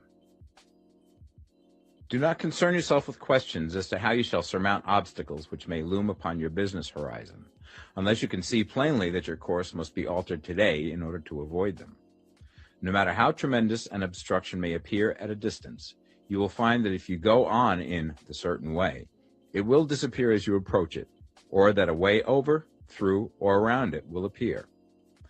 No possible combination of circumstances can defeat a man or woman who is proceeding to get rich along strictly scientific lines. No man or woman who obeys the law can fail to get rich, any more than one can multiply 2 by 2 and fail to get 4. Give no anxious thought to possible disasters, obstacles, panics, or unfavorable combinations of circumstances. It is time enough to meet such things when they present themselves before you in the immediate present, and you will find that every difficulty carries with it the wherewithal for its overcoming. Guard your speech. Never speak of yourself, your affairs, or of anything else in a discouraged or discouraging way. Never admit the possibility of failure, or speak in a way that infers failure as a possibility. Never speak of times as being hard, or of business conditions as being doubtful. Times may be hard and business doubtful for those who are on the competitive plane, but they can never be so for you. You can create what you want, and you are above fear. When others are having hard times and poor business, you will find your greatest opportunities. Train yourself to think of and to look upon the world as a something which is becoming, which is growing, and to regard seeming evil as being only that which is undeveloped. Always speak in terms of advancement. To do otherwise is to deny your faith, and to deny your faith is to lose it. Never allow yourself to feel disappointed. You may expect to have a certain thing at a certain time and not get it at that time, and this will appear to you like failure. But if you hold to your faith, you will find that the failure is only apparent. Go on in the certain way, and if you do not receive that thing, you will receive something so much better that you will see that the seeming failure was really a great success. A student of this science had set his mind on making a certain business combination which seemed to him at the time to be very desirable, and he worked for some weeks to bring it about. When the crucial time came, the thing failed in a perfectly inexplicable way. It was as if some unseen influence had been working secretly against him. He was not disappointed. On the contrary, he thanked God that his desire had been overruled, and went steadily on with a grateful mind. In a few weeks, an opportunity so much better came his way that he would not have made the first deal on any account, and he saw that a mind which knew more than he knew had prevented him from losing the greater good by entangling himself with the lesser. That is the way every seeming failure will work out for you, if you keep your faith, hold to your purpose, have gratitude, and do every day all that can be done that day, doing each separate act in a successful manner. When you make a failure, it is because you have not asked for enough. Keep on, and a larger thing than you were seeking will certainly come to you. Remember this. You will not fail because you lack the necessary talent to do what you wish to do. If you go on as I have directed, you will develop all the talent that is necessary to the doing of your work. It is not within the scope of this book to deal with the science of cultivating talent, but it is as certain and simple as the process of getting rich. However, do not hesitate or waver for fear that when you come to any certain place, you will fail for lack of ability. Keep right on, and when you come to that place, the ability will be furnished to you. The same source of ability which enabled the untaught Lincoln to do the greatest work in government ever accomplished by a single man is open to you. You may draw upon all the mind there is for wisdom to use in meeting the responsibilities which are laid upon you. Go on in full faith. Study this book. Make it your constant companion until you have mastered all the ideas contained in it. While you are getting firmly established in this faith, you will do well to give up most recreations and pleasure, and to stay away from places where ideas conflicting with these are advanced in lectures or sermons. Do not read pessimistic or conflicting literature, or get into arguments upon the matter. Do very little reading, outside of the writers mentioned in the preface. Spend most of your leisure time in contemplating your vision, and in cultivating gratitude, and in reading this book. It contains all you need to know of the science of getting rich, and you will find all the essentials summed up in the following chapter. Chapter 17. Summary of the Science of Getting Rich. There is a thinking stuff from which all things are made, and which, in its original state, permeates, penetrates, and fills the interspaces of the universe. A thought in this substance produces the thing that is imaged by the thought. Man can form things in his thought, and by impressing his thought upon formless substance can cause the thing he thinks about to be created. In order to do this, man must pass from the competitive to the creative mind, otherwise he cannot be in harmony with the formless intelligence, which is always creative and never competitive in spirit. Man may come into full harmony with the formless substance by entertaining a lively and sincere gratitude for the blessings it bestows upon him. Gratitude unifies the mind of man with the intelligence of substance, so that man's thoughts are received by the formless. Man can remain upon the creative plane only by uniting himself with the formless intelligence through a deep and continuing feeling of gratitude. Man must form a clear and definite mental image of the things he wishes to have, to do, or to become, and he must hold this mental image in his thoughts, while being deeply grateful to the Supreme that all his desires are granted to him. The man who wishes to get rich must spend his leisure hours in contemplating his vision, and in earnest thanksgiving that the reality is being given to him. Too much stress cannot be laid on the importance of frequent contemplation of the mental image, coupled with unwavering faith and devout gratitude. This is the process by which the impression is given to the formless, and the creative forces set in motion. The creative energy works through the established channels of natural growth and of the industry and social order. All that is included in his mental image will surely be brought to the man who follows the instructions given above, and whose faith does not waver. What he wants will come to him through the ways of established trade and commerce. In order to receive his own when it shall come to him, man must be active, and this activity can only consist in more than filling his present place. He must keep in mind the purpose to get rich through the realization of his mental image. And he must do, every day, all that can be done that day, taking care to do each act in a successful manner.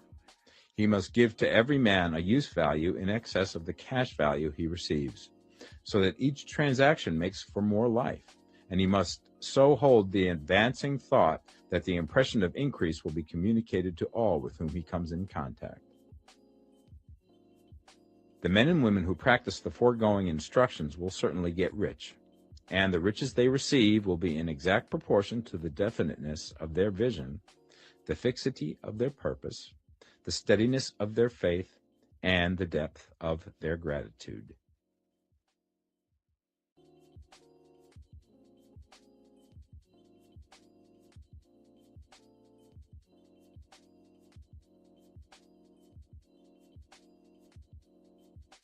David De Angelis presents Metaphysics, New Dimensions of the Mind by Anthony Norville.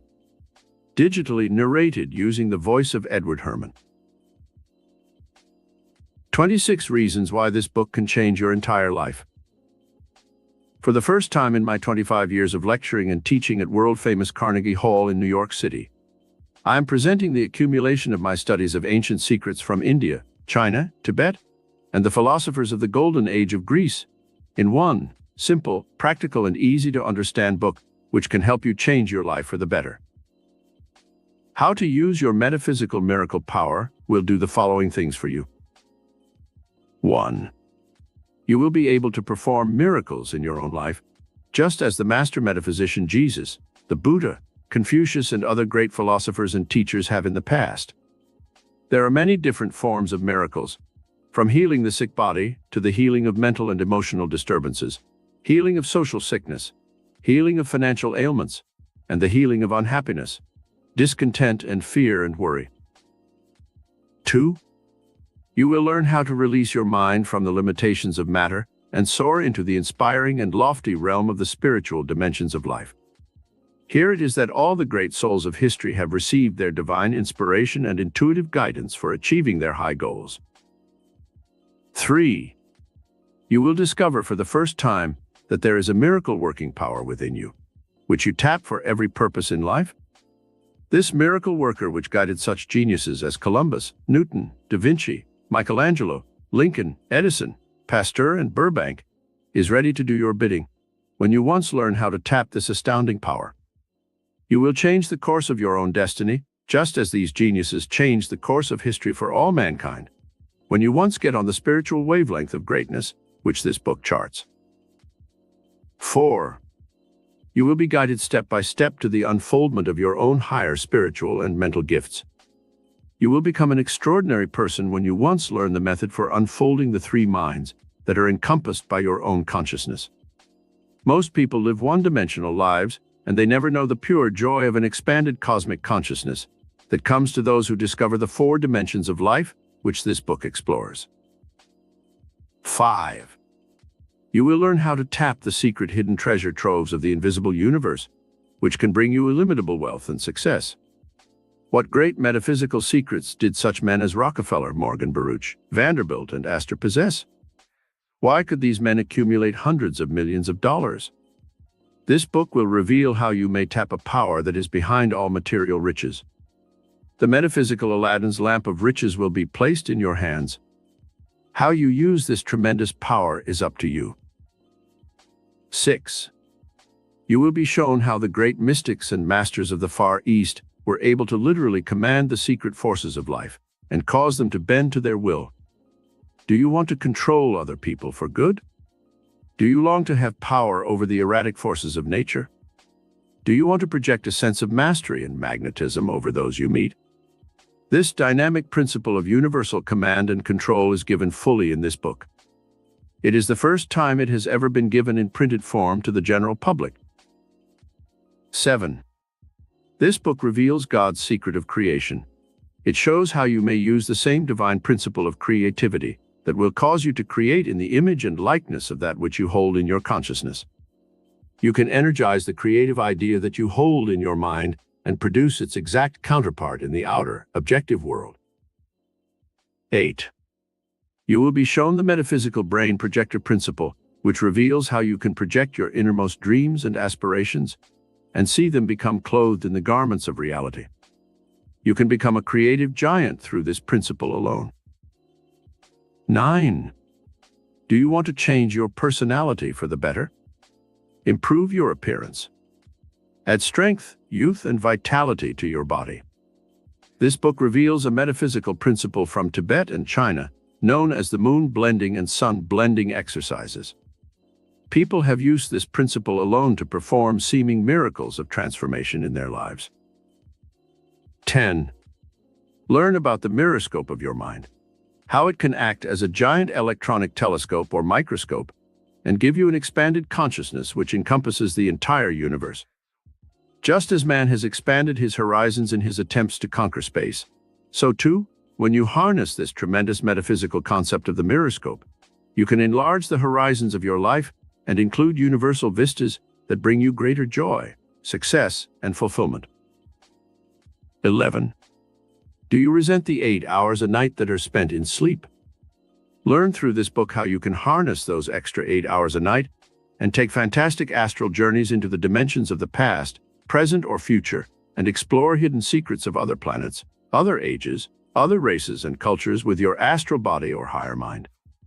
What man calls dreams can now be controlled and directed into fertile fields of metaphysical inquiry that yield rich and rewarding results. Improve the memory, learn foreign languages, discover new worlds through this dream projection method. 12. Learn how to perform the daily miracles of solving problems, living in harmony with others, and attracting to yourself the friends and loved ones that you desire. 13. Learn how you may enter the mystical land of Shangri-La, where you can achieve a state of spiritual exaltation, which makes you impervious to external pain and discomfort. What great power do the mystics of India possess that can cause them to lie on a bed of nails or walk on red-hot coals and feel no pain? 14. Learn John D. Rockefeller Sri's crammed, jammed pocket full of money theory, which has its entire basis in metaphysics. You need never be in want again the rest of your life if you once master this tremendous secret. 15. Discover the art of premonstration and demonstration, which can make you externalize conditions and things that you hold within the spiritual center of your being. Instantaneous miracles are possible for those who learn this great power. 16. Unlock your own higher psychic and prophetic gifts and learn the art of precognition or foretelling the future. How does the bee know how to build its six-sided honeycomb? What inner intelligence tells the caterpillar how to weave its cocoon and become a butterfly? This divine intuition is within your mind. Discover how to use this great power. 17. Find out how you may use the miracle healing power of divine mind through the spiritual forces of faith and prayer. The same technique that the master metaphysician Jesus used for his amazing miracles of healing is known today and may be used by those who know how to invoke the power of divine mind. 18. Learn how you may magnetize and attract to yourself money, jobs, material things, people and conditions that you wish to have in your life. The dynamic law of mental and spiritual magnetism works miracles in the lives of those who know how to use it. 19. Learn how to plant spiritual seed money and reap a harvest of abundance and plenty. The tithing principle that is revealed by the mystics of the Far East works wonders for those who are trying to demonstrate more money and greater success in their lives. 20. Discover and utilize the 10 dynamic mental and spiritual laws that can work modern miracles for you. These dynamic laws are based on ancient knowledge that goes back to the time of the great pharaohs in Egypt. The art of transmutation, the secret power of transfiguration, the miracle of utilization. All these dynamic forces can help you perform modern miracles. 21. The illimitable realm of the cosmos is explored in this book, which shows you how you may attune your mind and soul to the greatest geniuses of the ages. You may duplicate their astounding mental and physical feats and find yourself in possession of cosmic power that will astound you. Michelangelo, Marco Polo, Columbus, Edison, Plato, Socrates, and Burbank. All the great geniuses of history had cosmic consciousness. Learn how to tune in on illimitable mental and spiritual power. 22. You will be shown how to channelize the greatest power in the universe through the 6 basic emotions that you possess. Through these emotions, you will learn how to create inspiration, dynamic energy, and creative gifts and talents that will truly delight and amaze you. The greatest things in the world were created by man through the spiritual fire released by the great emotion of love.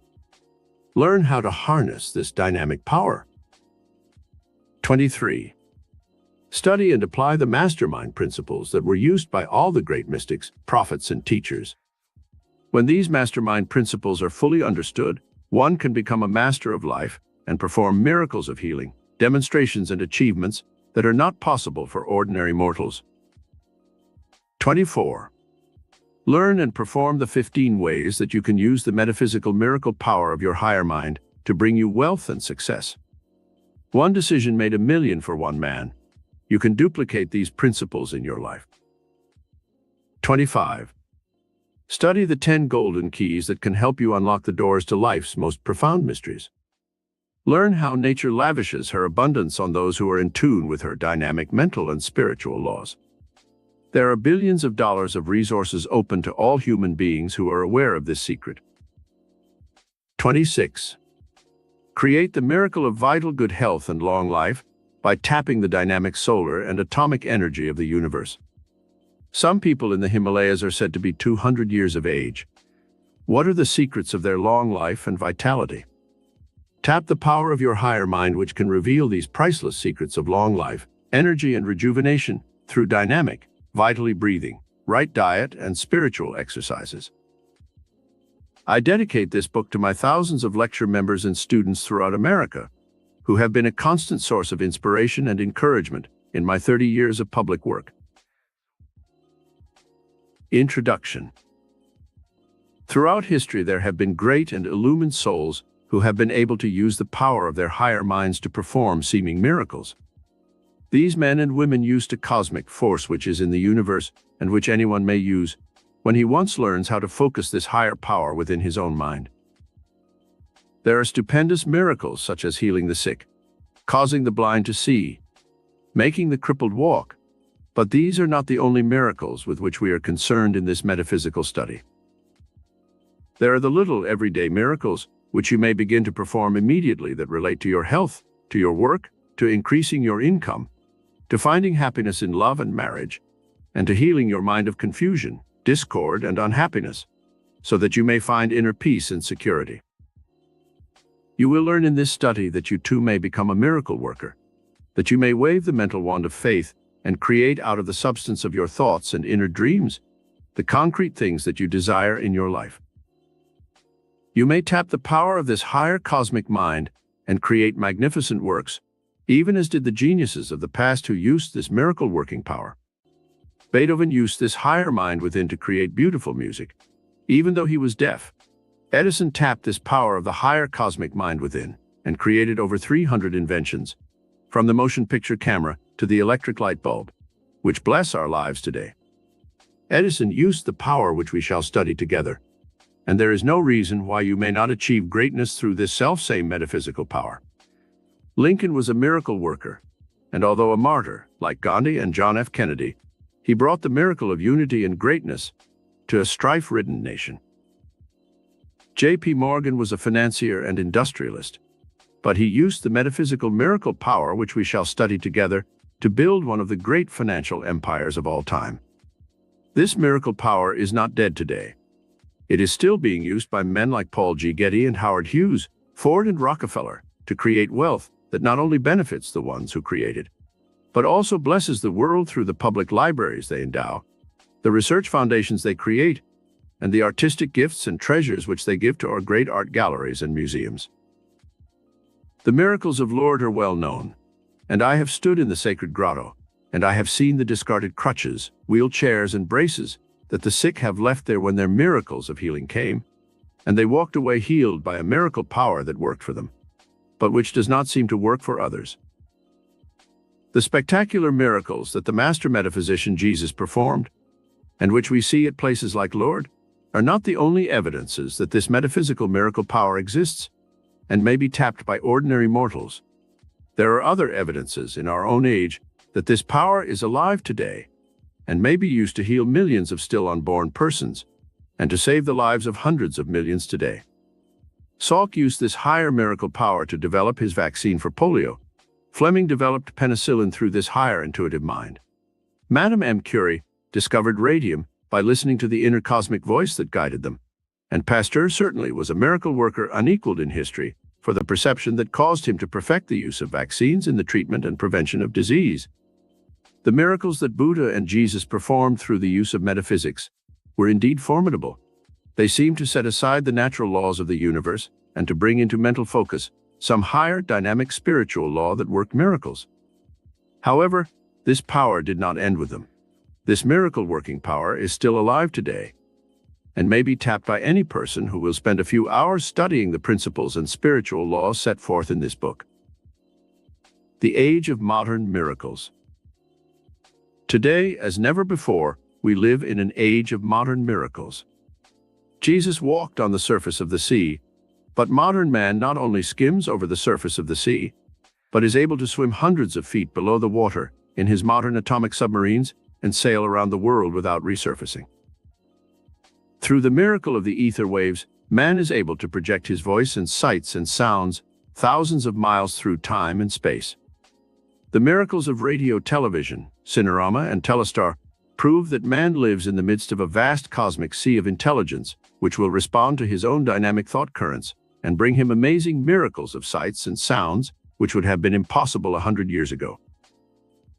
The modern electronic telescope is a 20th century miracle which reveals the invisible world that exists in another dimension of time and space.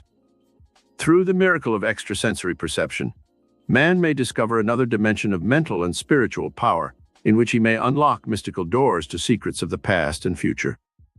The higher cosmic mind within you is more powerful than the electronic telescope. It was that higher mind which invented this electronic marvel.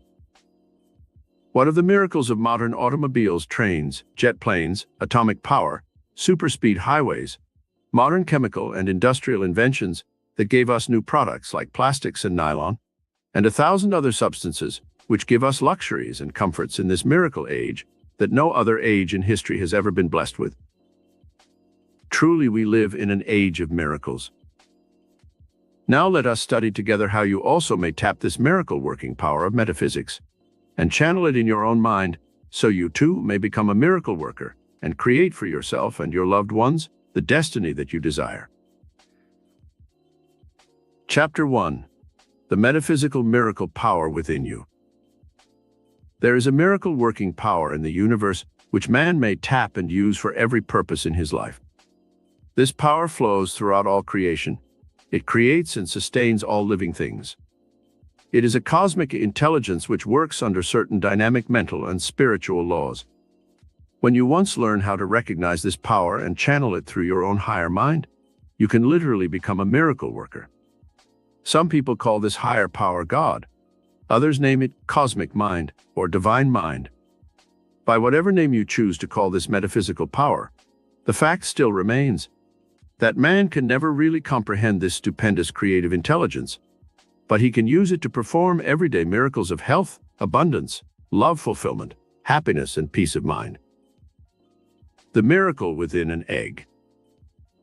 When I was 10 years of age, I went to church with my foster parents and heard the minister preach a sermon about miracles. I did not fully understand the things he talked about. When we got home, my foster father took me by the hand to an incubator in which some eggs were about to hatch. As we looked through the glass door of the incubator, I saw the first tiny beak begin to break through the shell of the egg. My father said, "That, my boy, is a miracle, what the preacher was talking about this morning." I looked up at him in puzzled wonderment and said, "The miracle to me is how that chicken got in there in the first place." Truly, the mystery of life itself is a miracle which no man may comprehend. A full-grown chick coming out of that imprisoning shell in 21 days is one of life's most profound miracles, and yet we know that this occurs as routinely in nature as the sun rises and sets, or the moon gravitates around the earth, and the earth around the sun, under its own magnetic and gravitational laws. By utilizing this known law of the universe, man is able to fly his jet planes and his spaceships, and soon may be exploring the moon and other planets in outer space. Yes, we live in an age of miracles, and the greatest miracle of all is your own mysterious birth, the creation of your own perfect body in 9 short months' time. Think of the miracle of your eyes, which can relay vibrations of color and form to your brain, and correctly interpret what you see in the outer world. Think of the miracle of your memory, which can store billions of impressions in your lifetime, and recall any of them instantly from the filing cabinet of your brain. Think of the miracle of your acoustically perfect ear, which can hear the thousands and millions of notes in a symphony and accurately separate the instruments from which they issue. Think of the miracle of your heart, which pumps the blood through your body every few moments perfectly, and which continues to beat even when you are asleep. You will readily see that some higher intelligence within you automatically performs all these vital functions without even your conscious volition or concern. This shows that metaphysical power is within you, subject to your control and direction. You are immersed in a vast sea of etheric intelligence, very much like a fish in water. Like the fish, you are not consciously aware of the substance in which you move and have your being. This life force is a pulsating, moving, dynamic power that gives life to all of Earth's creatures. When you once learn how to work with this miracle power, you may motivate and shape your life in any chosen direction and build a destiny that encompasses health, happiness, and success. The art of premonstration.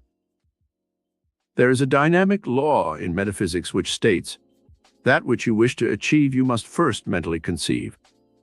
I call this, in our study, the art of premonstration. You may want to achieve the building of $1 million fortune, and you may feel that you cannot be happy until and unless you do attain such a fortune. It is almost impossible for your mind to conceive such a large sum of money unless you use the art of premonstration first. There are 5 separate steps which you must take to invoke the art of premonstration. They are: 1. Picture clearly in your mind the thing you wish to demonstrate or achieve. 2. Make a blueprint of the thing or things you are trying to achieve. That is, review it in all its details in your mind first. Then sit down and write out the plan in detail. 3. Sit quietly in silence and ask the higher mind within the steps you should take to achieve the things you are asking for. 4. Now visualize yourself doing these things as if a mental motion picture were being projected on a giant screen in the outer world. This is premonstration, seeing the thing in your mind before it actually takes place in the outer world. 5. Demonstration follows premonstration. That is, the things you have been mentally projecting are acted out in your life, just as though they had actually occurred. Demonstration is the fifth and final step in premonstration. A true life case history. Let us examine a true life case of the art of premonstration, which occurred to a student of mine who attended my lectures and classes at Carnegie Hall. A lady past 40 years of age was tired of living in a small apartment in the city. Her husband worked in New York and made a good salary. They could not afford to move to a home of their own in the suburbs. They both wanted a home more than anything else in the world. After the lady had come to several of my classes, she learned of the art of premonstration, and she went home and proceeded with confidence to take the 5 steps I have given above for achieving the dream she and her husband had conceived. There did not seem to be any way open for this couple to achieve their dream of owning their own home. They had only a few $1,000s saved up. They had no children, and the lady did not work. How could they possibly achieve the fulfillment of their dream? First, they sat down and discussed the type of home they wanted. Then they cut pictures out of home magazines which pictured the house more clearly. These pictures they put into a large album titled, Our Scrapbook of Destiny. Then, after they had pasted all the pictures in their scrapbook, they sat down and wrote out a full blueprint or plan of how many rooms the house would have, the type of yard, the location they would like, and they both read this description over every day and visualize the house in all its details. The next step, number 3, they both sat in the silence for half an hour each night, asking for guidance as to what they should do to demonstrate the house they desired. Step 4 was spent in discussions and daydreams, in which they visualized themselves entertaining their friends at small dinner parties in their own home, working in the garden, and involved in all the little intimate details that go into actual living in a home. The 5th step was a matter of acting out the life they planned in their own home. They began to feel that they had already found the house, that they had moved into it. They began to mentally furnish the house. They window shopped and picked little items for the various rooms, and acted as though the dream were already a reality. Then began the actual quest for the house. The higher mind within, which they asked for guidance, led them to search the real estate sections of the daily papers. They saw nothing matching their mental dream house. But one day a friend told them of a home in the country that belonged to a recent widow who wanted to sell and go to Europe to live. The couple rushed to New Jersey to see this home. It was the dream house they had pictured in every detail. But the lady wanted $25,000 cash. They had only $3,000 in the bank. In talking to the widow, however, they were so enthusiastic and their dream was projected so vividly that before the interview ended, she offered to let them move into the house without any payment whatsoever, if they would take over the first mortgage and pay her $250 a month. This was the exact amount they paid each month for rent, and so they accepted the deal. An extra little dividend was added to the purchase of the house. The widow let them have her furnishings for $2,000 cash. They were easily worth $10,000. Dreams precede actions. In using the art of premonstration, we are using an old law in metaphysics which states, dreams precede actions. God's dream of his creation must have preceded the building of the universe from the tiniest atom to the most intricate constellations. Your mental dream becomes the blueprint which assembles from the unconscious all the elements that go into the fulfillment of your dream. Reality is only an outward manifestation of the inner dream. Einstein proved in his theory of relativity that mental energy is convertible into its exact physical equivalent, and that all matter, in turn, is convertible once again into its invisible counterpart. A skyscraper or bridge that appears to be solid reality is only a mass of vibrating atoms, and they are held together by an invisible law called gravity. When these atoms disperse or disintegrate, they go back into the earth and disappear. To assemble any kind of matter, the human mind must have a form or dream upon which to build. This dream can take any form, like the primitive idea man had when he saw a stone rolling down a hillside and dreamed of a wheel attached to a cart. Scientists call the wheel the greatest invention of all time, for from it issued the modern automobile, airplane, jet propulsion, and even our space age. After the dream, it was relatively simple for man to perfect a functional wheel that could propel man from place to place and free him from being a beast of burden. Since time immemorial, man has dreamed of being able to fly like a bird. The dream crystallized into solid reality when the great artist Leonardo da Vinci wrote on his design of the world's first airplane, "Man shall grow wings." His airplane could only glide, since the motor had not yet been invented, but a self-propelled airplane was already on the way to being a reality, with that first sketch and building of a flying machine. The Wright brothers carried the dream a step further toward reality, after another man had dreamed a motor into existence. The entire universe is built on a dream. To create the world of your choice, learn how to daydream constructively. The steps which you have just studied on the art of premonstration show you how to carry that initial daydream from its first inception of the idea to the complete fulfillment or demonstration, which we call reality. How great men in history have used this power. Great men in history have used this metaphysical power. They looked about them, at the world in which they lived, and saw the many imperfections, the evils, the poverty, the wars and disasters that periodically plagued humanity. And they asked themselves the question, how can I make this a better world? From this initial premise or dream, these great men were guided by their higher minds to discoveries, inventions, and methods by which they changed the destinies of all men and created the reality of a better world for us to live in.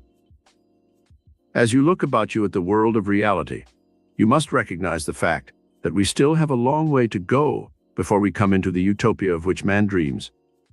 See the reality, but do not let it blind you to the higher dream towards which all men are striving. The world today needs to learn how to use this metaphysical miracle power more than at any other time in history.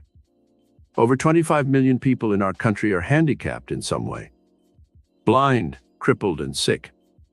In 5,000 years of so-called civilization, man has only known peace for something like 100 years.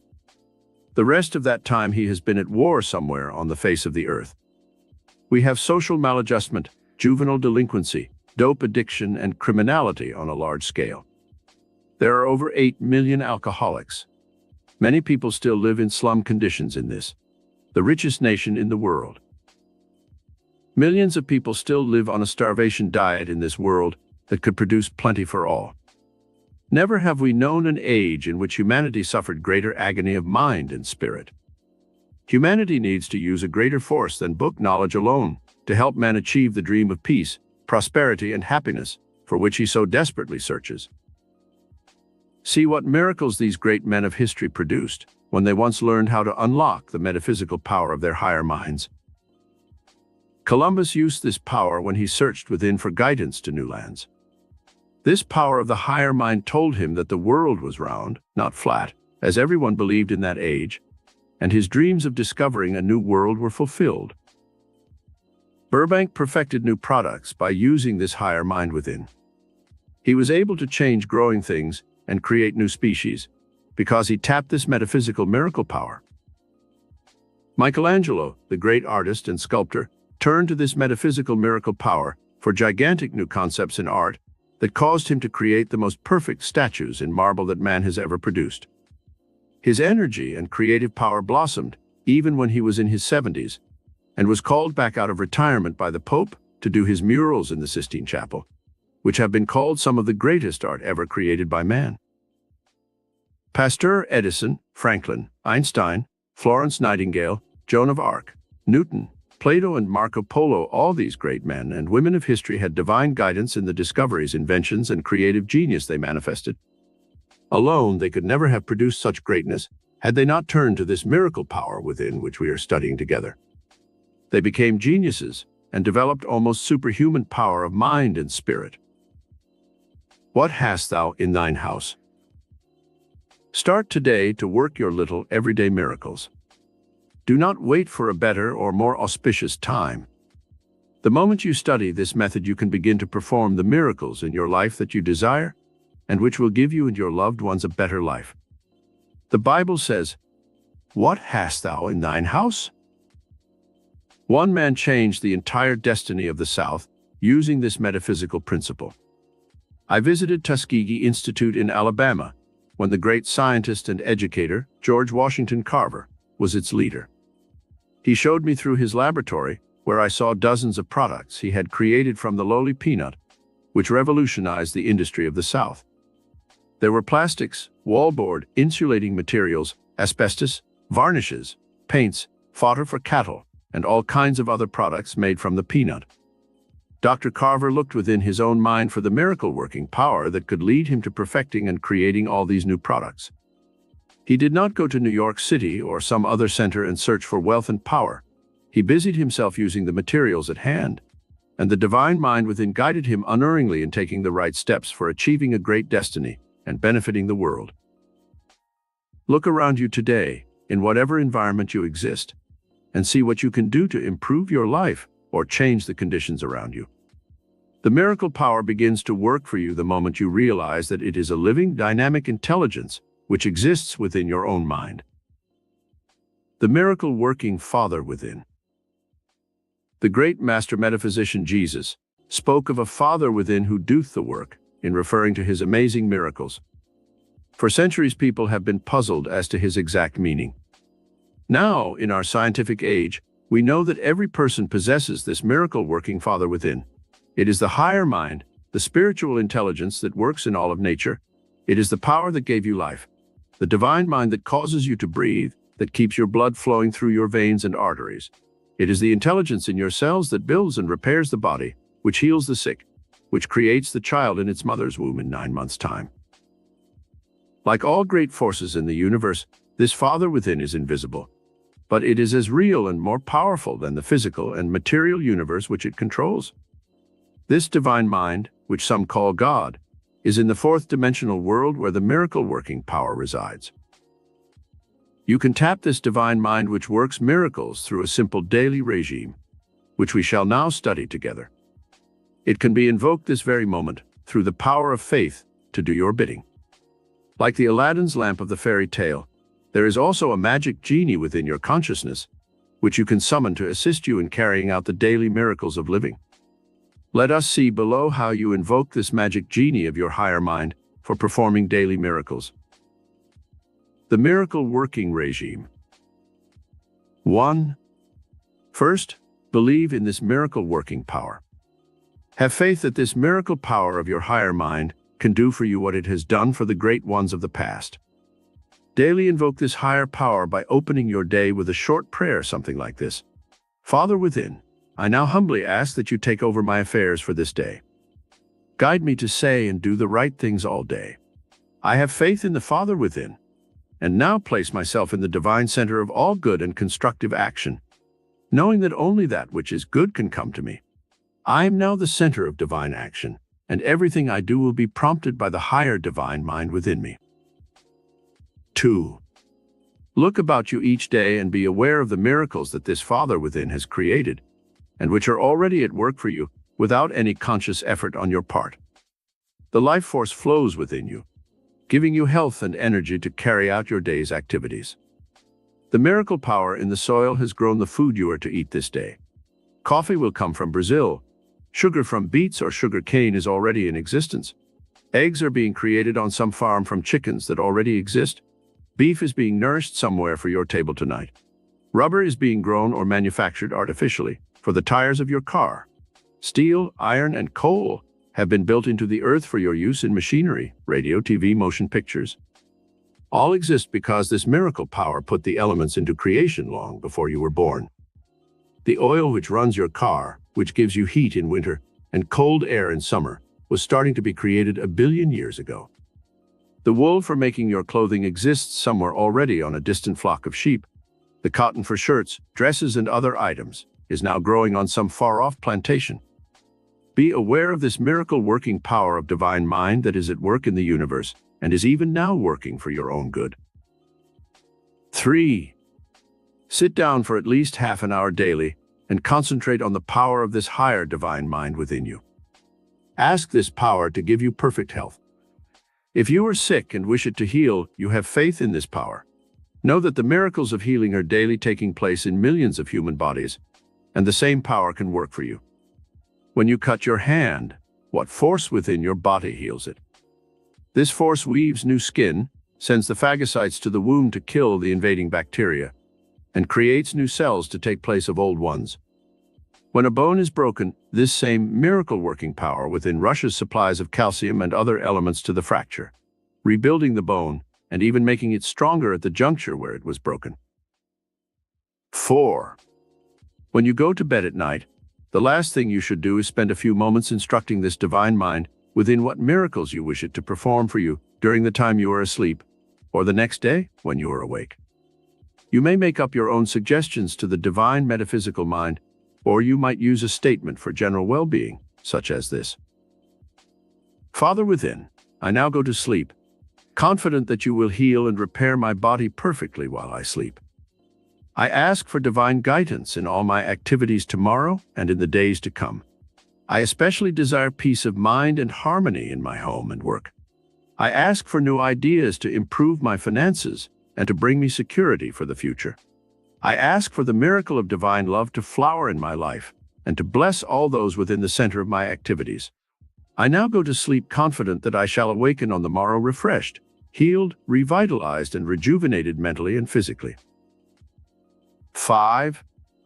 To concentrate the power of this higher divine mind within, sit down each day and make out a list of the positive and constructive things you want to happen to you. This list should include your working conditions, your home, your social life, your gifts and talents, your finances, and your state of health. Do not be afraid to ask the indwelling Father for anything you desire, for remember, He created the universe and all therein for you to use and enjoy. Your list might look like this. A. I desire a change in my work. Guide me to the finding of a new job doing. State the type of work you wish. B. I wish to make an extra $1,000 so I may buy the things I wish: a new TV set, a car, an air conditioner. Specify the things you desire and visualize them clearly. C. I wish to have romantic fulfillment and to find a mate who embodies these qualities. List the kind of mate you would like to marry, giving the traits, appearance, etc. D. I would like to travel.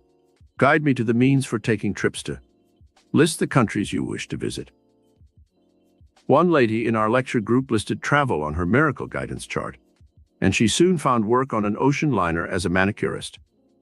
She met a wealthy widower on this cruise, fell in love with him, and married him when the cruise ended.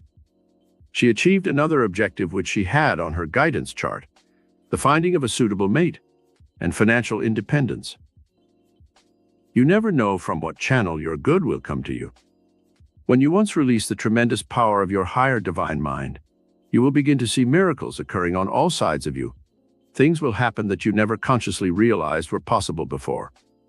Have faith in this power and never doubt its spiritual reality, for the very fact that you exist is living proof of a miracle-working power in the universe that is greater than any other force in existence. Chapter 2. How to work miracles through metaphysical commands. We have learned that the miracle power is within you, and that it can work for you when you use a certain regime, which we studied in Chapter 1. Now let us learn how to work miracles through creative metaphysical commands that we shall give to the indwelling Father who performs the miracles we desire. The cells of your brain and body are like tiny batteries. They possess atomic and electrical charges that are diffused throughout your entire body. Science now has discovered that when we are sick, the brain and body cells have in some way become short-circuited, and their charges of electricity, magnetism, and life force are depleted. The miracle-working power of the divine mind within is what normally keeps the brain and body healthy. It is prejudiced in favor of health, not sickness; life, not death; success, not poverty; happiness, not misery; peace, not conflict; love, not hate. When you wish to work miracles of health or success or love happiness, you must learn to go to the very foundation of your life and work with the divine intelligence that has been implanted within your mind and body. To focus this creative miracle power, you must stir the positive, healing emotions into